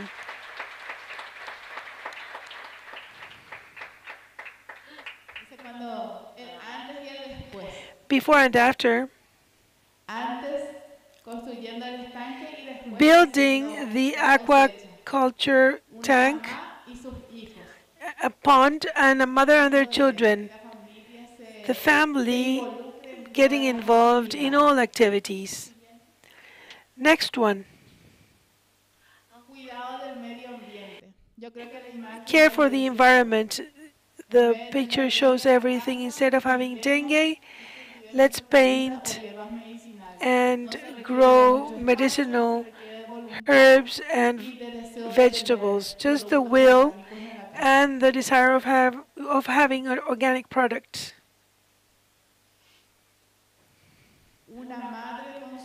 A mother with her son, entrepreneurs, selling the products that they do, crochet, and the present and future of our country, children, that we need to fight to give them a better country. And the heart of this program, which is soybean. This is a container so that everything is provided to them with the Ñapuaque program to obtain a product, and not for human consumption, and above everything to the quality of life comprehensively for all families.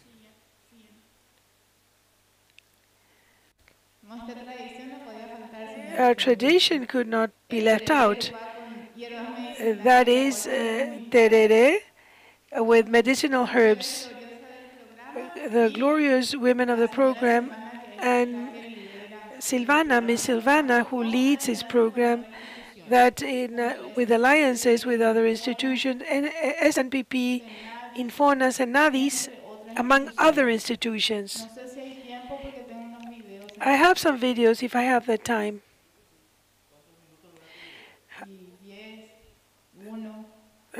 She has several videos.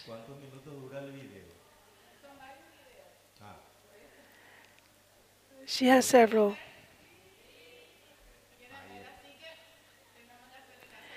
We need to obey the public.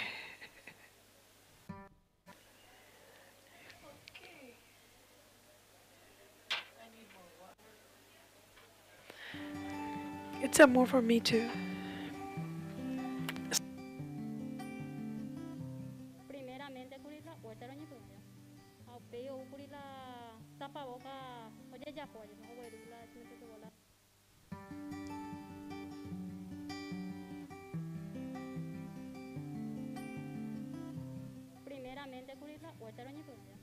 First, the vegetable garden, and then we started producing masks.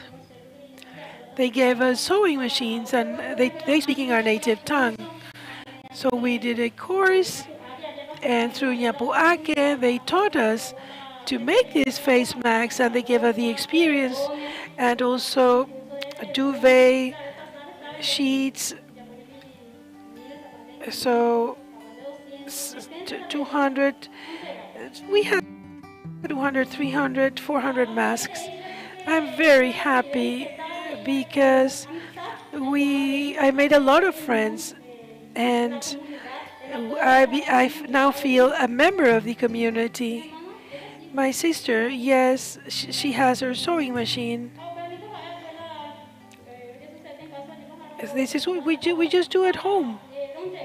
And we deliver it. And she started doing it by hand, and very quickly she was able to buy her industrial machine. So they gave us an opportunity.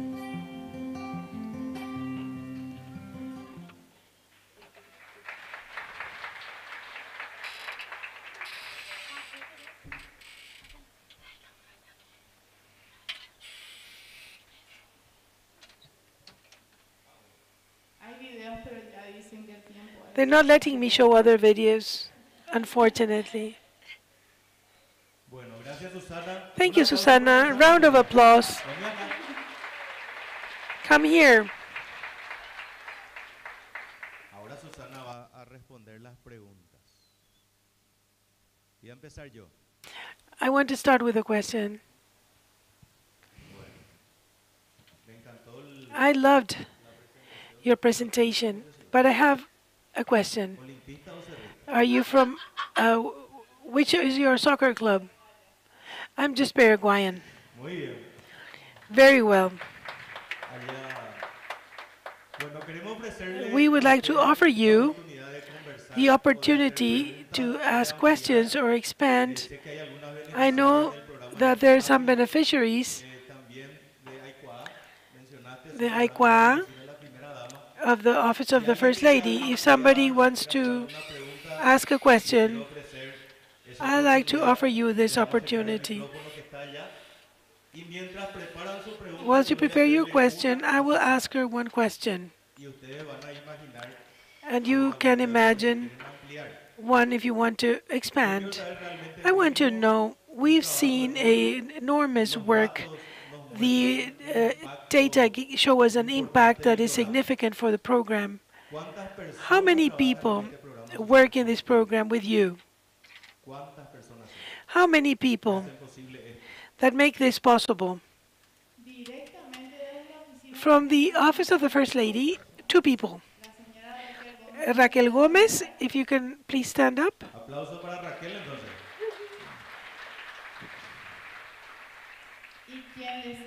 And myself.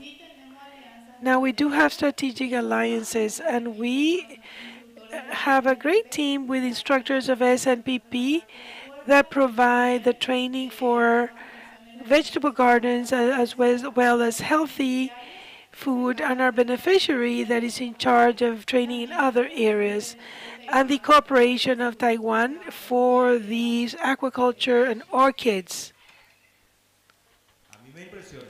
I'm impressed.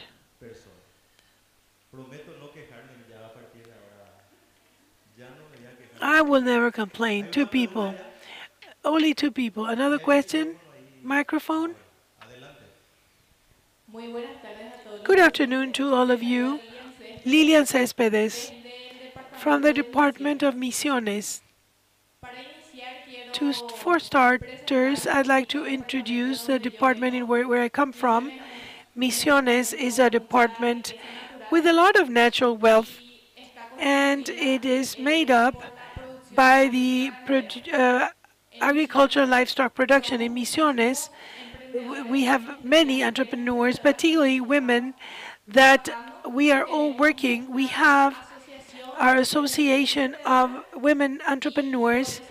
That is why we are very excited to understand about this project of Ñapuaque. And I'd like to take this occasion because it's always good when you are in a place with important people and then have decision-making power. I'd like to commit you all because we would like to be part of Ñapuaque in the Department of Misiones. It'll be so nice to expand at a national level because we women that have been participating in several programs such as Re Mujer, we feel very committed and very able to help develop this country. That's all. Thank you. Thank you very much. Another question. 2 or 3 questions. And she will take notes and then respond. Yes, the other lady? Microphone? She's coming. Yes. Good afternoon.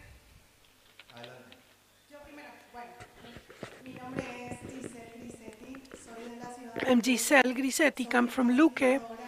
I'm a facilitator of SENAC. I work with addicts of my neighborhood. I got involved with the indigenous tribes of my neighborhood because the micro-traffic was a lot. And I was asked at SNPP, and I made courses. I did courses, and I'm now teaching from home. I have a company called that is Home Linen, and I'm being able to sell the products that my indigenous brothers do. I want to ask, how can I present a serious project in which people can come to my home? I will give them that space so that they can come to teach, or I do not, I'm not able to manage them to go to SNPP because they don't trust white people. They trust me because I help them get out of a difficult world. People that they don't know their mother, their father, they don't even know what ethnic they are. They had been abandoned, and they grew in a very tough world. So they consider me their family. That is why they trust me. But I cannot make them go to SNPP. That is why I'm asking you, how can I get these trainings come to them, and that they can also have raw material or machines so that they can continue to have work? Last one.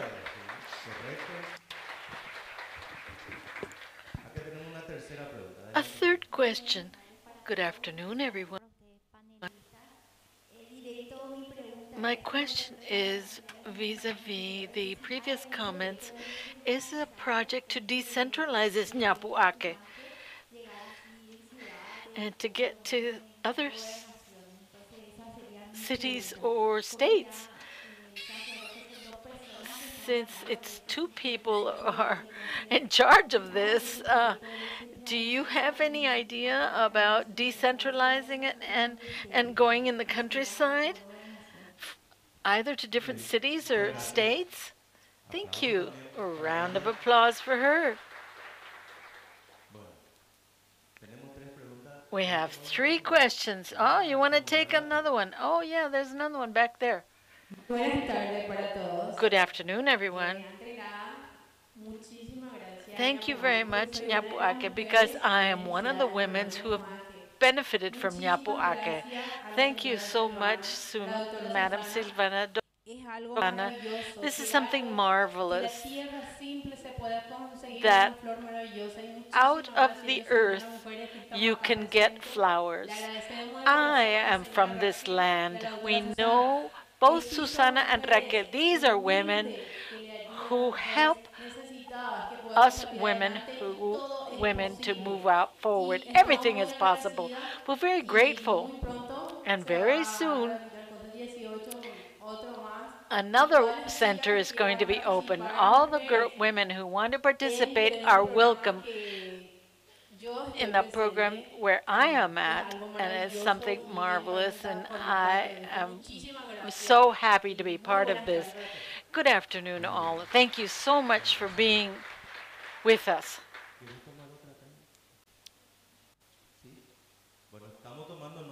Okay, we're taking notes. Yes, I think there was another question here. There's the microphone.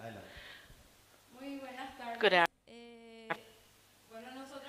We are a group of agronomists, beneficiaries, and we're here to help decentralize the project, especially, woo, they're getting a round of applause. Maybe we could help for people in Caguasu, for example. We could help you with your production for all the vegetable gardens, and we have colleagues here from the forestry area, and since it's 2 of you, it'd be wonderful if this would go outside of Asuncion, but also to Caguasu. If you need help, there's 5 of us here from that state.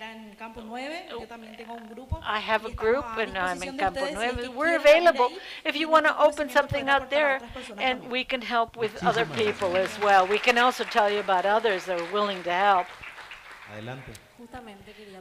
Right.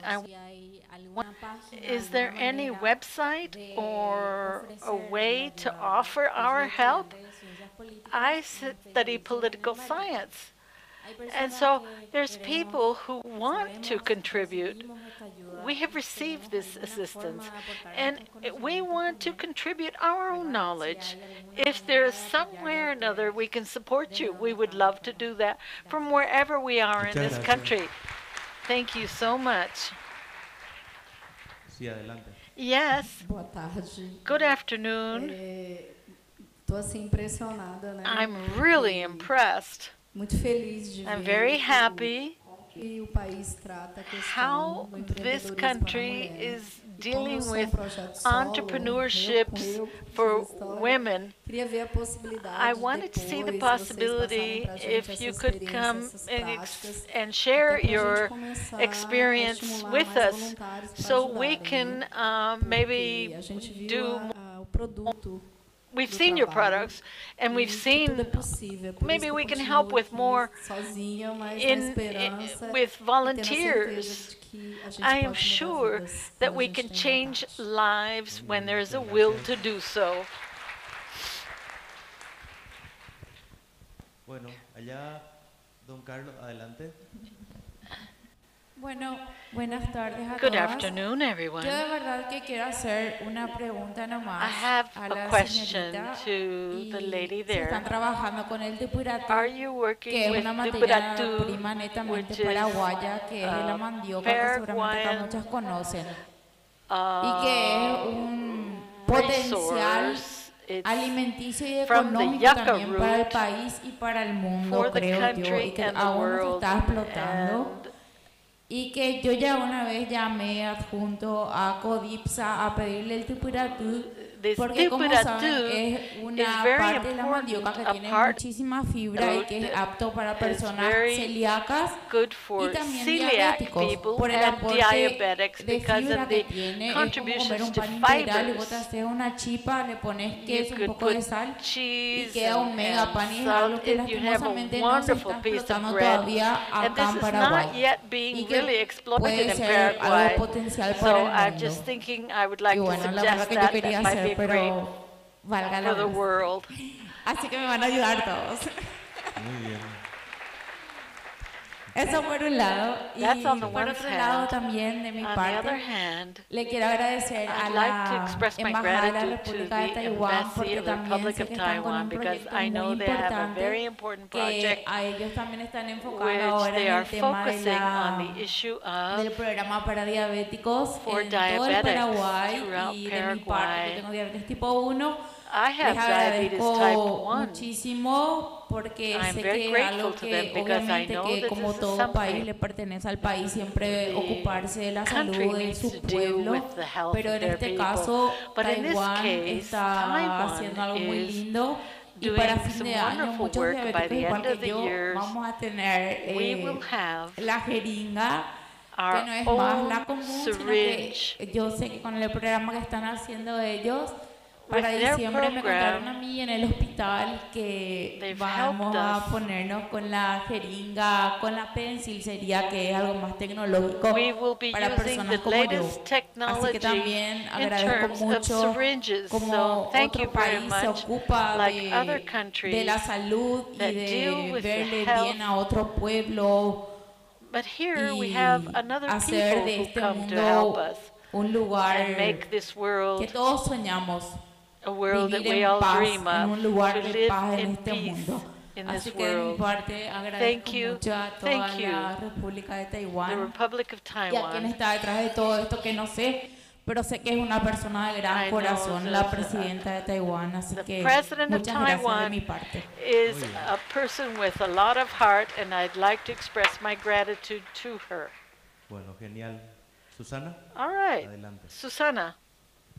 Hace rato yo dije estamos dos I personas. said we're only two people Físicamente en la oficina de la physically primera dama, in pero the acuérdense office, que nosotros but tenemos nuestros remember referentes that we en have todos los our Nuestros own brazos people in all the gerenciales Senate. son The los executing referentes, arms are son what los we que call llevan these toda la reference información a points. su They have comunidad. all Por the ejemplo, information Yapata for es their referente del community. territorio Yapata is in social territory Cerro Cerro Corá, Corá. tiene There's 650 650 donde ella people comunica. who she Yo agradezco communicates with. muchísimo a todas las personas que I'm quieren very ser thankful voluntarios, to the se people who pueden want to be inscribir en la volunteers. página de la You señora can Silvana write Aldo. down Voy a dejar también mi your número porque names muchas veces on de tantos the mensajes que Silvana's llegan no se leen. Entonces, para nosotros es website. muy So importante I'm contar going to con el leave you my voluntariado, number as principalmente well. con las ingenieras que Especially realmente those hace falta.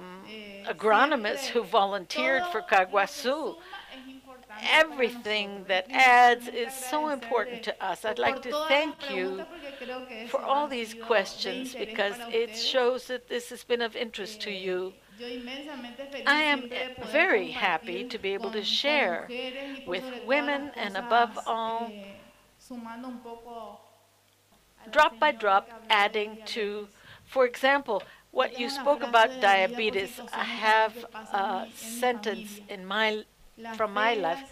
Faith is the certainty of what you expect and the conviction of what you don't see. Many times we, with this faith and hope, we can achieve many things. And I think this is a great opportunity to be able to join together, unite, and have a network of women, because all the data reference to misiones. Why are we centered in capital and central? Because we've had experience of 200 machines distributed at the national level, and we were not able to control that's for the soybean milk machines. We didn't have enough human resources. The training didn't happen. We haven't given out even one bottle without first doing training. those people have to know that in this case, the tipurete would be like the fibers of the soybean. We work with that. That tupurasu you mentioned from the yucca root is something like that. We know our limitations. We would love to be in the whole country. When you talked about municipalities and governor's offices, I don't know if it's correct to say this because it's being recorded.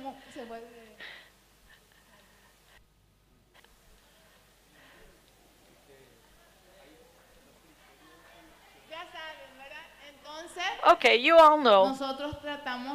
So we try to work directly with the beneficiaries and not the politicians. So we're going to go to Misiones like you asked, Itapúa, San Pedro, and in the Chaco area. We have expanded because we only used to work. Because we're such good managers, we expanded beyond the bedroom cities. I think I answered all your questions. You're all cordially invited. There's a lot of stories that inspire us. And all the Ñamuaca, I have videos. I brought 15. They only let me show you one, but we have all those videos on the website. So if you allow me 1 minute, Ñapati, do you want to say something? 1 minute, Ñapati. If not, they'll kick me out. I hope somebody's giving Ñapati a microphone. And thank you, each and every one, for listening to us. It's very important to us, this work that we do. It is, you don't sleep, you have to be 24 hours a day working on that. And that's why we have these great results. Okay, Ñapati. Good afternoon, everyone. I'm Pastora Fernandez. I come from Luque, from a social settlement. I have more than 600 families under me. When the program came, Ñapuaque, 3 years ago, before the pandemic, we began to work. What are we going to do? What can we do? I didn't even imagine what we were going to prepare for the community. We're going to have so much training for women. More than 200 women have been trained in the community. Now they are entrepreneurs. They move forward. They go wherever they want because we used to be so poor. We had a lot of needs, but this project was so great for us because with the training we were able to use everything, the derivatives of soybeans. Really grateful about the programs. I invite women to any businessmen around here support us, the Taiwanese. Please help the program because it gets down to the nitty-gritty, down to the family. More than thanks you. Wonderful again. I'd like to repeat that again. Dr. Susano, congratulations. Felicitaciones de corazón. Congratulations. Como paraguayo, as a Paraguayan, impulsor de las as políticas someone públicas who con nuestros works with public policy, por esa entrega, because of what you give of yourself, and for getting as far as you've gone, and further than you had even thought about. Para nosotros nos llevamos la experiencia. We're taking back this experience of having met and gotten to know a little bit more those of us who go in the social networks. We can see who the protagonists are, the main leading characters of Ñamuaque, like the lady who just spoke to us, the opportunities that were generated through this great alliance of institutions, but above all, the vocation for service that you have and the culture of work, of wanting to move forward, taking advantage of these opportunities of training, looking around you, seeing what you have, and based on that, transform your lives. That's what you guys are doing. And for that, you don't need so many resources, financial ones. You need what you have. You need human resources. You need volunteers, you need solidarity, and I think you're getting that. Yeah. So once again, congratulations, and please give us a few closing words. Thank you very much, Vice Minister. Thank you very much, the organization, for this invitation. I'd like the cordial greetings of Silvana Abdul, First Lady, sends her greetings. She's a great representative of the great Paraguayan women. She couldn't be with us because she's abroad. I have a sentence of life. I have 2 children, 2 daughters. I tell my daughters, to want is to be able, and with the blessing of God, everything can be done. If you tell, every woman has a history, a story, and with daily effort, never stops dreaming. Everything is possible in this life. If you want it, if you dream it, and you make an effort with your heart. Congratulations, each and every one of you. Thank you very much for listening to us, and let's continue helping each other out. But that's the way we move forward. No selfishness. Let's be united. And once again, thank the Republic of China, Taiwan, for all their cooperation, which for me is my second family. I love them for all the opportunities they provide our country. Thank you very much. A big round of applause for yourself.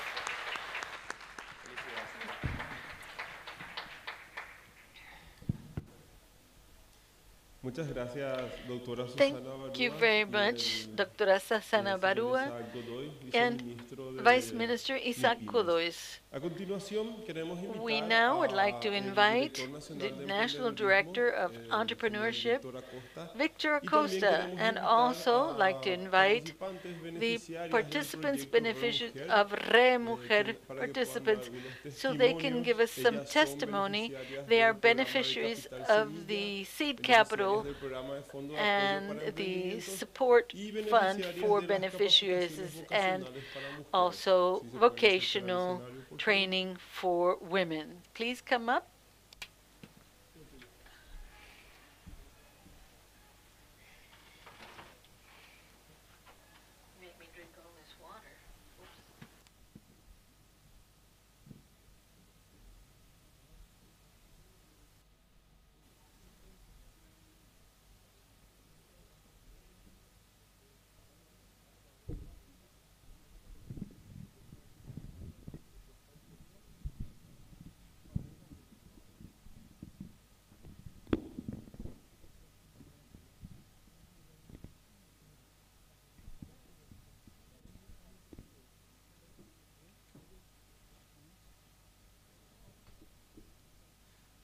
Muy buenas tardes. ¿Cómo están? Good afternoon. How are you? We are reaching a very important part in which we have to visualize which have been the results.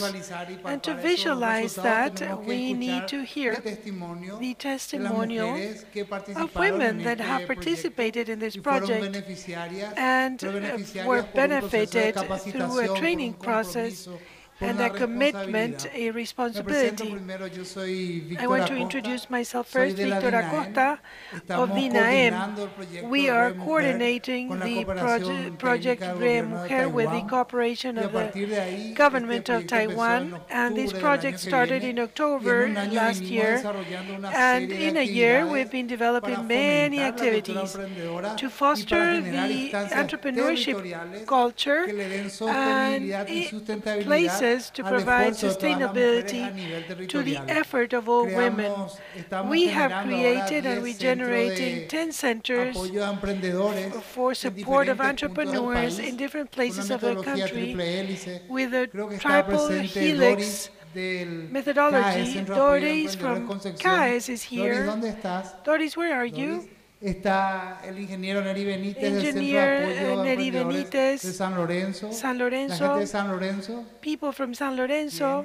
Y también, gracias, y también estaba también Guillermina, que es la de Asuncion, que forma parte del Centro de Apoyo a Emprendedores de Asunción. Center for Support of Entrepreneurs. So 10 centers that will generate information, training, and connection to markets in each one of the territories. We are here to hear the testimonials and see all these entrepreneurs and successful women. Firstly, they believed in themselves, and then they provide credibility to training, assistance, and the processes that this project has to generate winners of different stages of the process. You know that we're launching the third contest for seed capital competition call. Wow, falta mucha más gente. Hasta Raise your hands if you have registered. Lots of people still missing. We'd like our colleagues to share with us how they did it and what have you achieved and what you plan to do in the future.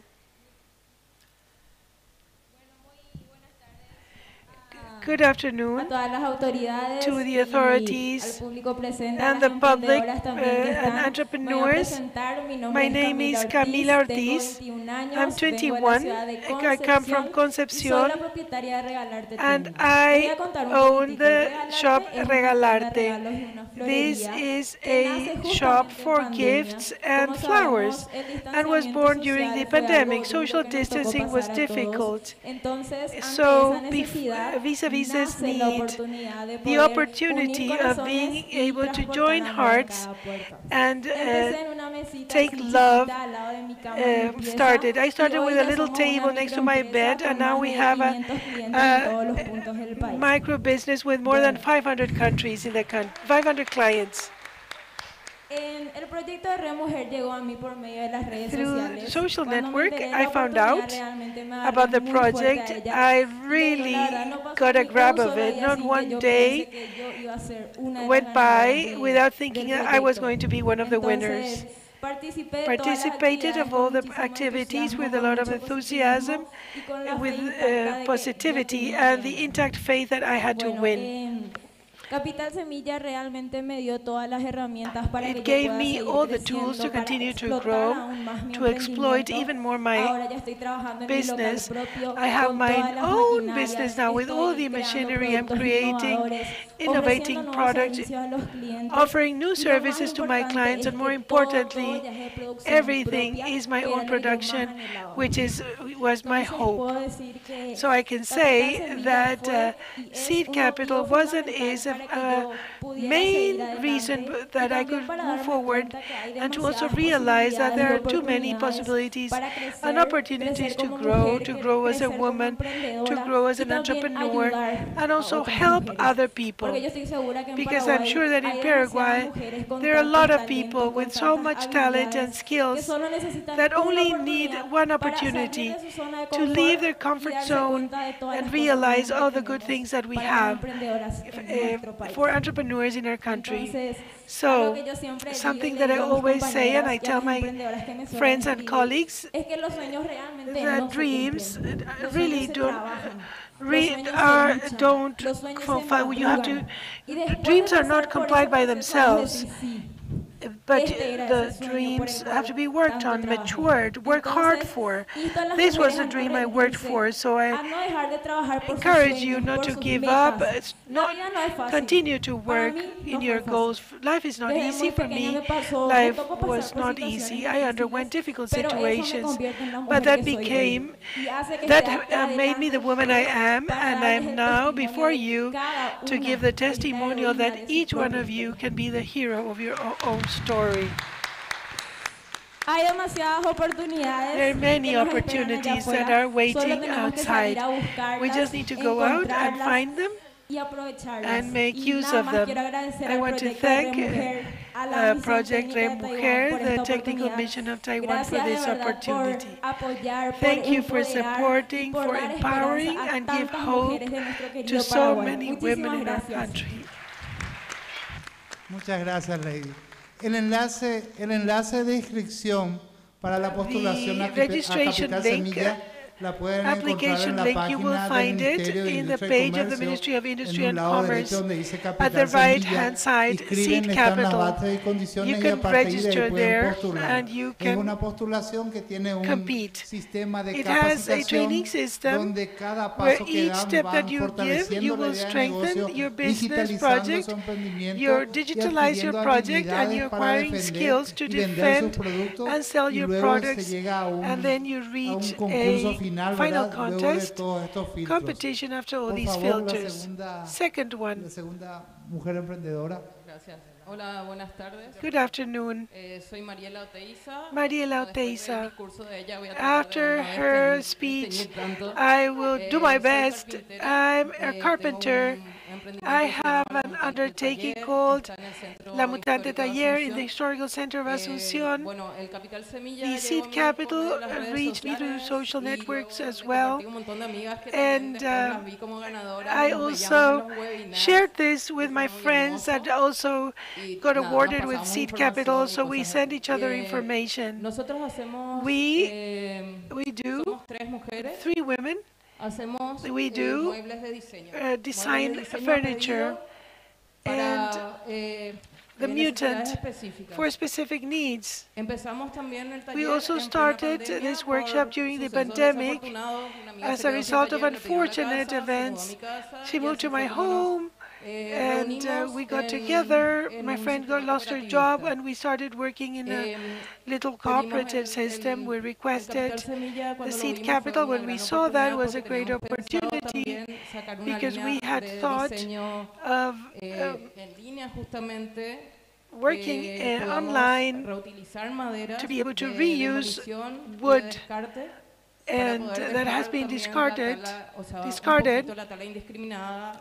to stop the indiscriminate tearing of forests and come up with a specific recycling line. We bought many machines with $1,800. A lot can be done. Very exciting, and we'd like to invite you to come to visit us, La Mutante.taller in Instagram. And we give thanks to the Corporation of Taiwan and the Ministry of Industry and Trade and Re Mujer Paraguay for the opportunity and the lessons. Hola, ¿cómo están todos? Very well, hello. My name is Andrea. Together with my sister, Ana Laura, we created Paraguay Inspires Me. That it's a brand that was born several years ago. With our project, we tried to find everything our country has inspired in the culture, fauna, and flora of Paraguay. I'm one of the beneficiaries of the support program for Re Mujer. 2 intensive weeks of training with 40 or 40 more, for a little bit more for textile and manufacture, and this experience to me was very good. I got to know Re Mujer as a coincidence in the through the networks, thinking about my sister-in-law that was a beautician. So I said to her, why don't you participate? She didn't make it. A few months later, I came across the sewing one. So this is the garments. This is the weakest part of my production, and this is going to be fantastic. As opposed to her, I never expected, I didn't even know that that support fund, and I ended up being a beneficiary. I think that that award was not for me, but an opportunity that one has of helping other women to grow. Even today, I'm waiting for my first production with one of my colleagues of the course. So the money that I received is also to help other people grow. And I think all these experiences that we've had, what it generates is a commitment as of now to give to other women, to help other people, to grow. We've incorporated many concepts of sustainability, and that's sustainability, to grow economically, socially, always taking into account the environment. And each one of us where we are at can contribute a lot in a positive way to our country, that all the examples that we've heard, and during the day we can be more than certain that we can achieve it. There's a lot of capacity here, and we just need to take the risk. El proyecto Re Mujer PI project Re Mujer no solo está pensando is en not only thinking about ofrecer oportunidades, también está desarrollando una articulación y un desarrollo con enfoque territorial. En este momento hay 3 centros de apoyo a emprendedores. El tercero se va a habilitar, va a ser de Concepción, pero la próxima semana ya estamos habilitando un centro de apoyo a emprendedores en Ciudad del Este y un centro de apoyo a emprendedores en Encarnación. Más adelante viene un centro de apoyo a emprendedores en Itagua, un centro de apoyo a emprendedores en Villarrica. O sea, estamos generando desarrollo territorial y haciendo llegar la información al territorio y a la gente. Y lo más importante es que estamos generando facilitadores que puedan traducir la información y hacer que los beneficiarios la entiendan y vayan desarrollando todos los pasos para ser beneficiarios. Por favor, si se presentan y nos dicen también de qué parte del país son. Tell us what part of the country you're from. I'm Paola. I'm from Ciudad del Este. We participated in this course. Actually, we did all the courses. We participated in several courses. Then we heard about this project. It was an intensive 15 days course here in Asuncion. It was kind of tough to leave our home for 15 days, so it's wonderful if you're coming to Ciudad del Este. And in the pandemic, I was a photographer. But in the pandemic, it really took a long time for me to reestablish. We found a way of generating income. We tried to connect the lack of work of the mothers with industry, for example, textile industry to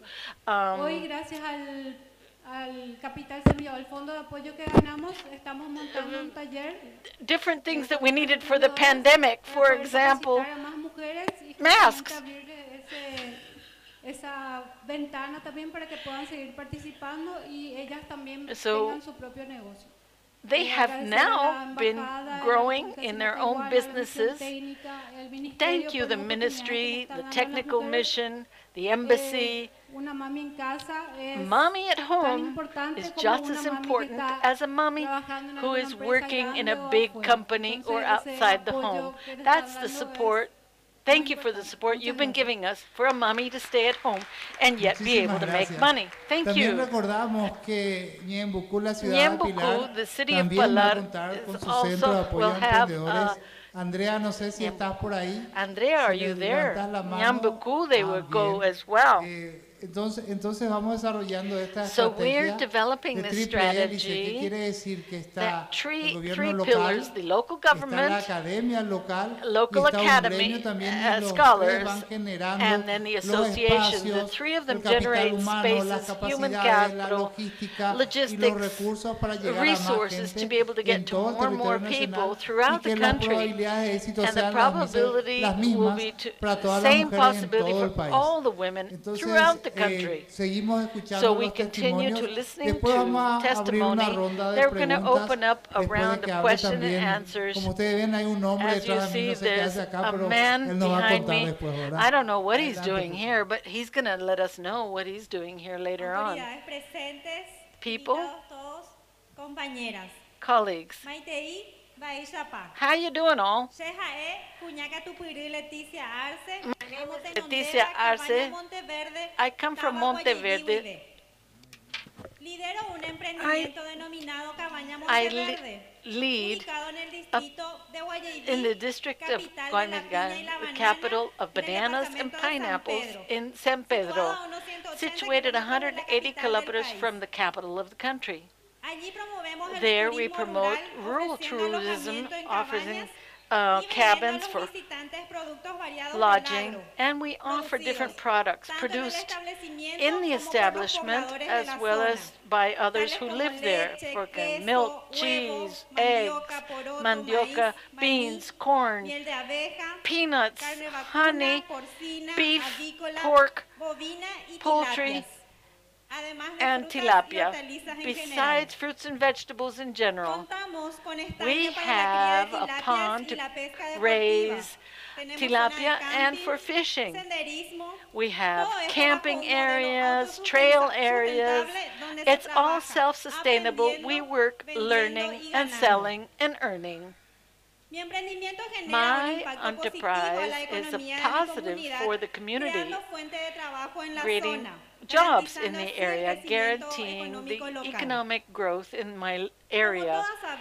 Like we all know, a woman who is an entrepreneur isn't born, but you make yourself one throughout life, having to overcome different social and economic situations. The need comes of going beyond just a salary. Being an entrepreneur means finding other paths to do what you didn't know you could do or could like, and so satisfy our personal livelihoods. Training that we received by the technical mission of Taiwan and Paraguay and the project Remujer helped me to expand my vision as an entrepreneur. After the course, I felt more motivated to continue implementing what I learned, and I felt more assured of myself. I feel blessed to be here today.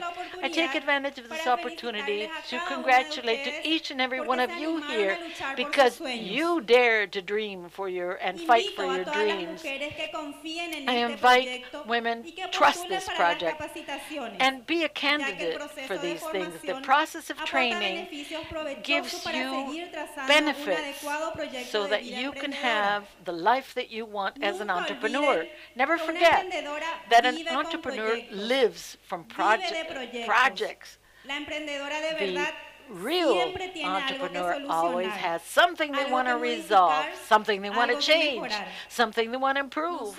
We, women entrepreneurs, act by day and by night we dream. So women entrepreneurs never stop dreaming. Awije, meaning thank you. Excelente.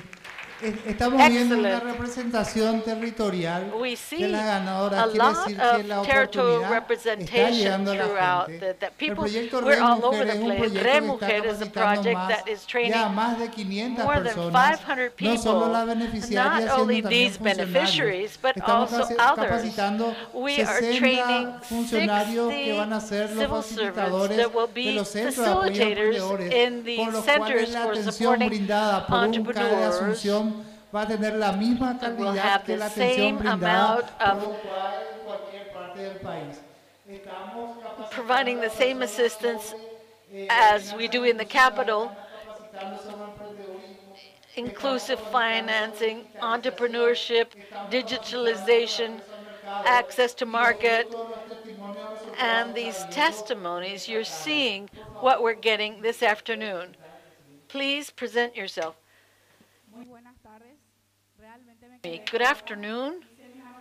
I made my notes, I've studied, I memorized it, but at the end I decided to leave my notes behind. But that's what we do as women. We prepare, we memorize, we get out, and then we improvise because we know what we do and we can improvise.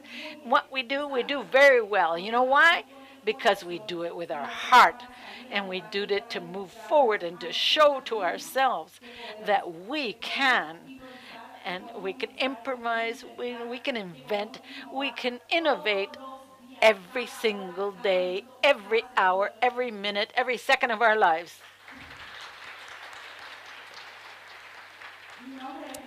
I'm Lady Recalde. I'm from Coronel Oviedo. I have a company which makes ice cream, homemade ice cream. When I thought of my idea for a business, I said, okay, we have Mexican ice cream pallets, but I'm going to create something that would be really Paraguayan ice cream with ingredients, with our culture, and with the knowledge.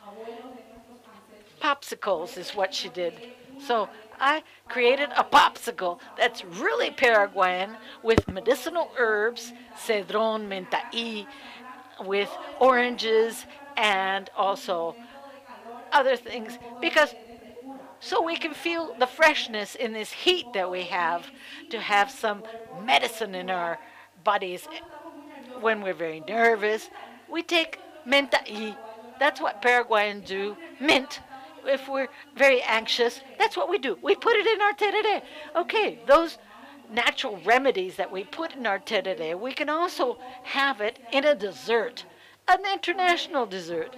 Also, we take advantage of the fruits that many times are just thrown out in the streets, especially mangoes. And we all know that there's mangoes everywhere here in Paraguay and other countries for neighbors. When there are farmers right there with their strawberries, or bringing the pineapple and the mango, which just, rots on the streets if people don't pick them up. So, ladies, gentlemen, this was my idea. Thank you, Embassy of Taiwan, because I came out of this pandemic. I couldn't move forward. I had only one freezer. I had to go sell in the markets.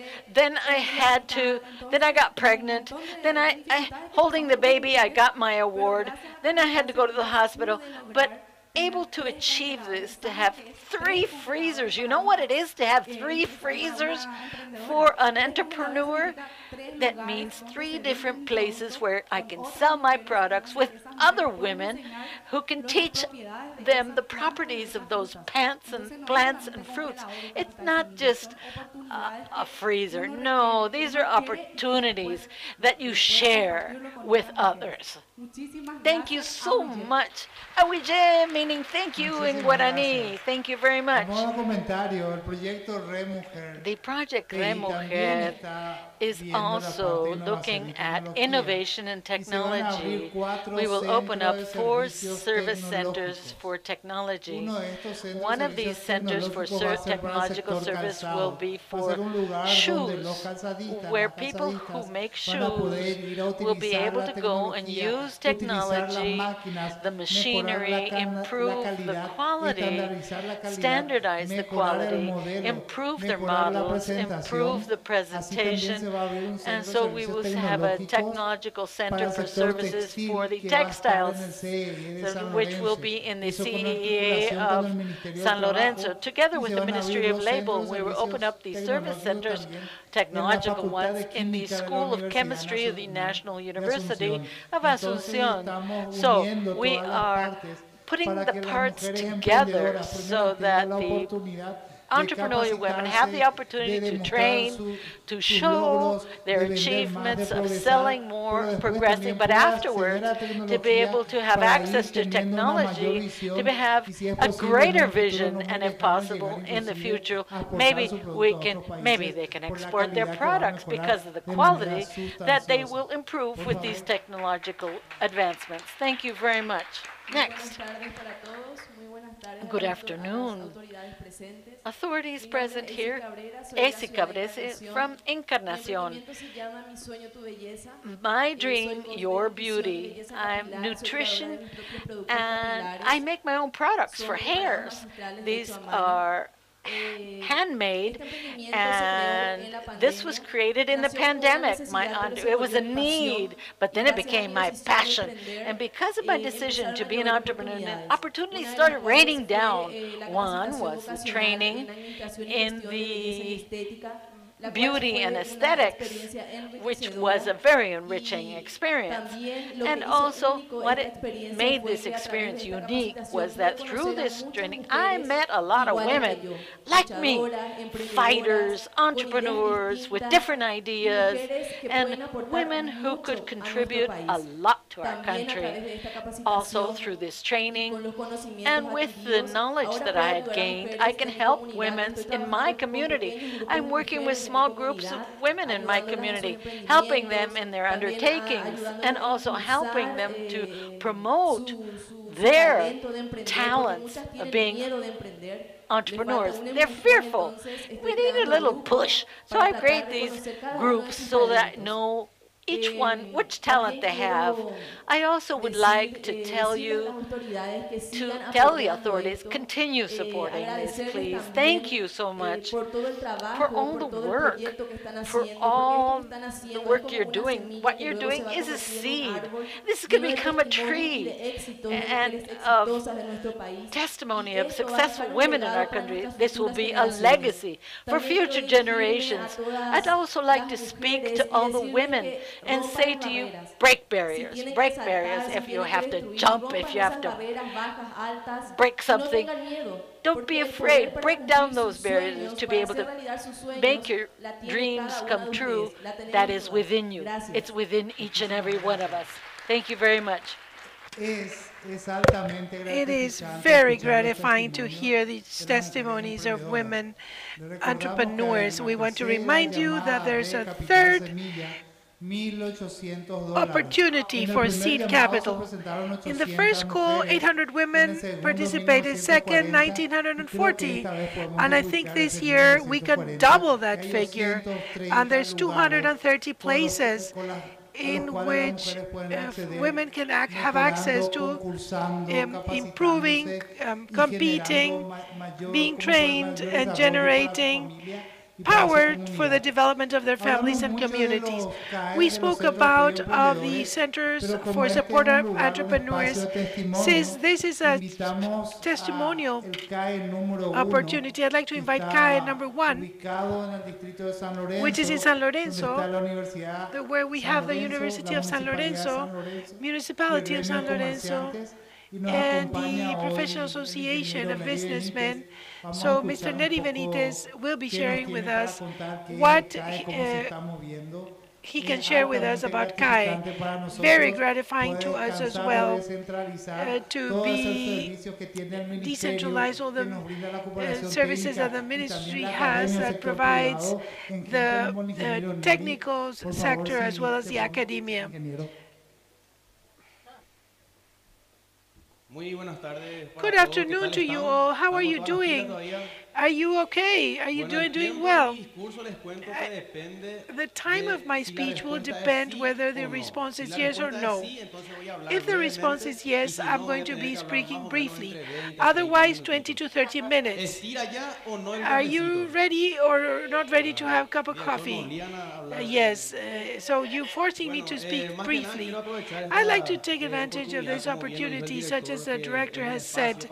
This is a space to share testimonials, and I'd like to celebrate each one of the projects that are managed by the national government and are strongly supported by the Technical Mission of Taiwan and the Republic through Carlos Lint. I'd like to greet him and thank the whole Technical Mission of Taiwan, and through the Vice Minister Isaac Godoy, who's having a nice cup of coffee.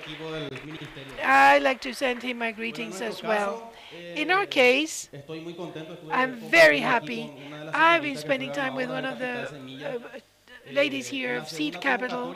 The second call, ourselves as CAE, Center for Support of the Entrepreneurs, had the satisfaction that we had 15 entrepreneurs, women, that have been awarded with the Seed Capital. And quite frankly, I'm very honest that it's an average of 12 million each. And I don't want to actually look down upon the winners, but I want to say that within the framework of the Project Re Mujer, we've received about 200 million guaraníes equipment to work with each one of you, women entrepreneur. This allows us, with the equipment that we have, computers, access to internet, tables for meetings and training chairs, to help with each one of you with providing access to free trainings. And we also offer the access to the promotion of each one of your businesses. One of our strengths is carrying out these fairs, entrepreneurs fairs, monthly, that is outside the municipality. In these fairs, not only one sells a lot, but it allows them to get their businesses know or start receiving personalized requests for the products that each one of you offer. So, unfortunately, I would like to, Mr. Director, this is an improvised. It invited me. I would have liked to have prepared a material to present so that you can know in depth, but I'd like to take advantage of this opportunity and let you know that when you have the time, come and to see this CAE in España and to Férez el Chaco, so that we can all spend some time in a very pleasant atmosphere and we can introduce each one of you the approaches that you have from the CAE. So thank you for this opportunity, and to all, enjoy the rest of your day. Very well. To conclude, I want to thank the technical cooperation, Mr. Carlos Lee, Gilberto Tazu. Thank you for all your support. David, Amelia, the whole team. And this is a dream that is becoming a reality. That is why we need this space for testimonials, because the beneficiaries are the ones that have to share their experience and encourage others, become an example, and help other women to have access to the opportunities and benefits that will be sustainable through the territorial distances that will be the CAEs. Thank you for your attention, and please a round of applause for each one of the ladies.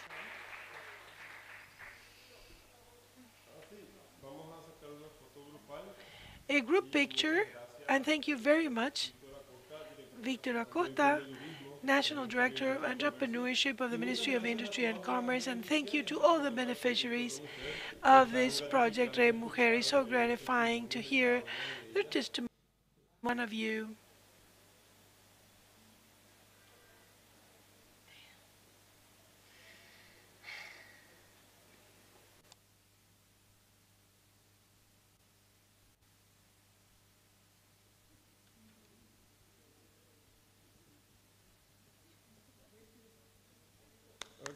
Felicidades, muchas gracias. Y a continuación, como broche de Now, as a final brooch, we would like to invite our specialists that have come from other countries: Colombia, Ecuador, Argentina, Brazil, and Taiwan.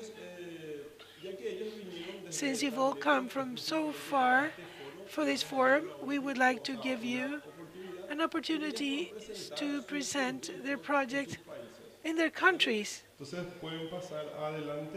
Please come on. La señora María de Deus Coelho Rocha Faría, primero.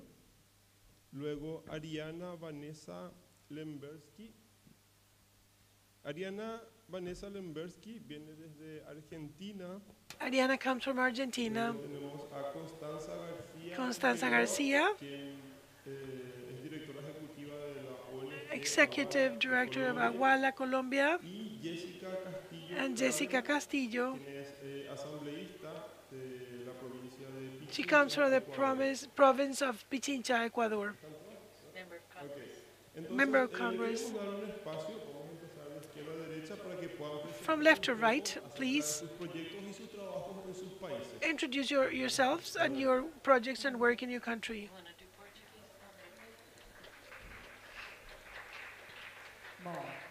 Very well. You've all seen that I want to, what I shared already. I'm very excited and touched that with the certainty that I'm in the right path. It's far easier to be at home, retired, but I'm resting. But I'm here to request, because this is a project that has grown a lot, and this is a project alone to tackle all the needs of the communities that are lacking. So it's difficult. So I'd like to thank you, Taiwan, because I'm very happy because they've embraced our project. And when I saw the presentation and the testimonials of the product, of the entrepreneurship, I am even more certain that I'm in the right path. I just need help. I just need people that will embrace the project, because since 2017, it's a single project and people have help, sporadic help, and also volunteers. So I'm hoping that the Brazilian government may have an opportunity to assist and see that a person, a professor of the capital of the country, is trying to do a project by herself, that it's actually creating a revolution, that this is the right time to be part of a project to change more lives of women, not only women, but young people and children, because when mommy's life are changed, benefits not only the mom, but the family. So we have projects to produce soap. During the pandemic, the students said that they wanted to produce soap. We didn't have soap to wash our hands because the communities are extremely vulnerable. So their monthly less than 300 reales. We distributed soap, and they want to continue producing face masks. How many women sewed by hand? They didn't have a machine. So I think this is the right time. We have this opportunity. I'd like to ask the responsible parties if they had access to the last slides of this presentation of how things happen, because oftentimes we have to show the businessmen that these things can happen. They oftentimes need to see it first, but to believe. So I'm asking support. I'm very happy. My partner found out about the project in June. She got excited with the project because it's changing lives by itself, without structure, but with a lot of will, with dreams and work. Because we have to dream, but we have to work. Because if you dream and you sleep, the dream becomes a nightmare. But if you dream and work, then the project works, the dream works. We need everything that you can imagine. People write in the legs because there's no shares. They don't have books, notebooks. But if you have a person with a will to learn and a teacher with a will to teach, nothing will become an obstacle. And we've seen lots of fruits of this project that I said is a project of love and solidarity. Thank you very much for this unique experience. I got touched several occasions when we cry. It's not that we weak. We cry because when it's changing lives, and we know it, and we need to understand that I'm not the only person. And I'm the only in 10 siblings. That's why I understand the pain of others. When you understand the pain of others, one always wants to do something. I'm not going to resolve the problems of the world, but I can help a little bit around me. Thank you so much, Maria de Deus Coelho Rosa. Thank you for participating in the Regional Forum of South America, for speaking to us in this part of the program. Now we would like to invite Mariana Vanessa Embersky. She's a specialist, comes from Argentina. Please introduce your project. Thank you very much. It's a bit late. I don't want to get you too tired. Say a few words to summarize the spirit and all the emotion as to what we heard today, which refers to the challenge of economic development of women in these times. If I had to talk about one project only in Argentina, because there are thousands of projects, great projects in Argentina, and so worthy of being shown in videos, because there's many videos that show the work and what women do. There's a lot of potential for development and growth and work above all.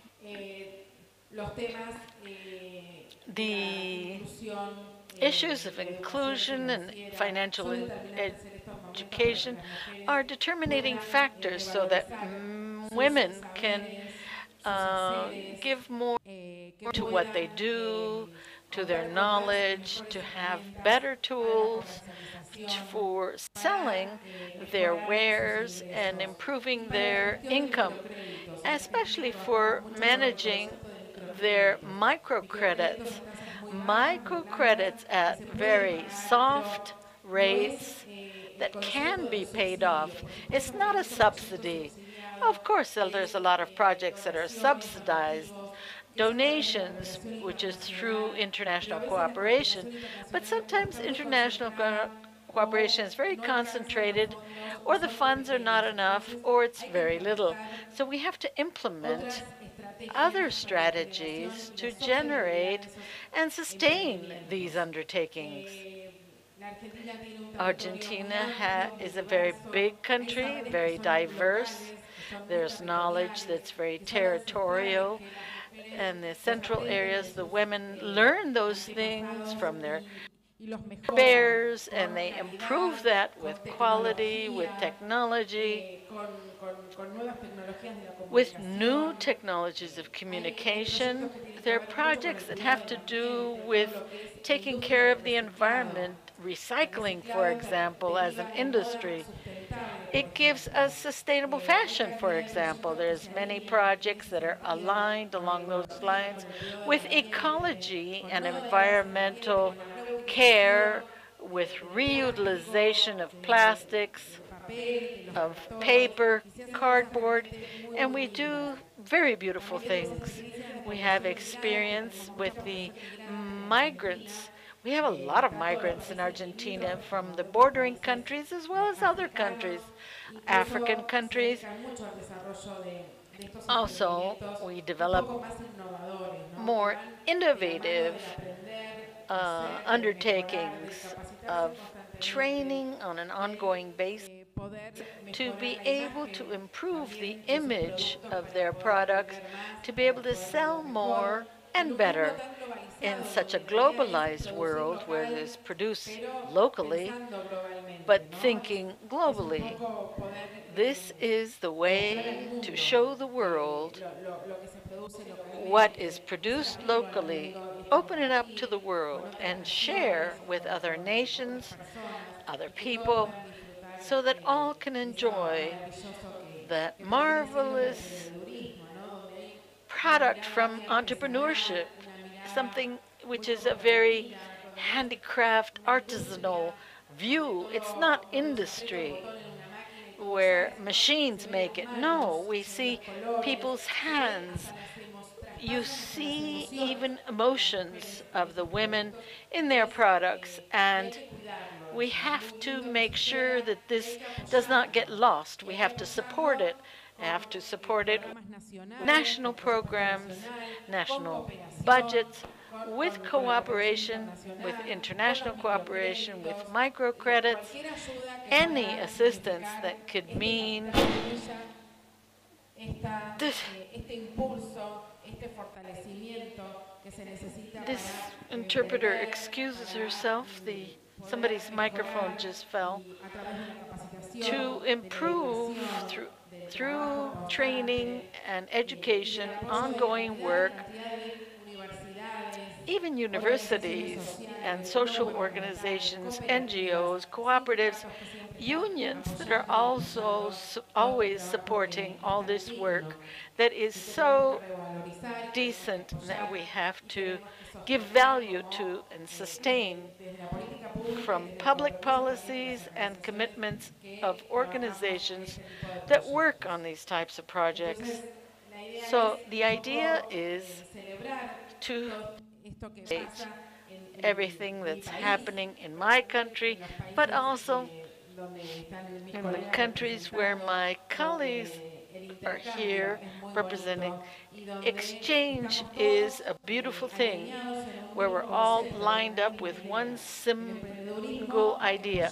Entrepreneurship needs to be supported. Employability is not always easy, but people from not having to get any work have been able to make progress through entrepreneurship, educate their children, and uphold their families. This is an ecosystem of work, support, knowledge sharing, and strengthening this type of initiative. Thank you. I will give the floor to my colleagues. So thank you very much. Thank you very much. Let's give the floor to Lidimilla Carvalho.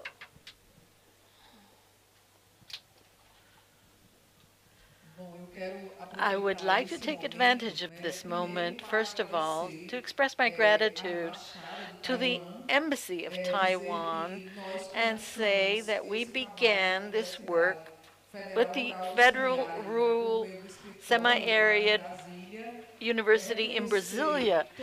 We'd like to acknowledge all the social work that this country has done. I'd like to take advantage, well, show my solidarity to these social issues of this countries, all these countries, of all the conflicts we shouldn't have. But you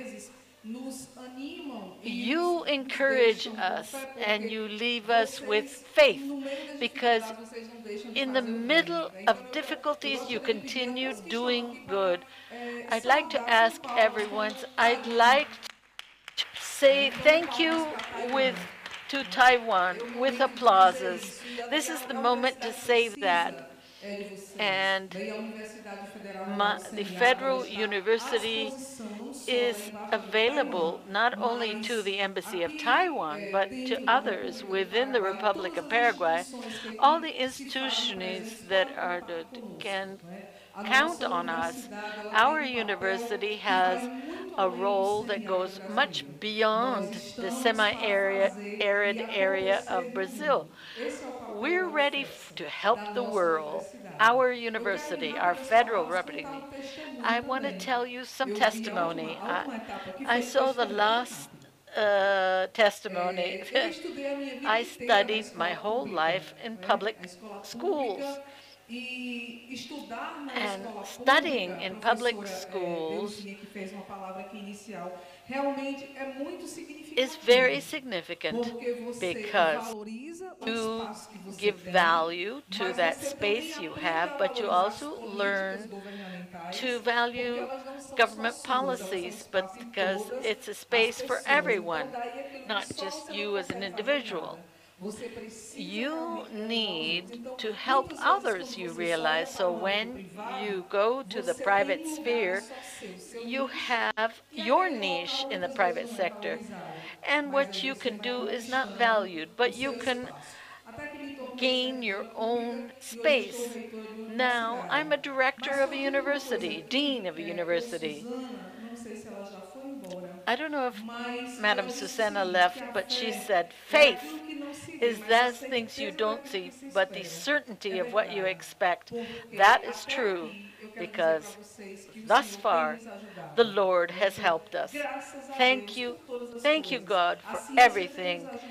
Science has helped us. Science has its role. It contributes. Important to feel encouraged, to have faith.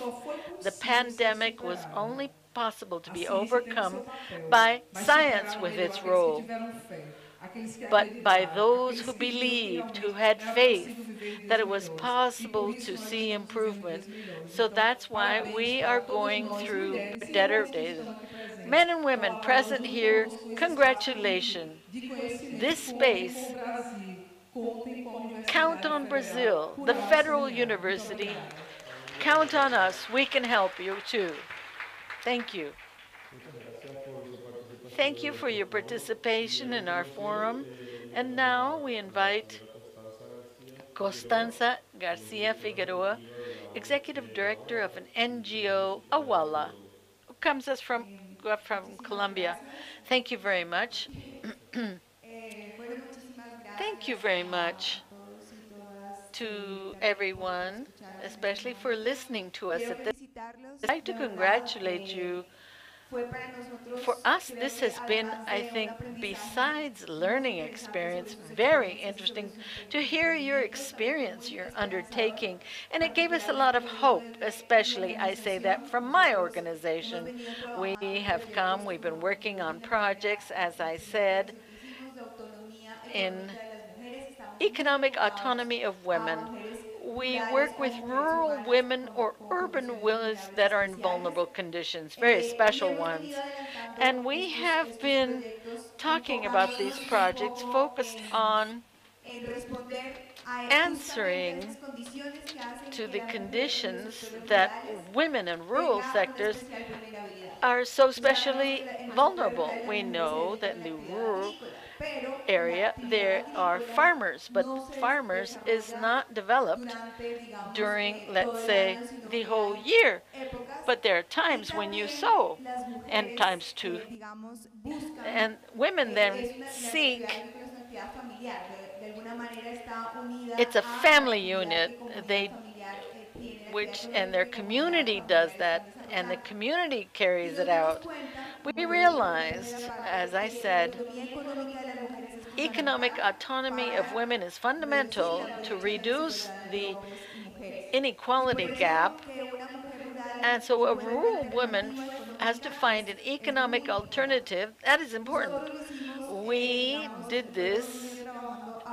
We've been working based on, we skilled them, we gave them skills in trades, but we gave them the tools and knowledge so that the women can begin to develop economic activities, alternative ones. We've developed some that have to do with learning little handicrafts, let's say for Christmas, they did very to learn also to sew in rural areas, and we've had a good effect, but that's just first part of their projects. The creation of skills, the next part is how you consolidate that. And I think that one of the things that was reiterated during the day, the problem is that they're small, we're alone. One way or another, the answer is joining together. So we're concentrating on strengthening their association abilities in formalization, as well as a component of creating of social fabric. So a woman can sit next to one and another and feel the difficulties the other woman experiences. We have emphasized a lot on the incorporation of this approach that is intersectional, gender and territorial, but it's acknowledgement that a woman who is indigenous, young, maybe it's not the same thing as a professional woman who's older and living in an urban area. So answering to those specific needs, you build the first stage of the project.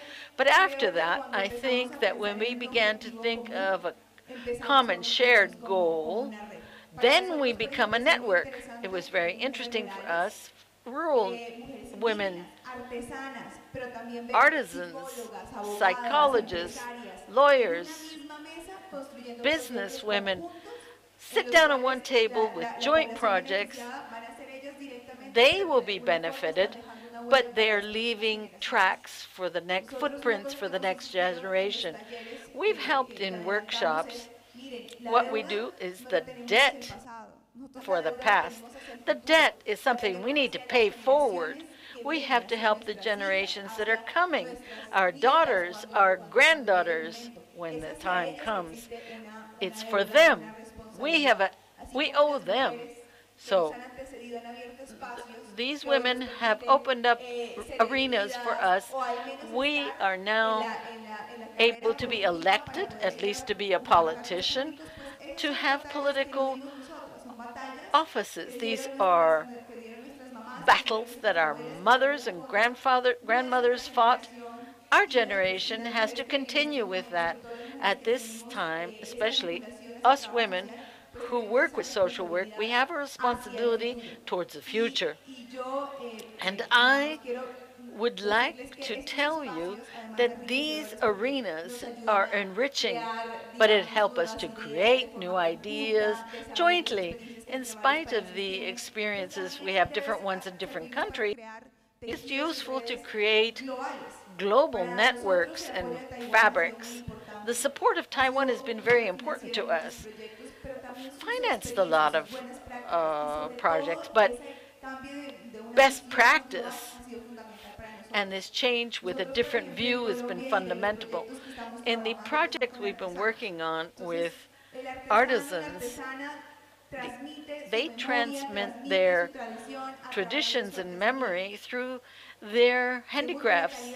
Great quality, it's pretty, but we have no way of competing in a global market. And that learning of creation of enterprises is a great challenge that we have as an organization, to be able to transmit. Once they have the skills and they have organized as an association, then also we need to get to the point of saying, all right, now we're going to be businesswomen. We have cooperatives, pre-cooperatives, associations in Colombia. Those pre-cooperatives, women's associations, should really become an enterprise.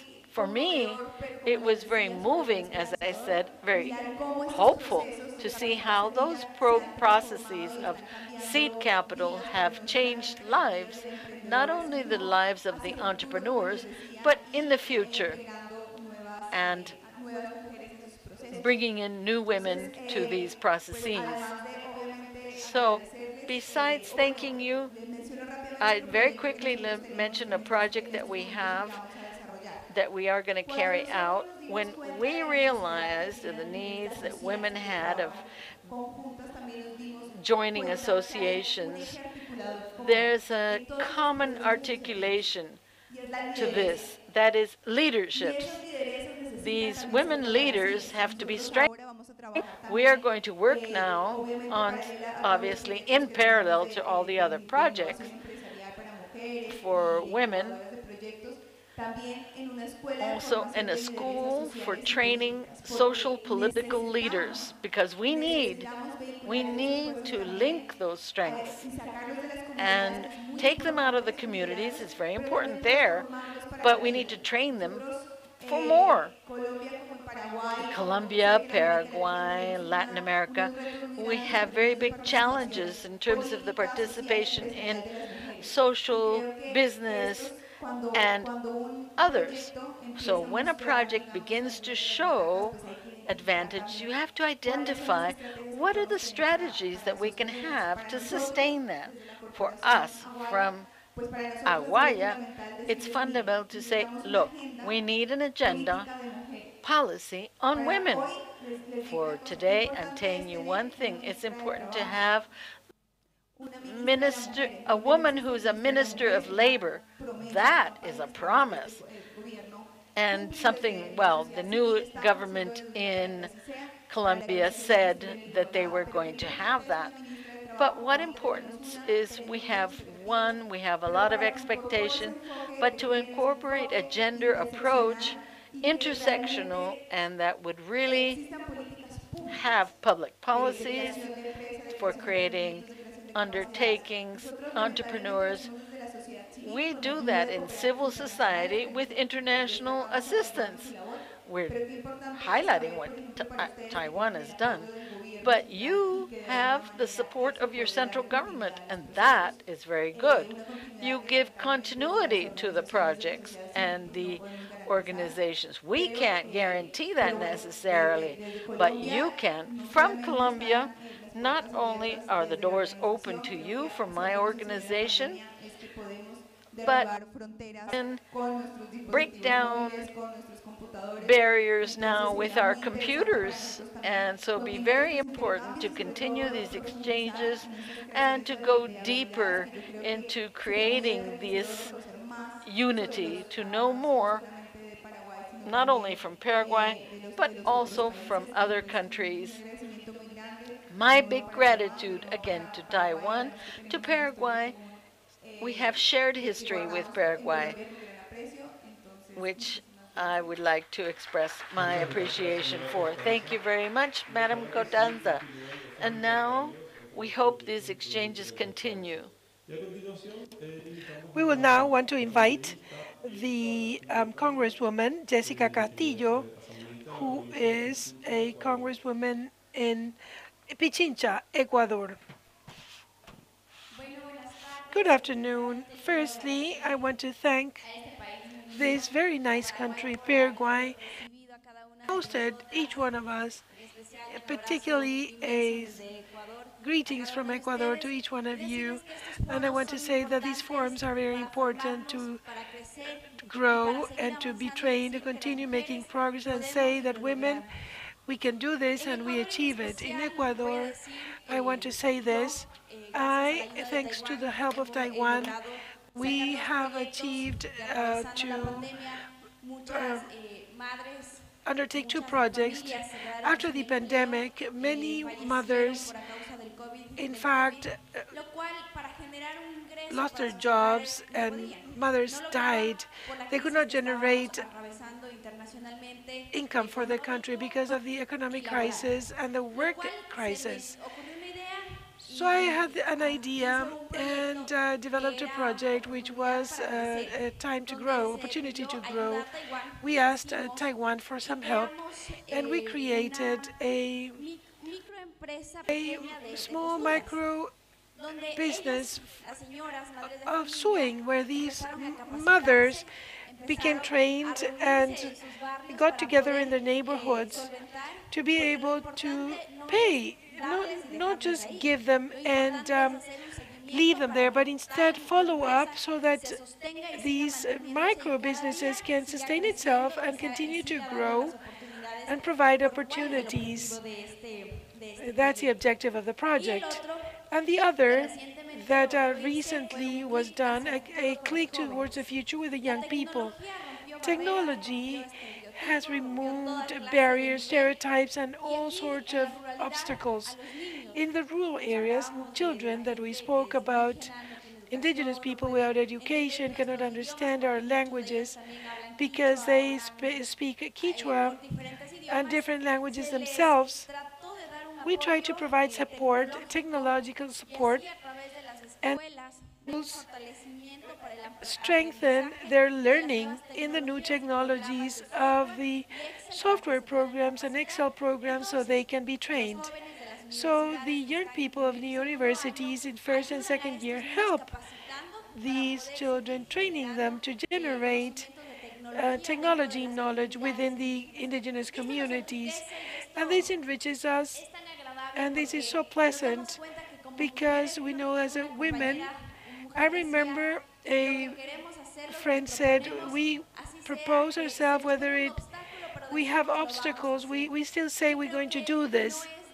So it's not about which country you come from, but just saying I'm a woman, I have children, I have a husband, I have a job, because we're so different to men, because we care for the home, we care for our job and our children.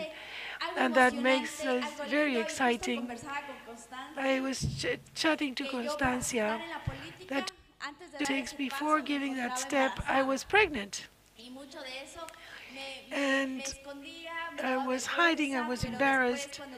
But when you become empowered, you say, I want to do this, because there's absolutely nothing wrong to be young, to be pregnant. It's a life cycle. It's so important to empower yourself with what you want to comply. There are political, social moments that make us very sad in each one of our countries. As politicians, it is very difficult to help each one of our regions, of our departments, of our places. But I think that when we do politics and we put in our grain of salt, it enriches your heart and you know you're doing something more. But to achieve that, each one should put their hands and say, we will achieve it. I want to thank each one of you. Paraguay, that has opened their doors, a very beautiful country to get to know, learn from you, and take all the experience to my country. This will be fantastic. Thank you very much, Taiwan. Thank you, Paraguay, Brazil, Colombia. Muchísimas gracias. Thank you. Bueno, y agradecemos a and we want to thank all our foreign guests with a round of applause.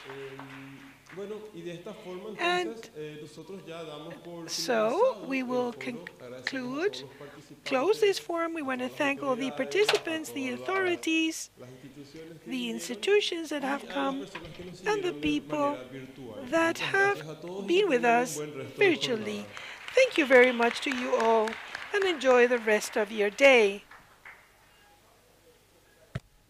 A las personas quienes tienen sus auriculares, por favor no se olviden de cambiar